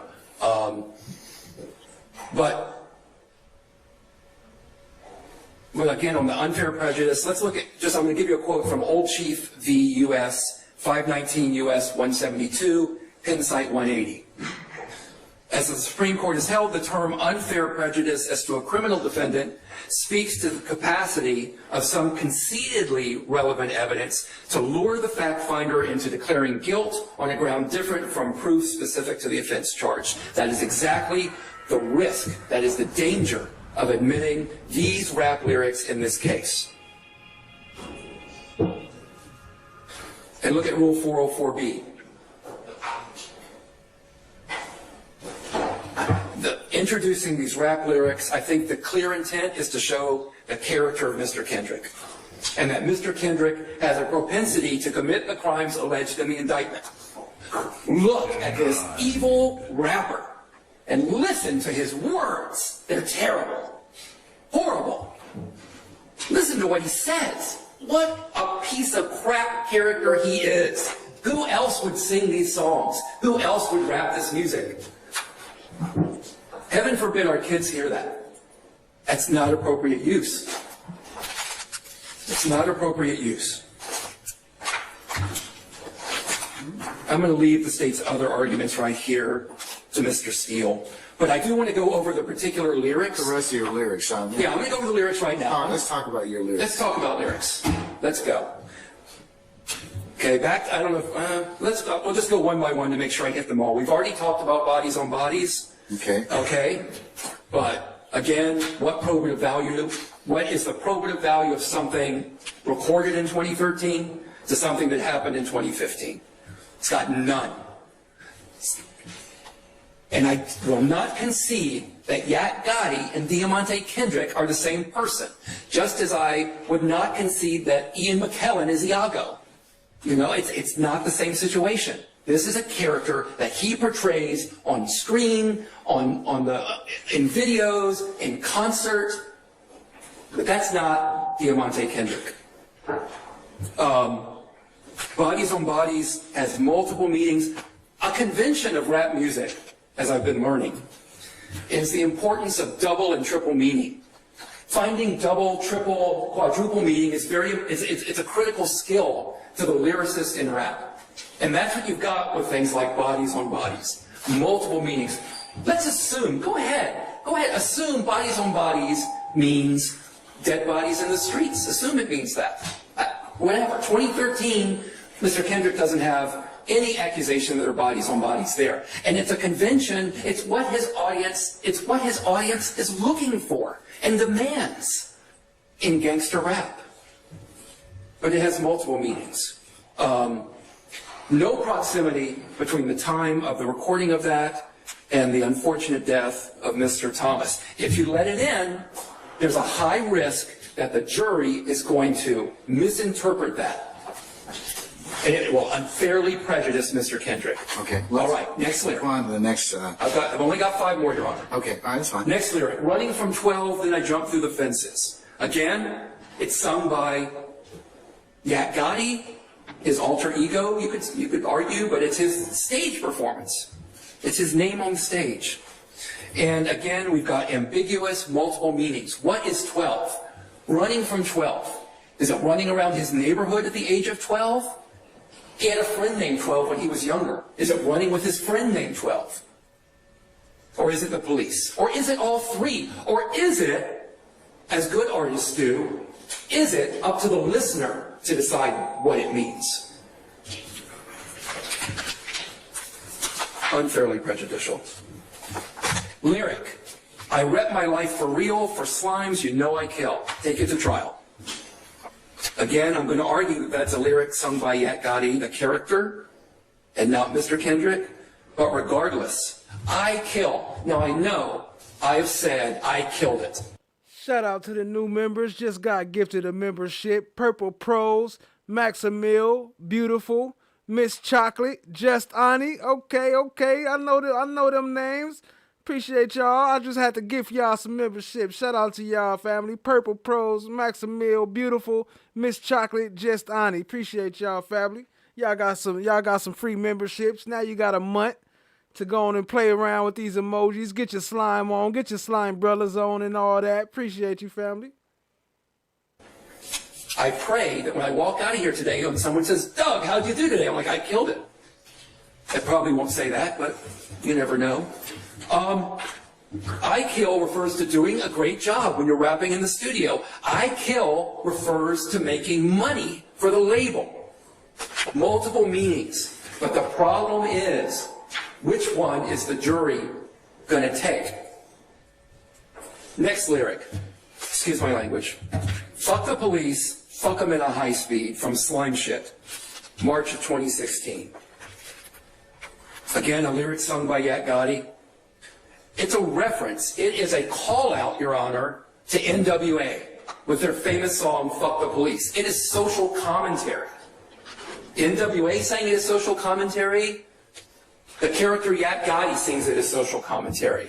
It's common. It speaks to so much in that community that I'm fortunate enough to not be able to really relate to, but what they deal with on a daily basis. But what is the jury, try as they might, and I know they're going to try hard, going to say when they hear fuck the police? One more? 2 more.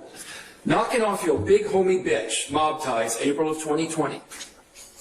Again, that has minimal value, and if you watch the video, and I'm sorry, I don't have it to play here today. If you watch the video, when Yak Gotti says, knocking off your big homie bitch, it is a call and response. Someone else says it, and then he repeats it. It's a long tradition in music. I mean, you can go back to Cab Calloway. You can go back, it was imported from Africa. Repeating things is a common trope, a common musical issue.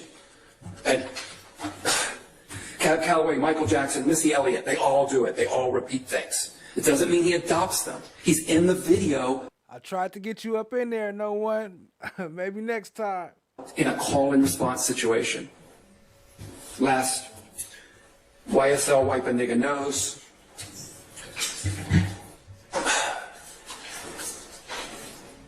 Yak Gotti is in the video. He does not sing that. He is just in the video.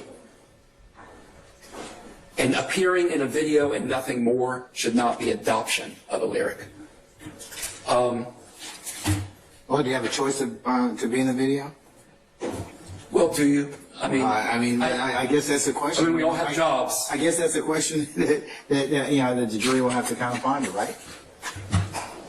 I mean, it's not like somebody's filming and they walk up and they catch you in it where they got to get a release. I mean, but to play it, but or to put you in the video, but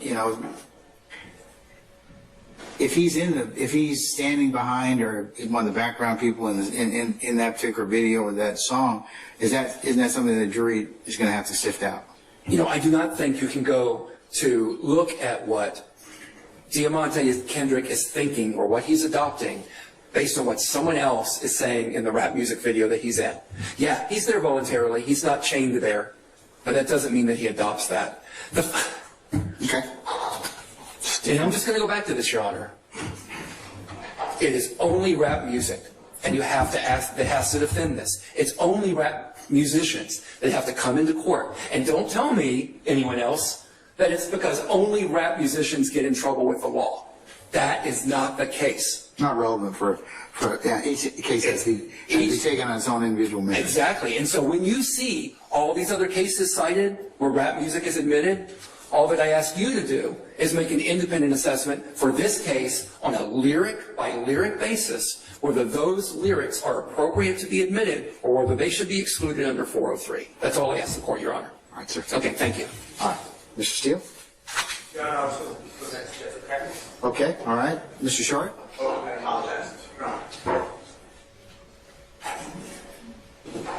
We'll take 5 minutes. Everybody take 5 minutes. We'll come back, okay? All right.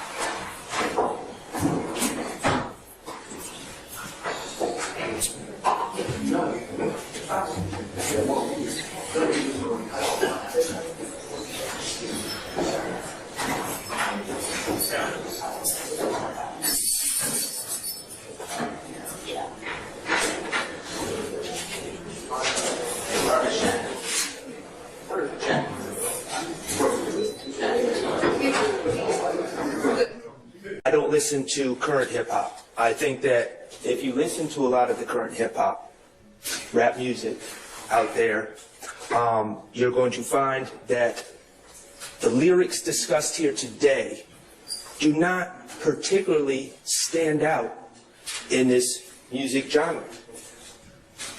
While I don't listen to rap music, I do, through my profession, know rappers. As part of my job, I watch their music videos. I also converse with them in real life. I see the difference between the persona who's talking about ops and choppers and sticks and shooting and killing, and the people who have done none of the above. The reality, Your Honor, is this music form, sadly, is about giving the streets and people that aren't on the streets, that have a great amount of consumer power, what they want to hear. It's about selling fantasy. And more importantly, for some of these young men that are entangled in this litigation that we're here for today, it's also about giving music executives, giving business people, giving people in suits what they want to hear, what they think that they can sell to the public. The only people that put themselves in danger, in jeopardy, because of arguments like the state is making, are these artists. And that's unfortunate. My client, since we're proffering, was not signed to a record label, but he wanted to be. He grew up in poverty in Atlanta,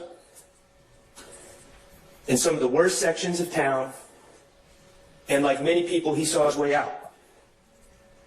And he would spend his money on studio time, trying to get better and better, and he went by the moniker SB.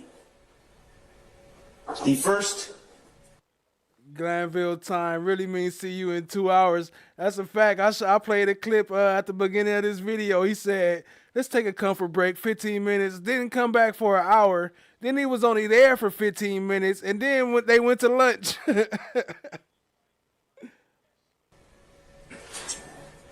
Performance that was referred to by the state was performed by SB. It is not going to win any awards for production value. It is low budget, but it was his attempt to get himself closer to a dream. Just like I made attempts to go to college, I made attempts to go to law school, and we all did. This was his attempt to get closer to his dream. And what do you need to do? You need to give the streets what they want to hear. You need to give the executives what they want to hear. So you talk about things that may not be factually. He did that when Merchant showed up too. He told Merchant them, I'll be back in 5 minutes. He didn't come back for over an hour. True. So the state. Nah, that was worse than color people time. He was on drug dealer time. He showed up like drug dealer time. In their presentation. Hey, shout out to Chad, my black is golden, tapping in on the low. Appreciate you, family. Y'all show us some love. Drop some Chan, my black is golden emojis, the witch emoji. That's what it is. Or some slime brothers. Appreciate you, family. Preemptively accused the defense of asking Your Honor to create some sort of judicial exception for rap lyrics. That's not accurate. There are specific statutes under the Georgia Evidence Code that dictate and demand that these lyrics are excluded. Among them are 404A and 403. The state. 404? You said 404A? 404A, bad character evidence, shall be excluded. But doesn't our plethora of gang appellate case law indicate that it doesn't run afoul of the 404A?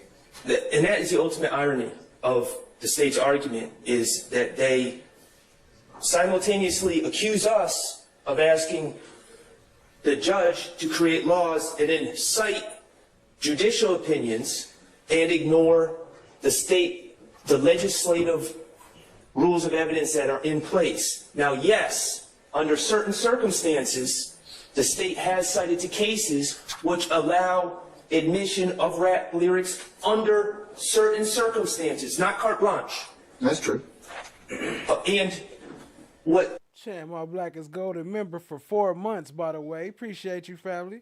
In their argument, they're conveniently packaging a group of lyrics, almost like it's just a combo platter. You just get them all, and saying they're admissible because of these cases. That's just not true. They need to go through each and every one of these lyrics and say why they are admissible. Why do they not run afoul of 404A? Why are they not bad character evidence? Why do they not run afoul of 401, 402, and 403? And they've attempted to do so in a couple different ways. They've attempted to do so by arguing things are admissions. To be an admission, Your Honor, the statement cannot be general. Which evidence code are you talking about? Which one? Well, the state's argument was that these are admissions. Okay? So which part of the evidence code are you talking about? Well, I'm talking about the law on admissions. Okay, which one is that? 24-what? I can get you the statute if you want, but... I'm asking you. You're arguing to me. Okay. 801. Admissions. 24... That's 801, well, D. I think they're going by D1. If we're going to test my memory and my ability to recite every single part of the Georgia Evidence Code, D1. So, to be an admission, Your Honor, clearly, under common sense, there would have to be some factual relationship between what is trying to be proven and what is said. Broad generalities do not suffice. Broad generalities do not have relevance. They don't have probative value. They don't have any of that. For instance, if I decide to make mixtape 1 and say, I'm a bad guy, I'm a bad man, well, and then they charge him with murder. Well, he said he's a bad man, so he must have done it. It's clear. He put it on wax. No, that's too broad. That's too broad. So you just can't say someone said some generalized Chada Scottum, what's good, fam? Good evening. thing, and therefore it's admissible in a specific case. So that's the problem with the argument for admissions, because wouldn't it depend upon context? It absolutely would, and I'm going to get to the context of my client's statements because they have nothing to do with what he's accused of. All right. Okay? They also try to argue actus reus and mens rea about the state of mind. Just think about that argument. Their state of mind. So we talked about Mr. Kendrick, about him recording a song in 2013. So his state of mind in 2013 is admissible for crimes committed years later. Everyone's state of mind changes instantly in this world, except rappers, I guess. They just are stuck in a perpetual state of mind that is static. The state of mind is when you commit the offense, not years before, not years after. Not necessarily.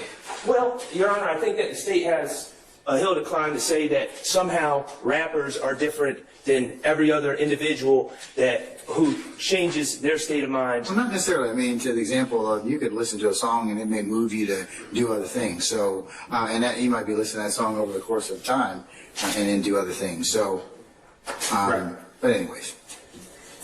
And, Your Honor, and then, of course, I think they backed off of this, but the 418, of course, there needs to be criminal gang activity. Criminal gang activity is defined in the statute. Rapping is not criminal gang activity.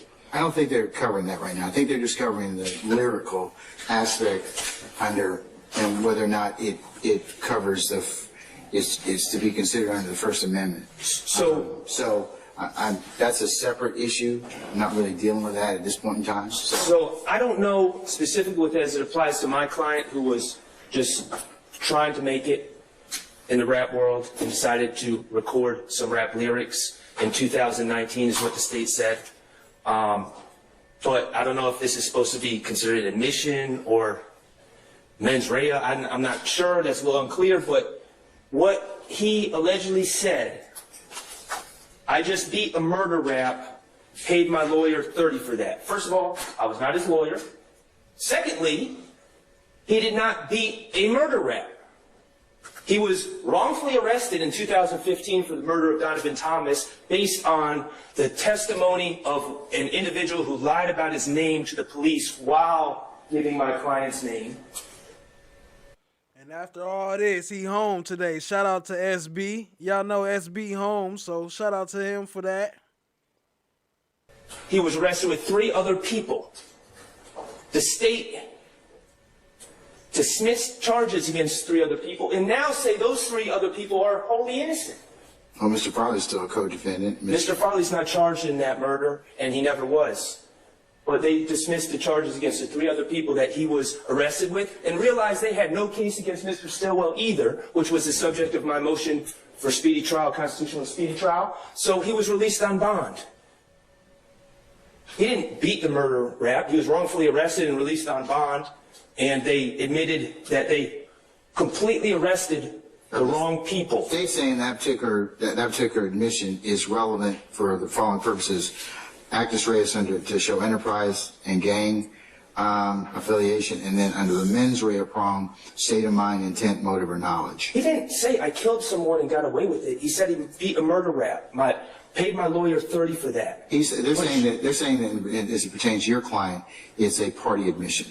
So Your Honor, I guess if I'm wrongfully arrested for a crime and then I write a book about it, I'm somehow admitting to committing that crime? That makes no sense. Well, if you write a book about it and tell on people or tell on yourself, he didn't do any of that. He comes back and says, "Oh." Shout out to Allie. Appreciate you, fam. Y'all show us some love. Big shout out to Flesh. Appreciate you. Shout out to Diggy and FFS for bringing me over to the fam. Appreciate you joining and being part of the fam. Y'all show us some love. Drop some slime, brothers, some KSPN, some slime, some coins, all that. Show her some love. Appreciate you, Allie. Y'all can say thank you, Allie, also. By the way, he wrote a book about it, and we're going to introduce it against him. And we're going to let a jury decide whether or not it's a confession. And if he said, I did a murder rap that I did with Johnny, Steve, and Billy, then I would tend to agree with you, Your Honor. He said, I beat a murder rap, paid a lawyer for 30. That means he went to court, he got released. How that is an admission is beyond me. He's telling that he went to court. Yeah, well, I mean, it's context as well, and it may be relevant. And I think that's for a jury's consideration. The threshold issue is whether or not it meets either actus reus or mens rea, and under 24-4-401, it's logically relevant to some particular offense or element. And it's not logically. It's distasteful. I think. Okay, okay. We're gonna have to. Okay, that's your opinion, and you're entitled to it. Okay. Your Honor, going to court has nothing to do with committing a crime. Being falsely accused of a crime has nothing to do with committing a crime. He's merely saying he went to court. He's been released. He paid a lawyer for that. Now, again, I'm not going to ignore the fact that jurors might find this distasteful. Because remember, as well, it's relevant to also to show, or potentially in count one. So YSL has a history of being released on crimes that the state doesn't have any evidence of them committing. The state's going to make their argument. What? Shanna P. Law Nerd, what's good, family? I see you. Appreciate you joining. Say you off tonight, huh? Whether or not that a jury will buy that particular argument is totally up to them. Remember, they sift and weight the evidence. I give them the law that they'll apply the evidence as they determine it to be, and then they render a decision. And so we'll have to kind of wait on that. Your Honor, I appreciate that, but you are a very important person in this process too. And I know I don't need to remind you of that, and I give you the utmost deference in that respect. You are the one that has to determine what the jury hears and doesn't hear. And putting a lyric that I wholly admit, if Mr. Stillwell said, Max, I got to consult you before I rap about this, I'll say, hey. Ash Bay, what up? I see you, family. Appreciate you joining. Hey, man, that's a little distasteful. But distasteful is one thing, but rapping about something that might be a statement against interest, an admission, a confession, or some other thing that might get you cross purposes with a prosecution for a crime that may or may not have occurred, well, that's another thing. Your Honor, I just beat a murder rap is in no way an admission. It's in no way a confession to any crime. That's my whole point. But it might be a declaration against interest, and it's no way it might be a party admission on behalf of your client. Saying you went to court. Hey, you said that 3 times now. Okay. So is there any other additional argument as to that? Well, and then, Your Honor, the state also added that they wanted to bring in other things that my client allegedly said, and this goes back into what Mr. Weinstein was saying about his client and the timing. They say they want to use, I keep a stick, ain't no avoiding no smoke on that slime that they always talk about. And they said, well, the stick, that's relevant. He's in this video with Mr. Comarvius Nichols, and in 2022, he's accused of committing a murder of Mr. Shamal Drinks with Mr. Nichols as well as Mr. Farley and Mr. Garlington. This as an admission has the same problem that Mr. Weinstein was talking about with Mr. Kendrick. This was recorded in 2009.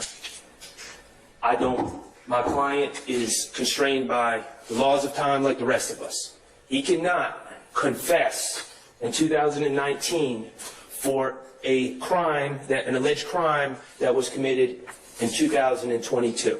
That is an impossibility. To say that his mens rea is the same for 3 consecutive years is to truly treat the aspiring rapper SB. So when did he make this song? The state in their recitation of facts said 2019. I take them at their word. Okay. And I don't believe that's false. When did this particular incident occur? March 14th of 2022. Okay. All right. So that would be So That was the homicide, 2 the to 3 reported years. homicide of Jamal Drinks. Jamal Drinks. So again, to say that it's clearly not an admission. So, and to say it's his mens rea that's just static for 3 years because he's a rapper, I find is singling out. I'm very hesitant to just make these broad proclamations that rap music is singled out. But if we are treating rappers who are actually performing under stage names, if we're pretending that they are different than the rest of us humans and they have the same mens rea for 3 years and it never changes and we can always hold them to that, to things that we thought they were thinking several years before, and apply that to a crime 3 years later, I think we are treating them different. And for those reasons, Your Honor, I believe that those are the only lyrics that directly affect my client. I do believe that, the state, I will yield to Mr. Steele to ably argue on behalf of his client, but I would ask that you rule that those lyrics that I discussed as performed by SD in 2019 as inadmissible. Thank you, Your Honor. Thank you, sir. All right, Mr. Steele?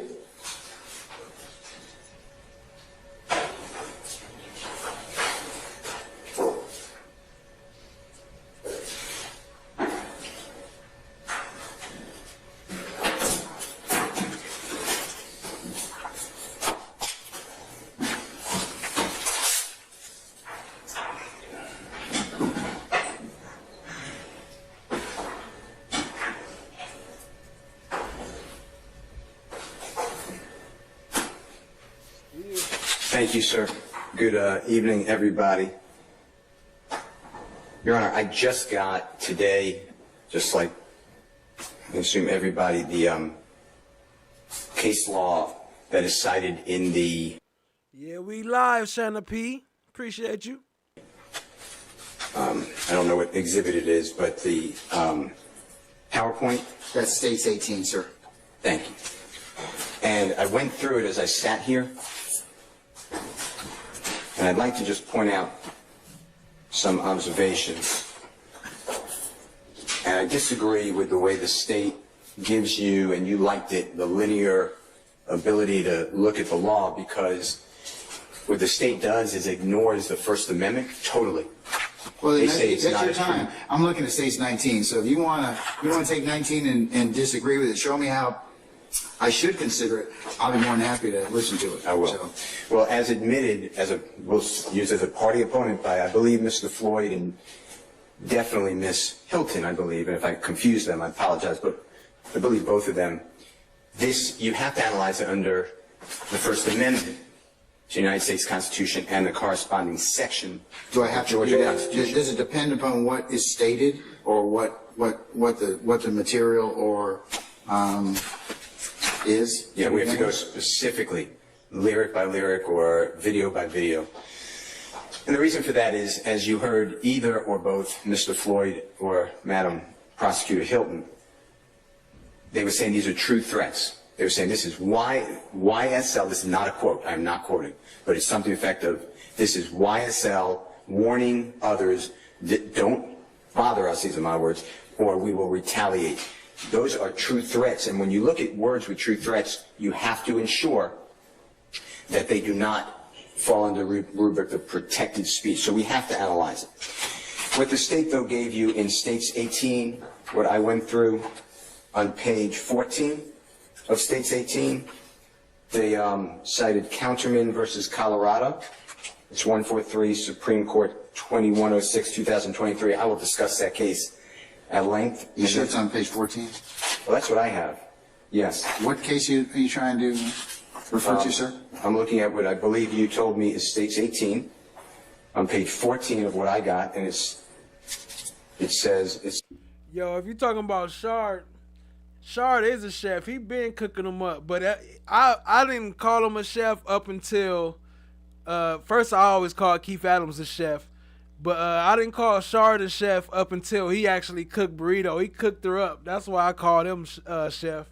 But he was cooking though earlier in the trial too. It just Glanville just wouldn't let him know. Has a 14 in the bottom left. Is it, bottom left or right? Because it depends on. Okay, then bottom right is 7. All right, sir, thank you. I apologize. I see what you're saying. So I'll talk about counterman with the court's permission later today. But the state cites Harrell, Harrell versus state. It's 297 Georgia, 884 2015 case.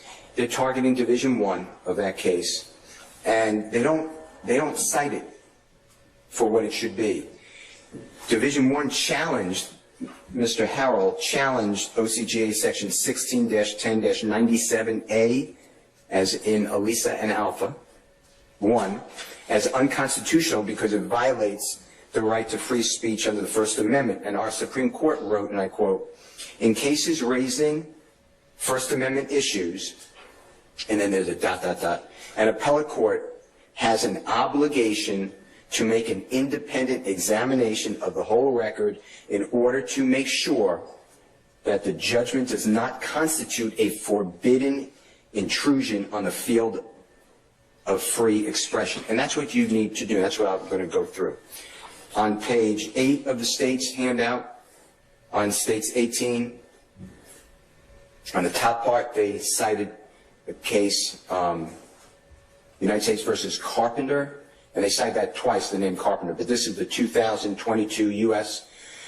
Appeal Lexus 31605, Second Circuit 2022.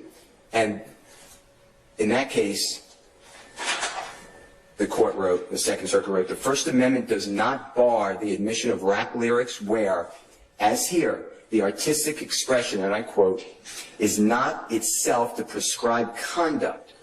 And this is not a quote. This is my words. The rap video and lyrics speak with specificity to the precise conduct in which he was charged, not general charges, but must be specific. So we need to go specifics. What the state is doing is saying generally, and they use the term mens rea and actus reus as if it's just obvious. But mens rea and actus reus come from OCGA section 16-1-4.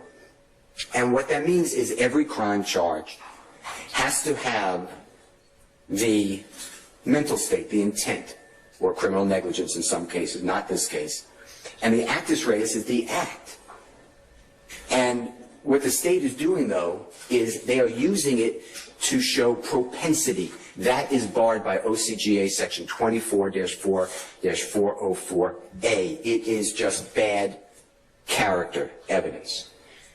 On page, I don't think they're using it to show. They didn't tell me propensity or anything like that. That would be a violation, but I don't see how this particular circumstance is propensity. You need the specific at the time. What? That's one of them things when Young Thug said we be smoking on them dicks. That's what Glanville's smoking. That's what they call it. They smoking on them dicks. We targeted. What they're targeting is these people have bad character. That's what they're saying. They're not getting to. No, they're not saying, they're not introducing it for character. They're introducing it for statements against interest or admissions of a party opponent. If they're wrong. Or adoptive admissions or co-conspirator admissions. For what crime? Think about it. What crime? Well, that's for the jury to decide whether or not. They're introducing it for a number of reasons. They're introducing it not for crimes necessarily, Mr. Steele. They're introducing them to show different things like affiliation, gang, communication, and other things that they have that they think are relevant for purposes of to prove their case. They don't necessarily have to show it's a crime. Okay. Affiliation under Rodriguez versus State. There's a leading case on gangs. Mr. Floyd was part of that case.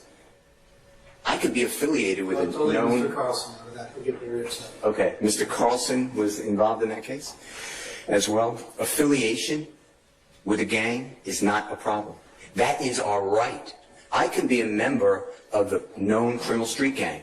What I can't do, I could be proud member. I can say everybody should join my criminal street gang. We hate Jews, and that's what we do. And we associate with 3 or more people, and we're associating in fact. And our mission is to evaporate every Jewish thinking person in the world. And what we do then, we can You got the cigar emoji right here, Becky.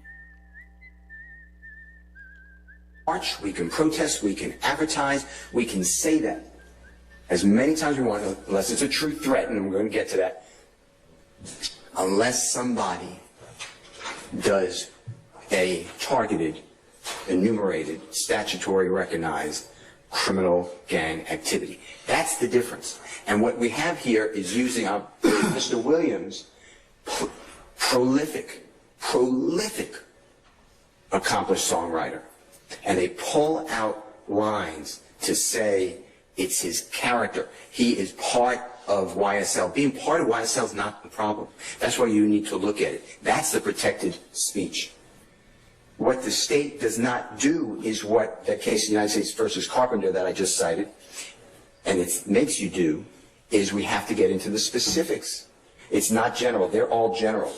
On page 8 also, United States versus West, which is 209 U.S. District, Lexus 1830-07, Eastern District of Pennsylvania, 2019. That's not even a First Amendment case.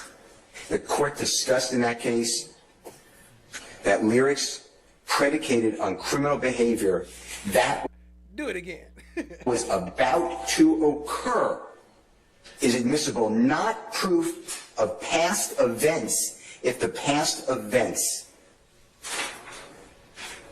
could be just reported. And that's in Division 3, B as in Barry or Bravo 1. On page 9 of the state's handout of States 18. United States versus Carpenter, now it's a different Carpenter. It's 372 F sub 3rd, 74, the Eastern District of New York.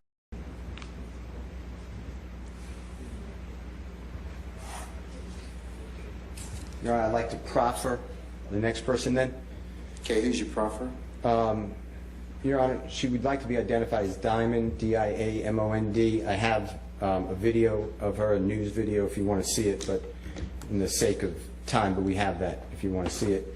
She is, she was raised on Cleveland Avenue. She lost her child, her son, to gun violence. He was murdered.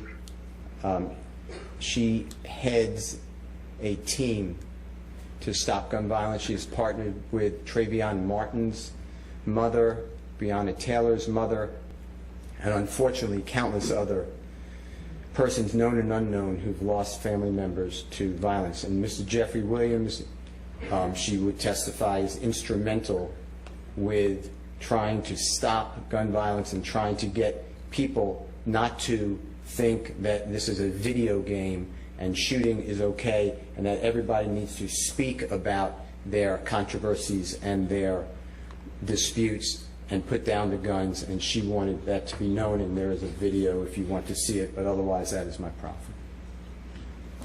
I'll accept your proffer. That's fine, sir. Your Honor, next is he's a witness here, Mr. Kevin Lyles, which is L-I-L-E-S, and he has known Mr. Williams since Mr. Williams has been just an adult, and we'd like him to come and talk about the factors for bond. He is with the record label, Your Honor, and he has come here to give testimony on behalf of Mr. Williams, and he flew here from, he was out of state. He lives in New York, but I don't know where he flew here from. All right, where's Mr. Lyles? He is right here, Your Honor. All right, Mr. Lyles, good afternoon, sir. If you can please approach the witness stand. Once you get there, if you'd be so kind to turn and face Deputy Talk and be sworn as a witness.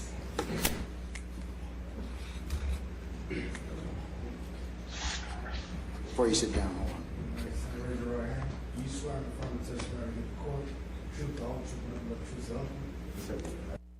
That boy got that Yoda. Why he stepping there with that Yoda? He got the Yoda like that. Take your seat. State and spell your first and last name. Kevin Lyles, K-E-B-I-N, L-I-L-E-S. Good afternoon, sir. How you doing, Mr. Steele? I'll let you know. Can you do me a favor and give this honorable court, educate this honorable court on who you are, your background? The court may not be familiar. Your Honor, I'm a 54-year-old father of 4. I'm kind of emotional because how good this guy is. I have Morgan State University. I built a stadium in my old school. I have a street named after me. I have all kind of honorary doctorates. I employed probably 5,000 people. I was the president and CEO of Def Jam.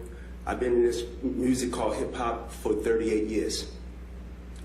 And for the life of me, I don't understand why I have to testify the good that hip hop has done around the world. I've also started a company with Jeffrey called Young Stoner Life. And I remember what he said to me. We're not just starting a company, we're gonna change some lives. And that's what he's done. And he's definitely changed mine. Mr. Lyles, how long have you known Mr. Williams? Well, I was a fan for probably 12 years, but I personally got to know him over the last 10 years. Okay. And have you signed, or your company signed Mr. Williams? Yes, he signed to us, and I hate saying that he signed to us because it's my partner, but we have two deals. One deal is a deal for him as an artist, solo artist, and the other deal is for Young Stoner Life. All right, no one. Appreciate you, family. We almost up out of here. We got about 20 more minutes. Appreciate y'all, family. Y'all hit the like, hit the subscribe, tap in. And I know this is Go sub up to No One. Fire music on deck. Appreciate you, family. personal, but financially, there's been testimony that if this trial, and I'm not saying the court would allow it, but if it doesn't take place for a year, there'd be over $1 million in expenses just for 24-hour security of police officers to ensure, off-duty police officers, second jobs to ensure Mr. Williams does not flee, does not get types of weapons, does not intimidate a witness, is not a danger to community or property in the community.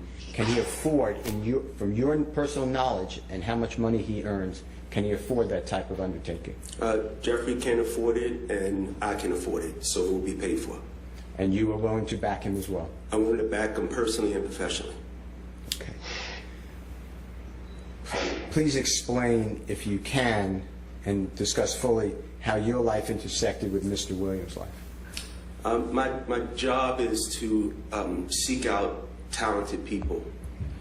And I think God brought us together in a very weird way, but I think we were meant to be together. Jeffrey is not just an artist. He's an influencer. He is a person that I think was put here to change the people around him.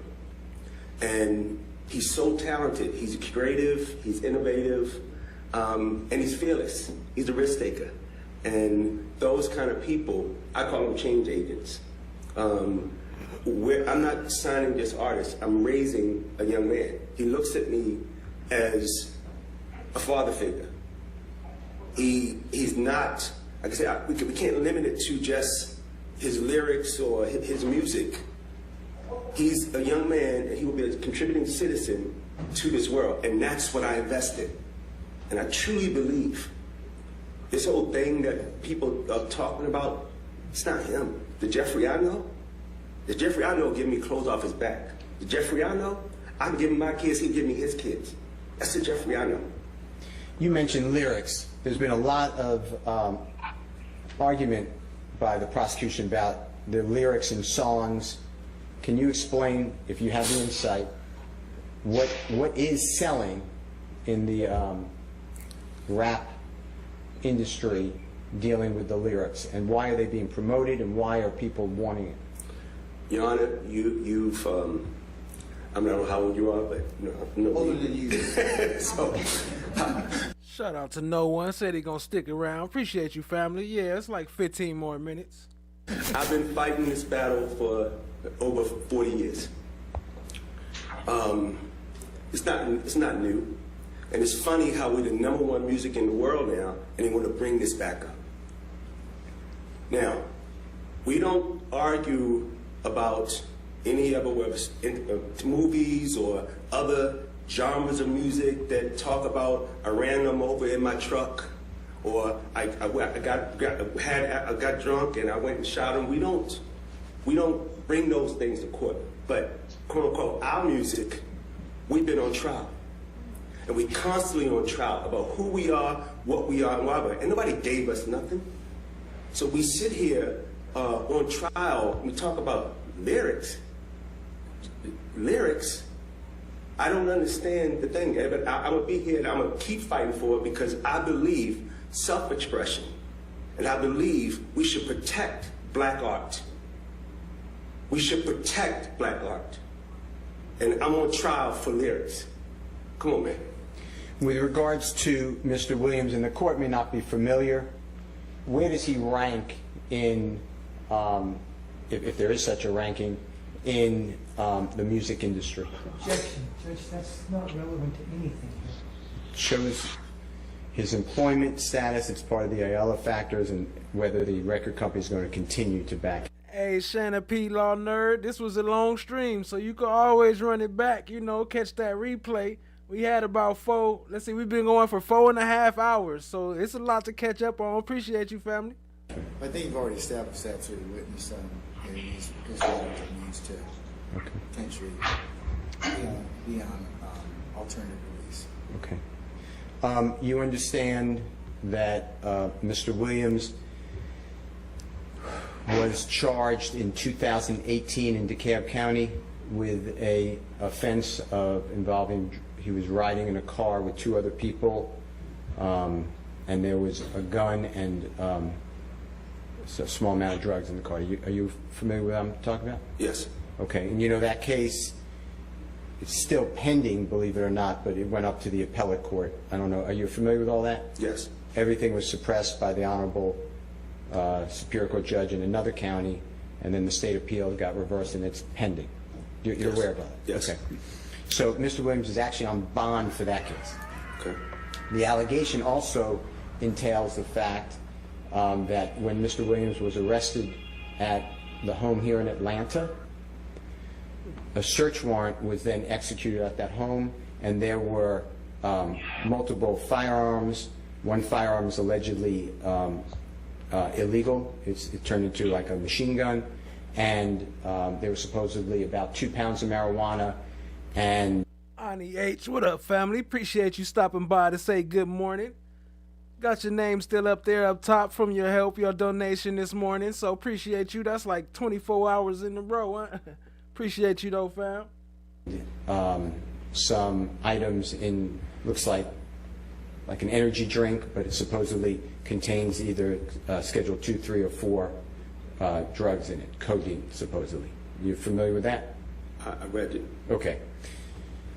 Understanding all those facts, the DeKalb County case, current bond, and the search of the home, you're also aware that many other people were in that house at the time of the search warrant, right? Yes. Okay.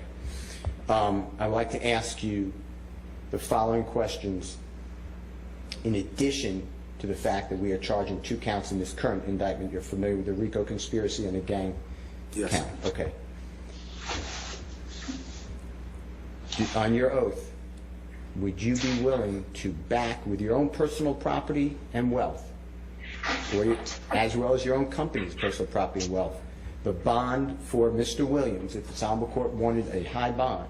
Objection, Judge. It's ask and answer. The witness actually has already stated that, and I very Yeah, he already said he put up his own and his company's resources, so I'll stand the objection. Would you be willing, okay, if this is the same question, I apologize, but I thought it's a different question. You have to understand that you would, if the court wanted to, you would lose that wealth if Mr. Williams violated condition of bond. I mean, it's not just go on bond with Mr. Williams in custody, you're released. The court could have you signed as a co-signer on that bond, and you would actually have a lien against your wealth if Mr. Williams violated condition of bond. Are you still willing to do that? Like a son to me, yes. Okay. Without hesitation, obviously. Without hesitation. All right. Do you believe that if granted bond on your oath, Mr. Williams would intimidate any witness? Nah. Obstruct the administration of justice? No. Be a danger to the community or property in the community? Not at all. and a risk to commit a crime while out on bond? No, not at all. He has too much respect for me and too much respect for the company that we're building and too many people that depend on him. It's not about Jeffrey. It's why it's about the family. It's about the community. You know, he understands. He's inspiring the world right now. There's a kid that he Old Bags, Iron and Board. What up, family? I see you. Appreciate you joining, family. changes their life every day. I really believe that. For the better? For the better. I have one last question for you. Old Bags said, "Where's Jerome and FFS?" I don't know. I had the new thing for Jerome. When Jerome came, I was gonna hit him with the. Watch your mouth! But he didn't even show up tonight. I hope all is well. And I don't know. FFS say he flying somewhere, so I don't know. I guess they couldn't make it tonight. Appreciate y'all though, family. Everybody who been here. Appreciate the love.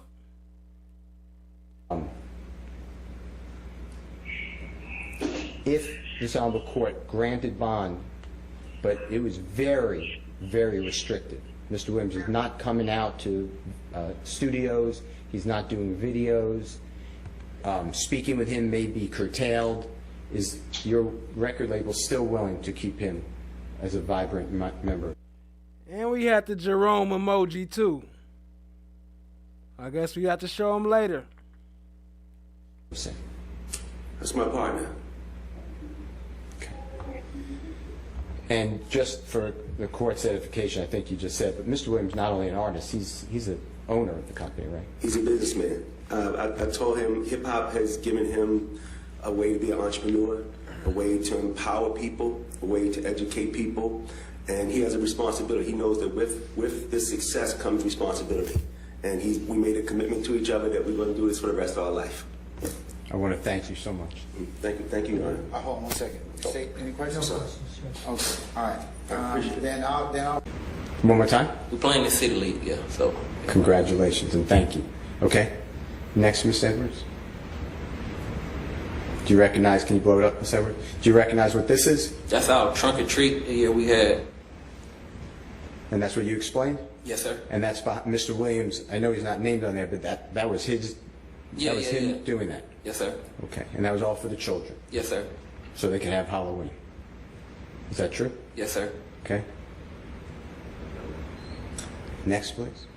That was the Juneteenth barbecue. And Mr. Williams again, without taking any credit. You saw that boy Yoda, Stacy Sibbitt? He's the one who was behind that? Yeah, he helped sponsor the food, helped pay for the cook, everything. And you called it our 4th of July? Yes, sir. And this was just brand new information. People that was something we never knew about. So when we heard it, it was the idea. And Mr. Williams wanted people to be educated? Yes, sir. Okay, thank you. Keisha E still here. Appreciate you, family. Next, please. What is it? That's the football team right there. And all those uniforms, all the Gatorades, all the equipment? Yes, sir. Who pays for all that? He paid for the uniform. This year we was doing the equipment and everything. Perfect. Okay. Next one. Yes, you can see the logo more often. You can see me out there coaching. Okay. Next one, please. It was the cook. This one we went to buy the food for the Juneteenth event. And that's the cook who's going to buy all the supplies? Yes, sir. And Mr. Williams is backing all this? Yes, sir. Okay. Next one, please. This was the event. I don't know. All this paid for by rap, but they want to put rap on trial and try to lock him up for somebody else's crimes. If y'all want to play the video. With the court's permission, Ms. Everett, can you play it for a moment? Is that okay, you can see kids out there running around, everybody having a good time. They tore down the volleyball thing the kids did. We had them out there playing volleyball. This is actually the park that we practice at, and it's the same park we had the trunk or treat at. And right behind here, on top of that hill, is what I was telling y'all, the police academy, or the volleyball thing up. That was the police academy up there, where the police academy helped us. Now, maybe you can't tell from the video, but many people come to this? A lot of people come. Yeah. Thank you, sir. Next, please. This was the video when he came to the neighborhood. Your Honor, with the court's permission, can Ms. Edwards play that, please? And he gave out the shoes. Yes. Thank you. And this is just Mr. Williams just coming? And Yeah, we didn't even know he was coming. He just came, and then everybody came out once they heard he was there. He gave out shoes to the community. A lot of homeless people got shoes. And that's Mr. Williams right there? Yes, sir. Okay. Coming back to the community. Yes, sir. Okay. Thank you, Your Honor. Mr. Mitchell, we are here for a motion. And a motion is it's a term being used a lot in courts, but we're asking this honorable court to consider releasing Mr. Williams on a pretrial bond. Yes, sir. Okay. On your oath, knowing Mr. Williams the way you have since he was 13 years of age, do you have any evidence or belief that if granted bond by this honorable court, Mr. Williams would flee the jurisdiction of the court? What that means is he would not come back to court. No, he most definitely come to court. Do you know if Mr. Williams has family in this area? And what you mean, in Atlanta? Yes. I know his whole family. Yeah, so he's never leaving his family. His whole family's here? Yeah, I know his whole family. Same on your oath, any evidence or any belief, any speculation that if granted bond, Mr. Williams would obstruct justice? No, he wouldn't obstruct bribe a juror? No, never. Intimidate a witness? Never. If granted bond, do you have any evidence that Mr. Williams would be a risk to commit a crime while out on bond? Never. And if granted bond, do you have any evidence that Mr. Have a great night, Ali. We almost up out of here, wrapping up right now. That's the last one. Appreciate you, family. Williams would be a danger to any person in the community or any property in the community? Never. He's a motivator to our community. So I can't see him hurting nobody. When you say a motivator, does Mr. Williams actually talk to people in the community about being lawful? All the time. We can get, if y'all want, we can bring hundreds of people in here from the community, and they can tell you one by one, he motivated them. Like, if you got I got a buddy who cut grass. If you cut grass, he'll help buy you more equipment to cut grass. Like, this is what you want to do? Okay, do it, and do it 100%. He got to think. He stayed down with music, and we seen him go to the top and say the same thing.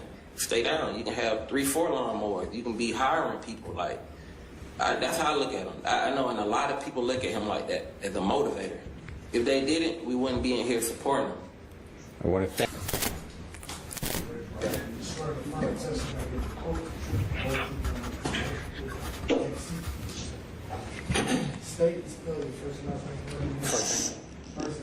Jamil, Jamil, Mitchell, Mittchell.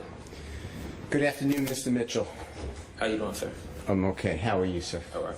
Avenue 49th Youth Organization, Development Organization. Does Mr. Williams support that organization through the children as well as breast cancer?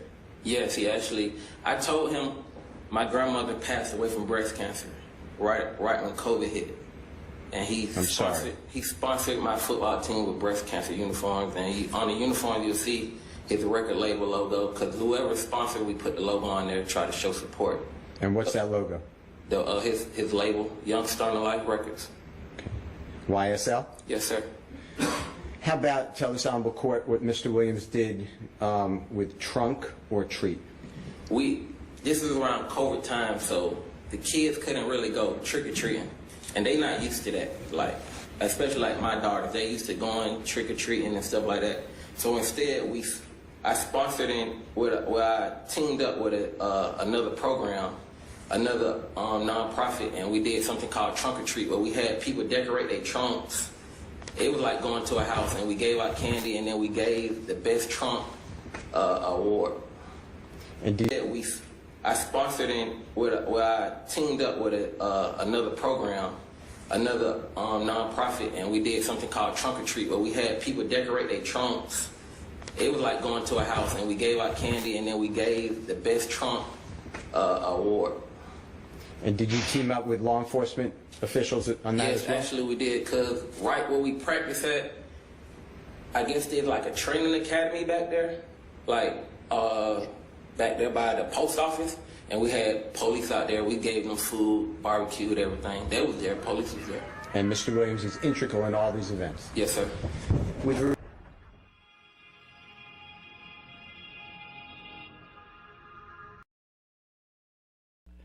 Appreciate all y'all, family. Shout out to Becky Einhorn, Shanna P. Law Nerd. Appreciate you, Chada Scottum. Keisha E. Appreciate you sticking through the whole time. Stacy Sibbett. Becky Einhorn. Old Bags Ironing Board. I see y'all, family. Appreciate y'all. Watch the Rise. I appreciate you. No One. Appreciate you holding it down. Shout out to everybody. Shout out to Lav. Shout out to FFS. Shout out to Cat Knot Williams. Shout out to Allie. Appreciate you, family. Shout out to Chan My Black is Golden. Much love, much love. Let's see, I don't know. That's pretty much all I can see right now. Joni 4, always lying love. Appreciate all y'all, family. Let me see. Maybe I go over here and do this real quick. Do some quick shout outs to the people who donated. Shout out to Survivor Speaks for donating. Shout out to Che Loves It. Just Lee, appreciate you. Yeah, appreciate y'all, family. Until next time, we up out of here. Much love, much love.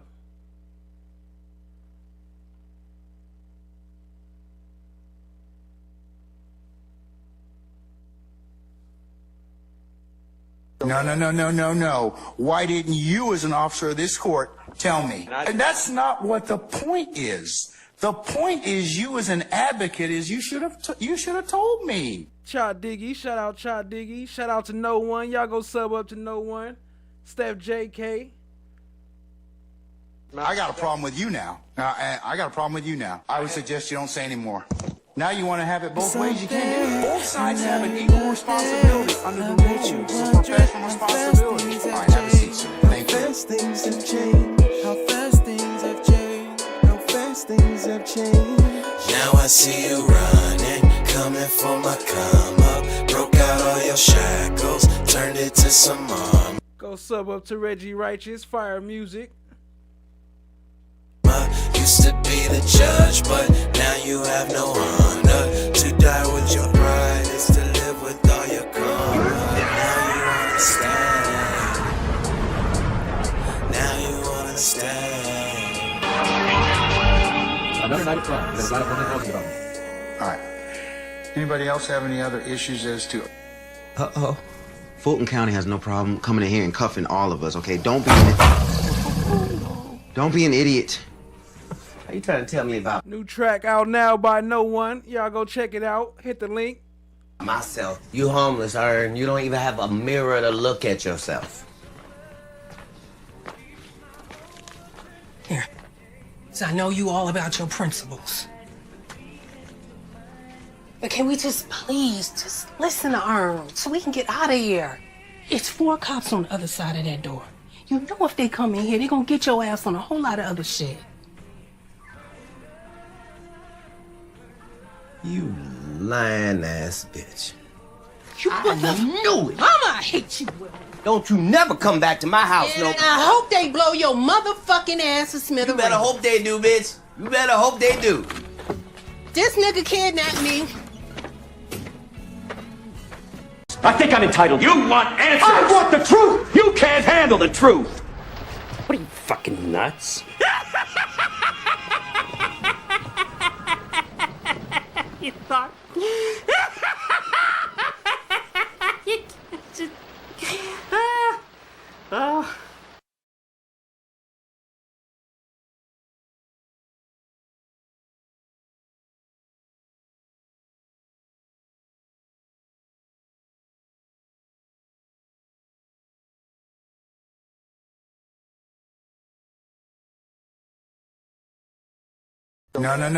No. Why didn't you, as an officer of this court, tell me? And that's not what the point is. The point is, you as an advocate, is you should have told me. I got a problem with you now. I got a problem with you now. I would suggest you don't say anymore. Now you want to have it Chan My Black is golden. both ways. You can't do it. Both sides have an equal responsibility under the rules of professional responsibility. All right, have a seat, sir. Thank you. How fast things have changed. How fast things have changed. How fast things have changed. Now I see you running, coming for my come up. Broke out all your shackles, turned it to some armor. You used to be the judge, but now you have no honor. To die with your pride is to live with all your karma. Now you understand. Now you understand. Another night of crime. There's right up on the housing development. All right. Anybody else have any other issues as to... Uh-oh. Fulton County has no problem coming in here and cuffing all of us, okay? Don't be an idiot. Are you trying to tell me about myself? You homeless, and you don't even have a mirror to look at yourself. Here. So I know you all about your principles. But can we just please just listen to Earl so we can get out of here? It's 4 cops on the other side of that door. You know if they come in here, they're gonna get your ass on a whole lot of other shit.